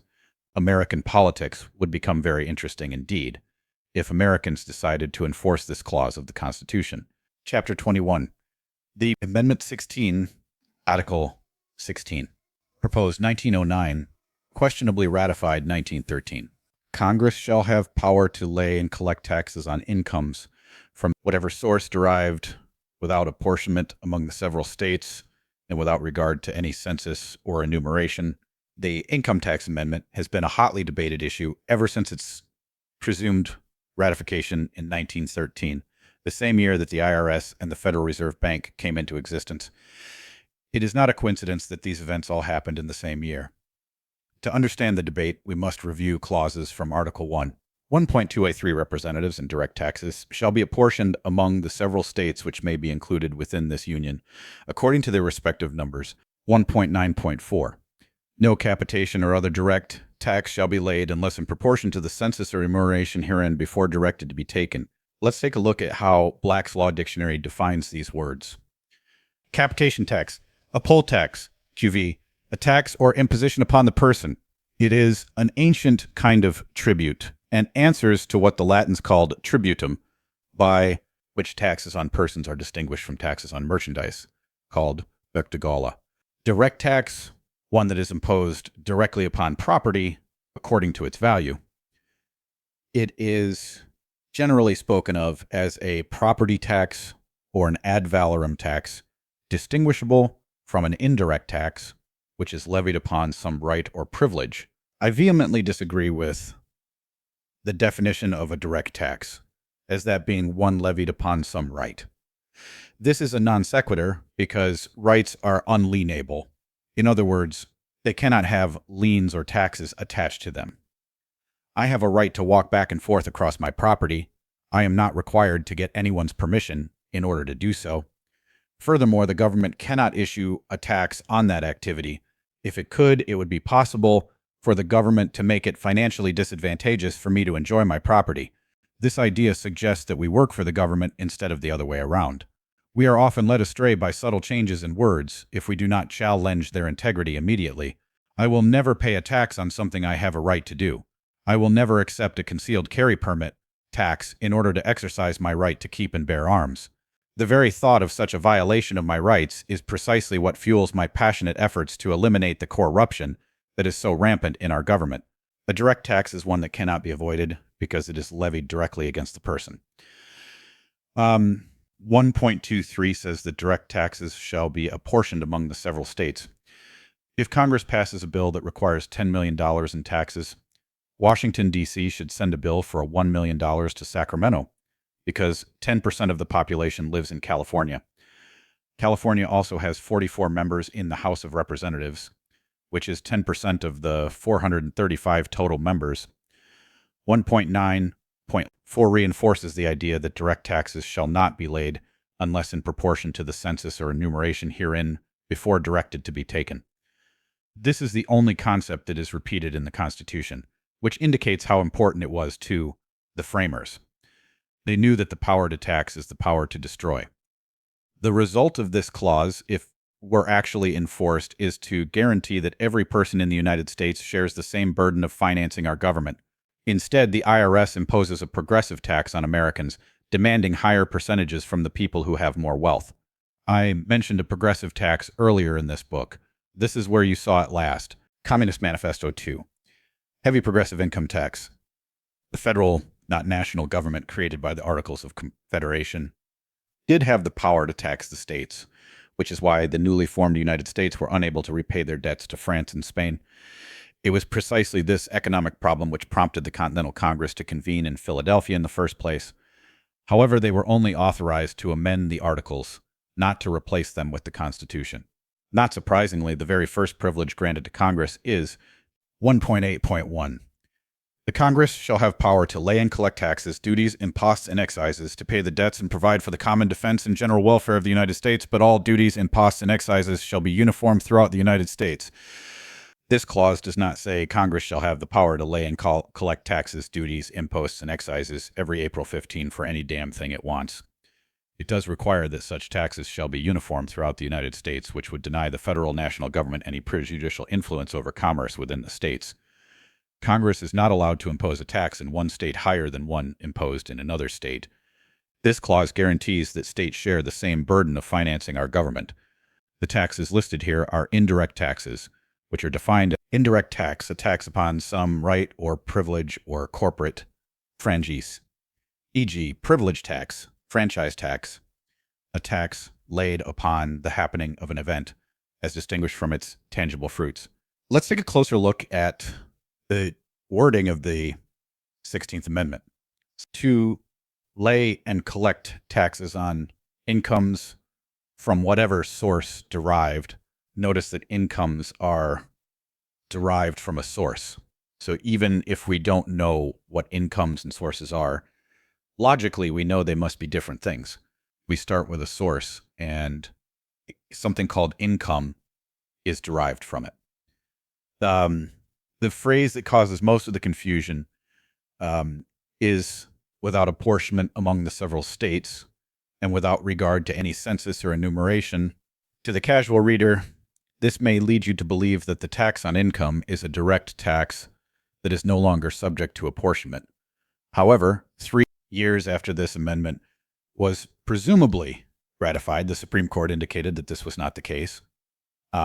Here is a summary of a case known as Brushaber v. Union Pacific Railroad. I have included a significant portion because I feel this issue is so important. The emphasis is mine. Brushaber v. Union Pacific Railroad, January 24th, 1916. The various propositions are so intermingled as to cause it to be difficult to classify them. We are of opinion, however, that the confusion is not inherent, but rather arises from the conclusion that the 16th Amendment provides for a hitherto unknown power of taxation. That is, a power to levy an income tax which, although direct, should not be subject to the regulation of apportionment applicable to all other direct taxes. And the far-reaching effect of this erroneous assumption will be made clear by generalizing the many contentions advanced in argument to support it, as follows. A. The amendment authorizes only a particular character of direct tax without apportionment, and therefore if a tax is levied under its assumed authority, which does not partake of the characteristics exacted by the amendment, it is outside of the amendment and is void as a direct tax in the general constitutional sense because it is not apportioned. B. As the amendment authorizes a tax only upon incomes from whatever source derived, the exclusion from taxation of some income of designated persons and classes is not authorized, and hence the constitutionality of the law must be tested by the general provisions of the Constitution as to taxation, and thus again the tax is void for want of apportionment. C. As the right to tax incomes from whatever source derived for which the amendment provides must be considered as exacting intrinsic uniformity. Therefore, no tax comes under the authority of the amendment not conforming to such standard, and hence all the provisions of the assailed statute must once more be tested solely under the general and pre-existing provisions of the Constitution, causing the statute again to be void in the absence of apportionment. We now know that the 16th Amendment does not grant Congress any power that it didn't already have prior to 1913. The conclusion of the Supreme Court was that the 16th Amendment only establishes that the income tax was an indirect excise, which did not require apportionment in the first place. The only purpose of the 16th Amendment is to confuse the public. If I said it is against the law to walk on the ceiling with spiked golf shoes, my wording suggests that it may be permissible to walk on the ceiling with some other type of shoe. Anyone who understands the law of gravity will realize that the limitation is meaningless. Similarly, the 16th Amendment's insistence that the income tax does not require apportionment is merely a smokescreen. Alert readers may be wondering why I keep saying that the 16th Amendment was presumably ratified. That is because I am convinced it never was. Bill Benson began a research project in 1984 to investigate the ratification process for this amendment. He visited the capital of every state that participated in the ratification process and made certified copies of the legislative results in every state.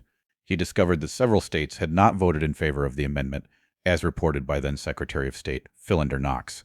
Mr. Benson subsequently published a 2-volume book, The Law That Never Was, which he then distributed to every member of Congress. I find it interesting to note that Congress has never attempted to correct or clarify this obvious misconstruction. Even so, it is not recommended that you use this as an argument to avoid paying your taxes, because our judicial system is very biased against those who try to expose the truth. Facts have little or nothing to do our court system these days. Suppose I gave my male readers a book that says, if you are pregnant, 1, drink plenty of water. 2, get lots of sleep. Visit your gynecologist every other week. Does anyone expect these men to visit a gynecologist? It may be perfectly good medical advice or just plain common sense, but it applies only to the subset of our population who can get and currently are pregnant. The advice does not apply to those of us who are biologically incapable of becoming pregnant. Using a wee bit of poetic license, I can summarize Title 26 of the United States Code to read. If you are laned, 1, fill out a 1040 form. 2, mail half of everything you own to the nearest IRS office. What should your first question be? I would certainly want to know, am I a person who is liable for this tax? That is a question that a growing number of Americans have been trying to ask. Unfortunately, the Department of Justice, DOJ, and the IRS have steadfastly refused to answer these questions, and they continue to place Americans in jail without even addressing this fundamental issue in court. I do not know if Americans are liable to pay income taxes. However, I do know that we, the people, created the government, and that the IRS works for us. Therefore, the DOJ and IRS are obligated to answer our questions, especially when those questions are submitted as part of a Freedom of Information Act FOIA request. To my knowledge, no one has been successful in getting an answer from these government agencies. If you are curious and motivated enough to demand an answer from your public servants, I recommend that you send the following questions to the address listed below. Dessen plan så fullständigt dekret instrudulo. Questions regarding determining taxable income. Should I use the rules found in 26 U.S.C. Prosarap 861b and 26 CFR Prosarap 1.86128, in addition to any other pertinent sections, to determine my taxable domestic income? If some people should not use those sections to determine their taxable domestic income, please show where the law says who should or should not use those sections for that. Reason for first 2 questions. The regulations at 26 CFR Paragraph 1.8618 begin by stating that sections 861 and 863A state in general terms how to determine taxable income of a taxpayer from sources within the United States after gross income from the U.S. has been determined. Section 1.8611A1 confirms that taxable income from sources within the United States is to be determined in accordance with the rules of 26 U.S.C. Paragraph 861 by and 26 CFR Paragraph 1.861. See also 26 CFR Paragraph 1.861C. Cross-references under 26 U.S.C. Paragraph 61, as well as entries in the U.S.C. Index under the heading Income Tax, also refer to Section 861 regarding income gross and taxable from sources within U.S. If a U.S.S. citizen receives all his income from working within the 50 states, do 26 USA Paragraph 1.861 show his income to be taxable. Reason for question? Section 217 of the Revenue Act of 1921, predecessor of 26 U.S.C. Paragraph 861, and following, stated that income from the U.S. was taxable for foreigners and for U.S. corporations and citizens deriving most of their income from federal possessions, but did not say the same about the domestic income of other Americans. The regulations under the 1939 Code, e.g. sections 2911-19.1, 2911-19.2, showed the same thing. The current regulations at 1.8618 still show income to be taxable only when derived from certain specific sources and activities, which still relate only to certain types of international trade. See 26 CFR sections 1.8618A. Port. Should one use 26 CFR Paragraphs 1.8618 TD2 to determine whether his items of income, e.g. compensation, interest, rents, dividends, etc., are excluded for federal income tax purposes? Reason for question. The regulations, 26 CFR Paragraph 1.861 to A to 3, state that a class of gross income consists of the items of income listed in 26 U.S.C. Paragraph 61, e.g. compensation, interest, rents, dividends, etc. The regulations, 26 CFR Section 1.861, then direct the reader to paragraph D2 of the section, which provides that such classes of gross income may include some income which is excluded for federal income tax purposes. Yes. What is the purpose of the list of non-exempt types of income found in 26 CFR Paragraph 1.861 to 8 TD 2 or 3, and why is the income of the average American not on that list? Reason for question.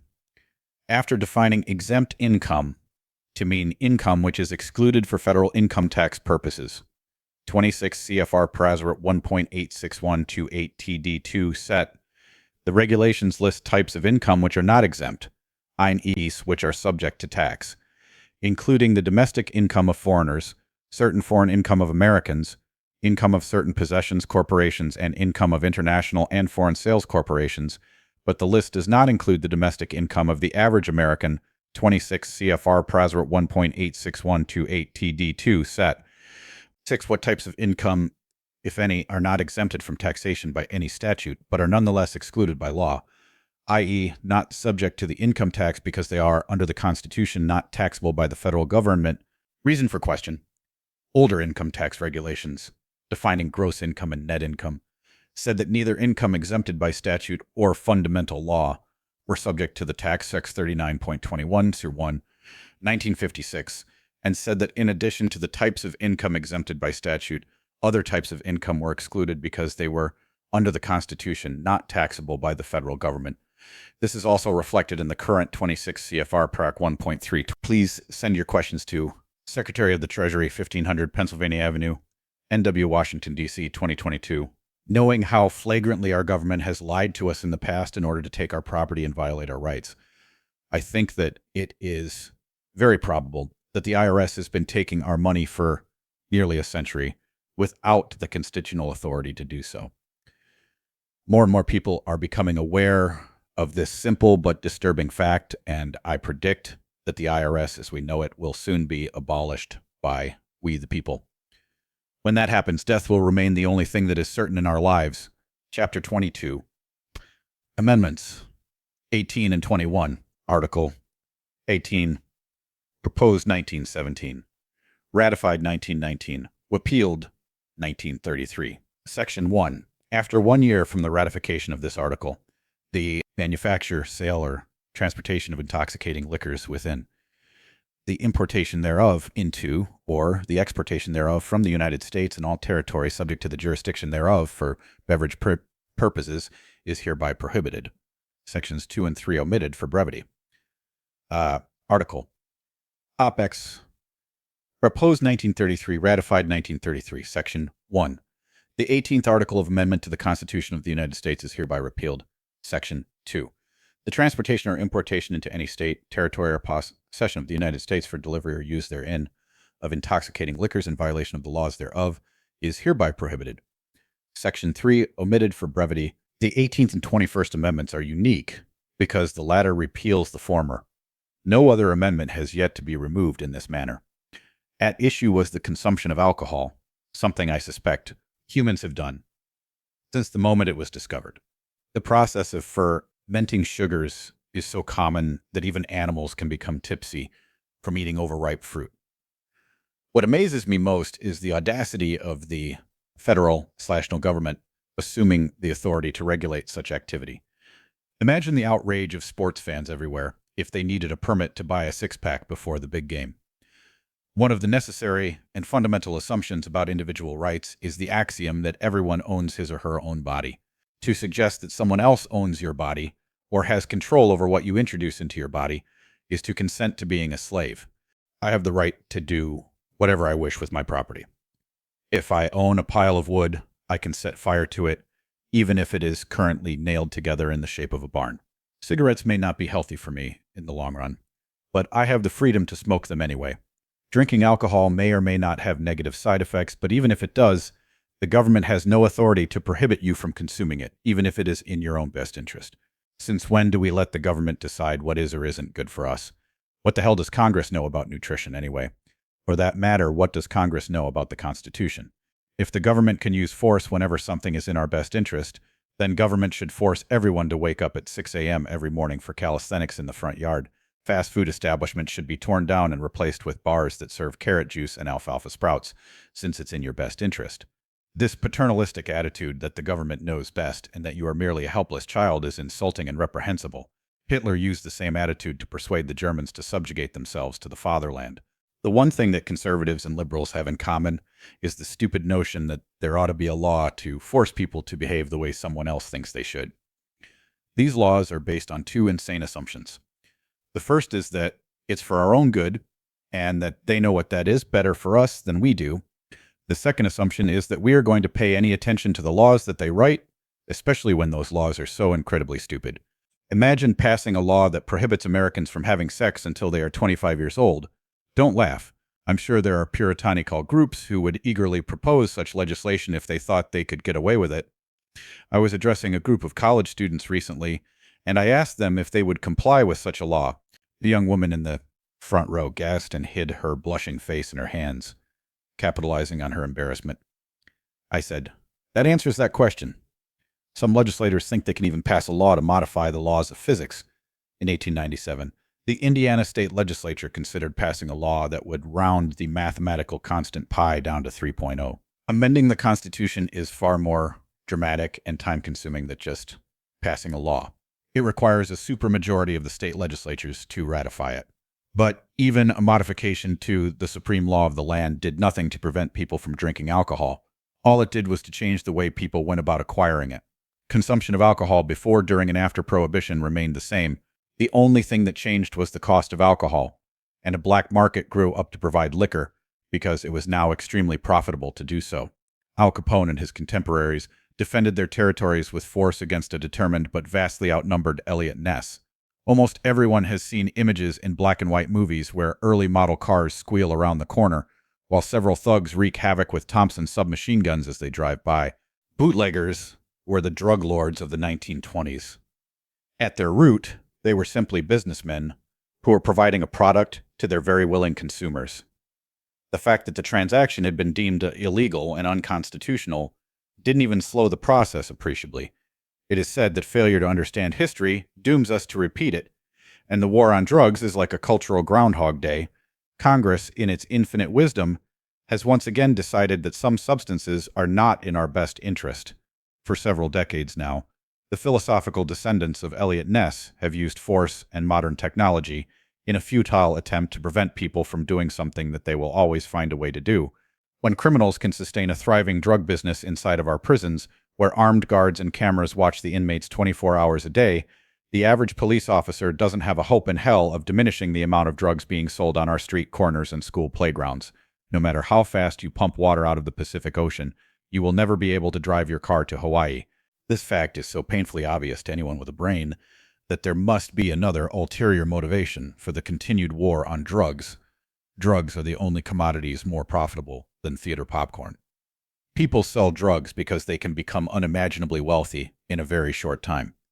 The PO plights who are getting rich want drugs to be illegal. That is the only thing that creates a black market for their product. Isn't it just possible that the people who make the drugs illegal are same people who are making money off the sale of these drugs? Bill Clinton is alleged to have been involved with drug trafficking in Mena, Arkansas, while he was the governor of that state. And there is evidence to suggest that the CIA is the largest importer of drugs into this country.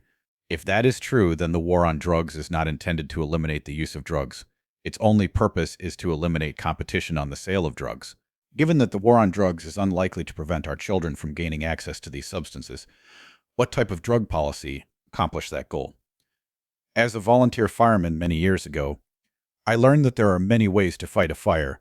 If house is on fire, the simplest process is to subject the blaze to a deluge of water until the temperature drops and the fire goes out. This same procedure does not work with gas or oil fires. However, spraying water onto a petroleum fire tends to make the problem worse instead of better. However, if you can turn a valve to shut off the supply of fuel to the fire goes out quickly, and the person who turned the valve is a hero. Keep this logic in mind as I offer an alternative to the failing war on drugs. Children take drugs because people sell them. People sell drugs because they are extremely profitable. Drugs are extremely profitable because they are illegal. If drugs were decriminalized, the price would plummet. Drug sales would disappear because there was no profit. Children would no longer have anyone selling them drugs. Therefore, we have to legalize drugs, and we should do it for the children. Chapter 23, Other Amendments. There are a few other amendments that I would like to cover, but only briefly to give you some idea what changes Congress has thought necessary. Sometimes it is helpful to know when amendments were ratified. For example, Article 13, proposed 1865, ratified 1206-1865. Section, neither slavery nor involuntary servitude, except as a punishment for crime whereof the party shall have been duly convicted, shall exist within the United States or any place subject to their jurisdiction. Section 2, omitted for brevity. Article 14, proposed 1866, ratified 0709, 1868. Section 1. All persons born or naturalized in the United States and subject to the jurisdiction thereof are citizens of the United States and of the state wherein they reside. No state shall make or enforce any law which shall abridge the privileges or immunities of citizens of the United States. Nor shall any state deprive any person of life, liberty, or property without due process of law, nor deny to any person within its jurisdiction the equal protection of the laws. Sections 2 through 5 omitted for brevity. Article 15. Proposed 1869. Ratified 0203-1870. Section 1. The right of citizens of the United States to vote shall not be denied or abridged by the United States or by any state on account of race, color, or previous condition of servitude. Section 2 omitted for brevity. These amendments were all added shortly after the war between the states and are related to granting privileges to blacks, which of course is different than respecting their rights. For other amendments, it is more important to examine the implications of what was changed. The 17th Amendment is an excellent example. Article 17, proposed 1912, ratified 1913. The Senate of the United States shall be composed of 2 senators from each state, elected by the people thereof, for 6 years, and each senator shall have 1 vote. Compare this to the original clause in Article 1. 1.3.1. The Senate of the United States shall be composed of 2 senators from each state, chosen by the legislature thereof for 6 years, and each senator shall have 1 vote. Among the many checks and balances deliberately introduced into the Constitution was the privilege of the state legislatures to pick the members of the Senate. We, the people, controlled the House, and the states controlled the Senate.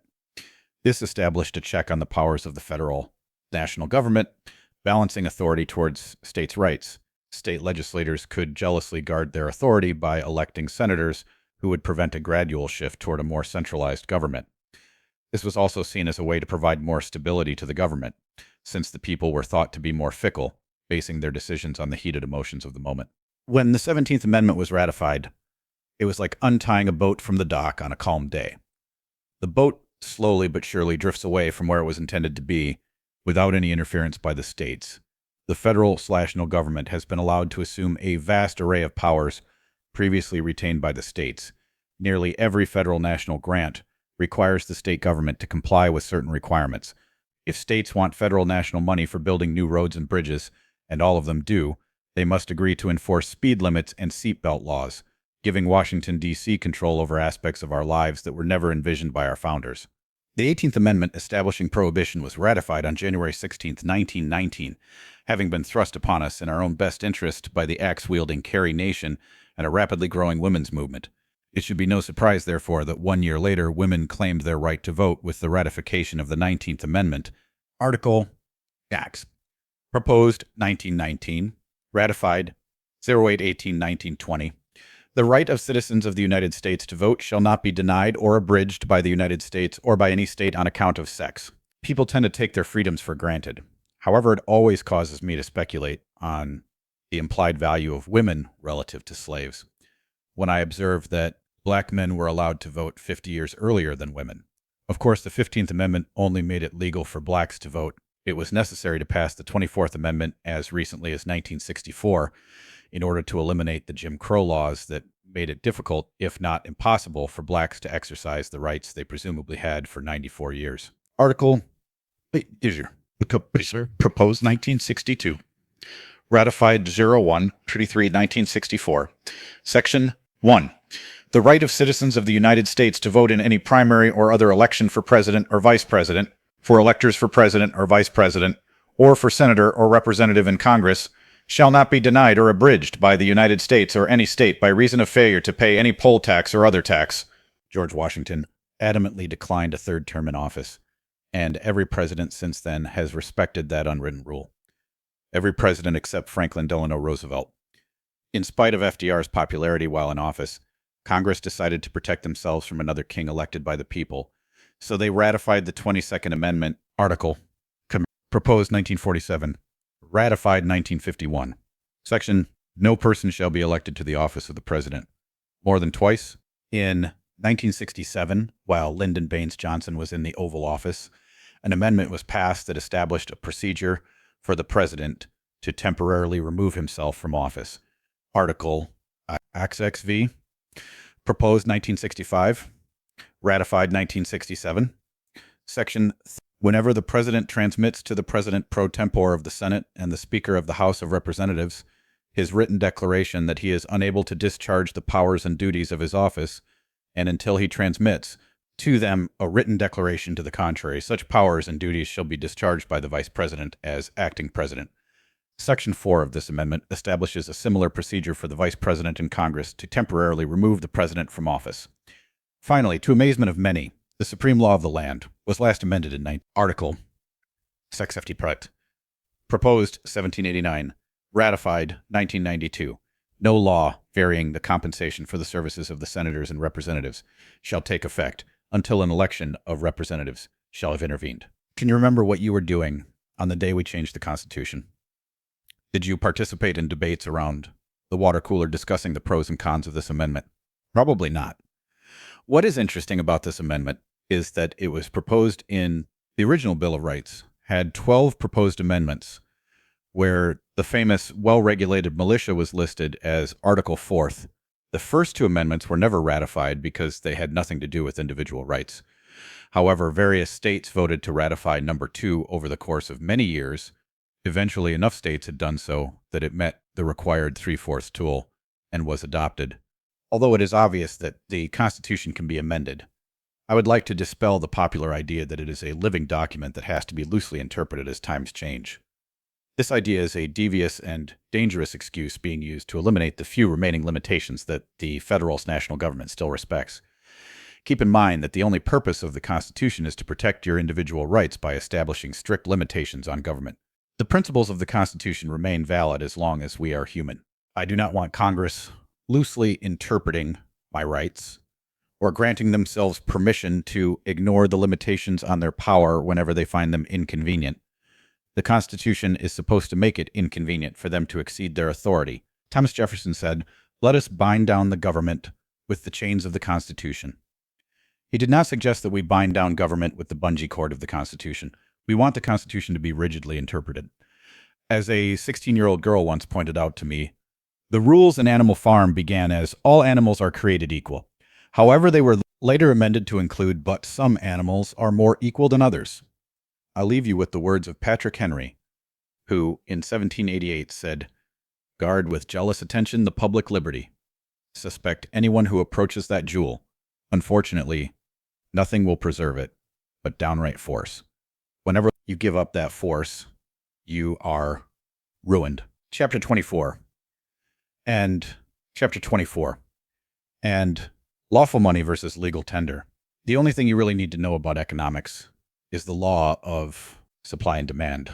When something is plentiful, the price tends to be very low due to lack of competition for the item. When something is scarce, the price increases accordingly because of the increased demand for it.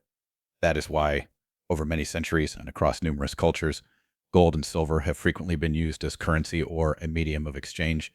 Both of these metals are available in limited quantities and have some intrinsic value of their own. Metals are also ductile and malleable, which make it easy to stamp into consistent sizes and weights. Still, the most important aspect of money is that it provides a convenient medium of exchange. We don't work hard because we like to collect paper dollars. We work for paper dollars because of all the luxuries and necessities we can exchange the paper dollars for.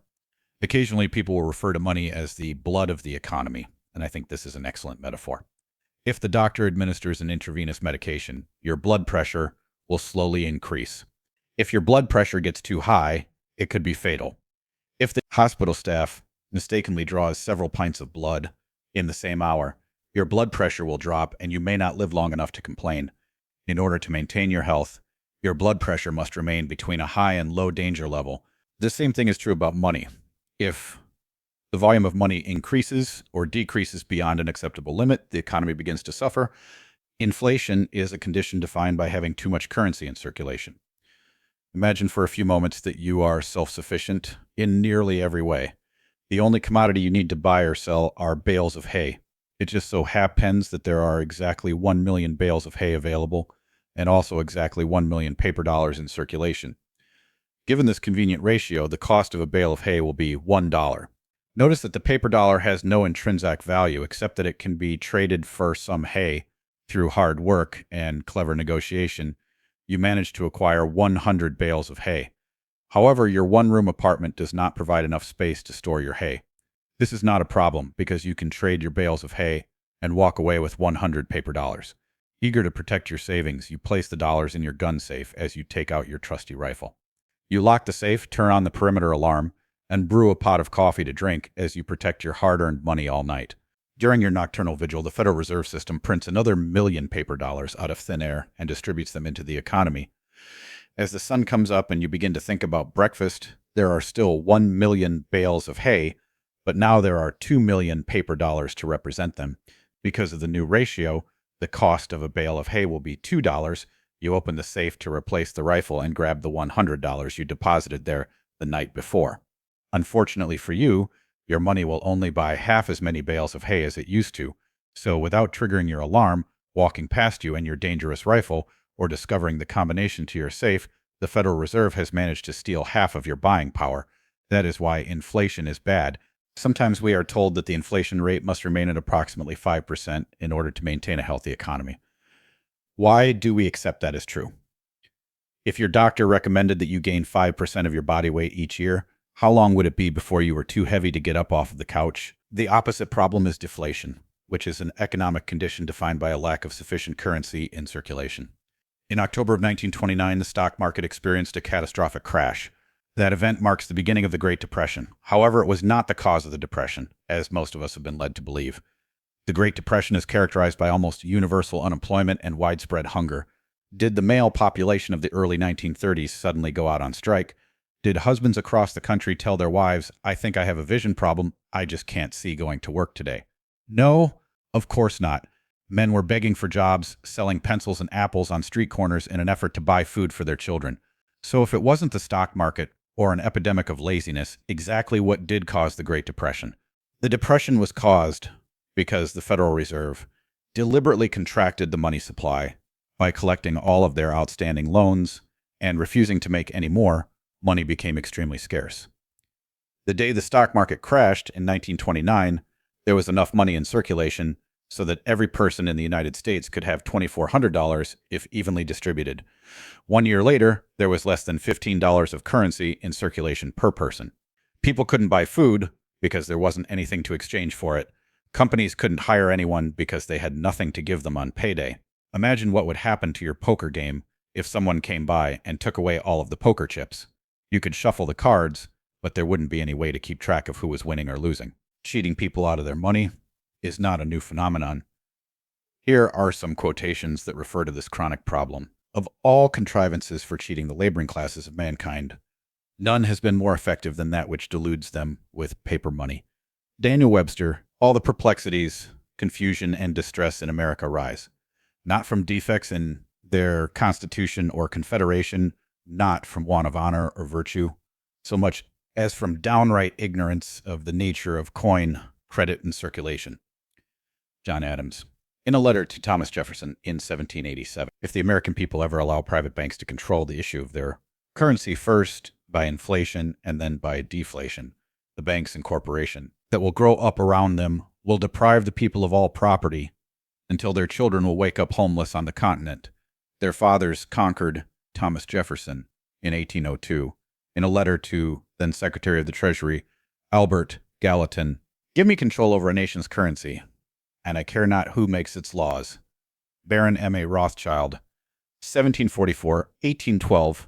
For those who would like to continue researching this subject, I recommend the following book and videotape, both of which explain the creation of the Federal Reserve System, The Creature from Jekyll Island, by G. Edward Griffin.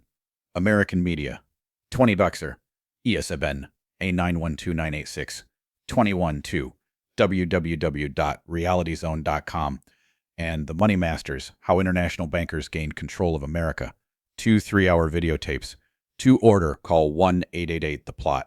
Extend Sharon 60, visit www.themoneymasters.com.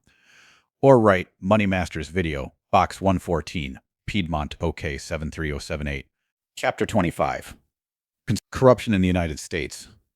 Power tends to corrupt, and absolute power corrupts. Absolutely. Great men are almost always bad men. Lord Acton, in a letter to Bishop Mandel Creighton, 1887, the goal of the Continental Congress in 1787 was to grant the federal, soon to be national government, more power in such a way as to prevent the government from growing beyond the control of the citizens that it was intended to protect. The framers of the Constitution made the faulty assumption that we, the people, would keep close watch over the government because it was in our best interest to do so. I am ashamed to say that most Americans haven't got a clue about what the Constitution Act. This says, if we, the people, want to claim our rights, we must also claim final responsibility for what happens in Washington, D.C. If you vote for the lesser of two evils and your candidate wins, you still end up with evil. Corruption in our government started even before the ink was dry on the Constitution. Alexander Hamilton was a nationalist who called himself a federalist. John Adams enacted the Alien and Sedition Act that made it illegal to publicly criticize the government. Andrew Jackson used eminent domain to justify American possession of Indian territory from a race of people who did not comprehend the idea of claiming air, water, or land as private property. However, the first president to blatantly violate the spirit of the Constitution was Abraham Lincoln. He was the first to misinterpret the Constitution in order to claim extraordinary war powers. His quest was to keep the Union together, using whatever force was necessary. By what logic do you decide to save a nation by ignoring the principle that created it? Lincoln's motives may have been pure, but that does not absolve him from the crime of exceeding his limited executive powers. Although Lincoln may have strayed from the Constitution, the president who gets my vote for most corrupt and evil is Franklin Delano Roosevelt. FDR used the panic of the Great Depression as a justification for establishing our deeply entrenched welfare system, which is obviously socialism to those of us who understand the sanctity of private property. He was the president who found a way to threaten the Supreme Court justices enough to make them reverse their decisions and bestow an aura of constitutionality on his theft-based program. Whether you're giving out food stamps to the homeless or government subsidies to large corporations, the welfare system in our country is based on theft. If someone confronts you with a gun in a dark alley and takes $100 of your money, that's theft. If the thief uses your $100 to purchase ice cream for the local orphans, he is still theft. The ends do not justify the means. Anytime your property or money is taken from you by force, it is theft, even if it is the government doing the stealing. Rather than arguing whether the government has the power to collect income taxes, We should be questioning whether many of its bureaucratic agencies should exist in the first place. If we eliminate all of the unconstitutional agencies, the need for taxes will be practically non-existent. It has recently been documented that FDR not only knew about the attack on Pearl Harbor, but that he also took deliberate steps to lure the Japanese into attacking our fleet. And allow me to promote you to the rank of admiral. The Navy you command has two advantages. First, moving targets are hard to hit, and all of your ships can zigzag at the first sign of trouble. Second, your ships are even harder to find, because you are allowed to hide your ships anywhere in the Pacific Ocean, which is unimaginably vast. In the 1940s, without global positioning systems or spy satellites, even you don't know where your ships are unless they radioed home their position. You are about to make your first big decision as admiral. Do you think it is a good strategic maneuver to place all of your ships in one tiny harbor at the same time and line them up in nice, neat rows? Not even the lowliest bosun's mate, with 5 minutes of training, would be willing to follow through with such a plan. However, FDR was a former Secretary of the Navy before he was elected to the White House. FDR fired at least one admiral because he refused to follow orders to dock the fleet in Hawaii. FDR fired at least one admiral because he refused to follow orders to dock the fleet in Hawaii. The Navy was deliberately made vulnerable to attack, and the Japanese were given every opportunity to take advantage of it. The results are recorded in history. For an American president to callously sacrifice the lives of thousands of sailors in order to gain public support for entry into World War II is an act of treason that deserves an eternity in hell, not a proud memorial in Washington. 40 years after John F. Kennedy's assassination, we are still asked to believe that Lee Harvey Oswald was the lone gunman, and that the fatal shot was fired from behind. No one could watch the digitally enhanced sequence of the film taken by Abraham Zapruder in Dallas that November and deny that the fatal shot came from the front.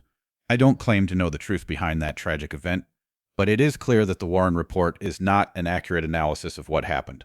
More recently, an FBI sniper killed the wife of Randy Weaver by shooting her through the head as she held their 18-month-old child in her arms.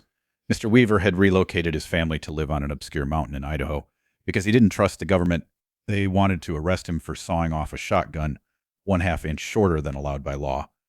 For this crime, the government spent millions of dollars to monitor and then destroy his family. I can't imagine why Mr. Weaver didn't trust the government.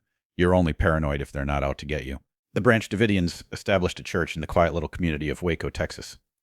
Unfortunately for them, they had the unmitigated gall to shoot back when attacked and fired upon by Federal Bureau of Alcohol, Tobacco, and Firearms agents who were attempting to justify government funding for their agency. It was alleged, but never proven, that children were being sexually abused by David Koresh. If this was true, then why not arrest Mr. Koresh during one of his frequent visits into town? Burning down the church they were trapped in certainly prevents anyone from molesting the children, but they may have preferred being alive to be a traffic viola. Very little evidence was collected in Waco before the entire area was bulldozed as flat as a billiard table. The evidence that was collected was being stored at the FBI headquarters in Oklahoma City. As the clamor to examine the evidence from Waco increased, that evidence suddenly became unavailable when an explosion destroyed part of the Murrah Federal Building. I have read a lot about the Oklahoma City bombing, and there are several things I don't understand. First, how could Timothy McVeigh's truck do so much damage to the Murrah building on one side of the street while leaving buildings on the other side of the street virtually untouched? Also, since McVeigh's truck was parked outside the building, why do photographs show so much debris scattered from the building toward the truck? Once again, I don't know what really happened in Oklahoma, but I have strong doubts about the government's official version of what happened. I am not espousing any conspiracy theories. However, I am old enough to know when people are lying to me. I think it is dangerous for Americans to leave their safety and control of their economy in the hands of people who are prone to prevarication. Chapter 26. Chapter 26. Is there anything I can do about it? People frequently ask me if I truly believe that I can make a difference in the way our government works. There are only two possible answers to that question. If the answer is yes, then the sooner I start and the harder I work, the more of a difference I'll be able to make. If the answer is no, then our country is past the point of no return on its way to becoming a totalitarian police state. I am too stubborn and optimistic to accept the second conclusion. Even if it is true, I refuse to sit here waiting for government agents to arrest me. The bad guys may win, but I'm going to make their lives as miserable as possible before I go. Patrick Henry understood that there are three possibilities. Because 1, you can live your life as a free sovereign. 2, you can die attempting to protect your freedom. 3, you can give up and succumb to slavery. Patrick Henry and I refuse to be slaves. That is not an acceptable option. I know not what course others may take, but as for me, give me liberty or give me death. This book begins and ends with the same famous quote, which I hope lends it a sense of literary symmetry. If I have communicated some sense of my passion for liberty, then perhaps you understand the depth of my convictions when I repeat that phrase. I hope you are beginning to recognize legitimate threats to the freedoms that we so casually take for granted. Perhaps you're even beginning to share my passion for freedom. That is what it means to be an American patriot. Many people will scorn this book because it suggests that life in the United States is not as rosy as we would like to believe. If my conclusions are true, then we are in very serious trouble and something must be done. It implies that you are going to have to leave your comfort zone and do something, taking actions to change the way our government operates. It is much easier to remain in denial, so you won't be required to participate. I doubt that anyone in denial would have taken the time to read this far. So, what are you going to do about it? I am not advocating the use of violence except in self-defense. Only you can decide if there is a clear and present danger that justifies the use of force. I much prefer revolution to rebellion. In order to avoid a violent confrontation, I strongly advocate resistance to tyranny. We must be very vocal about it while we still have the opportunity to speak out about our oppressions. Talk to your friends and neighbors about politics and religion, especially if that labels you as a terrorist. Reject the idea that those topics are inappropriate at social gatherings. Remember that this is an ideological war, so we need to fight against the words and ideas that threaten to deprive us of our property. I am not advocating that you do anything in particular. However, I hope that you will begin to do something. We the people have rights. We also have the responsibility of protecting those rights. Here are some suggestions for activism to get you started.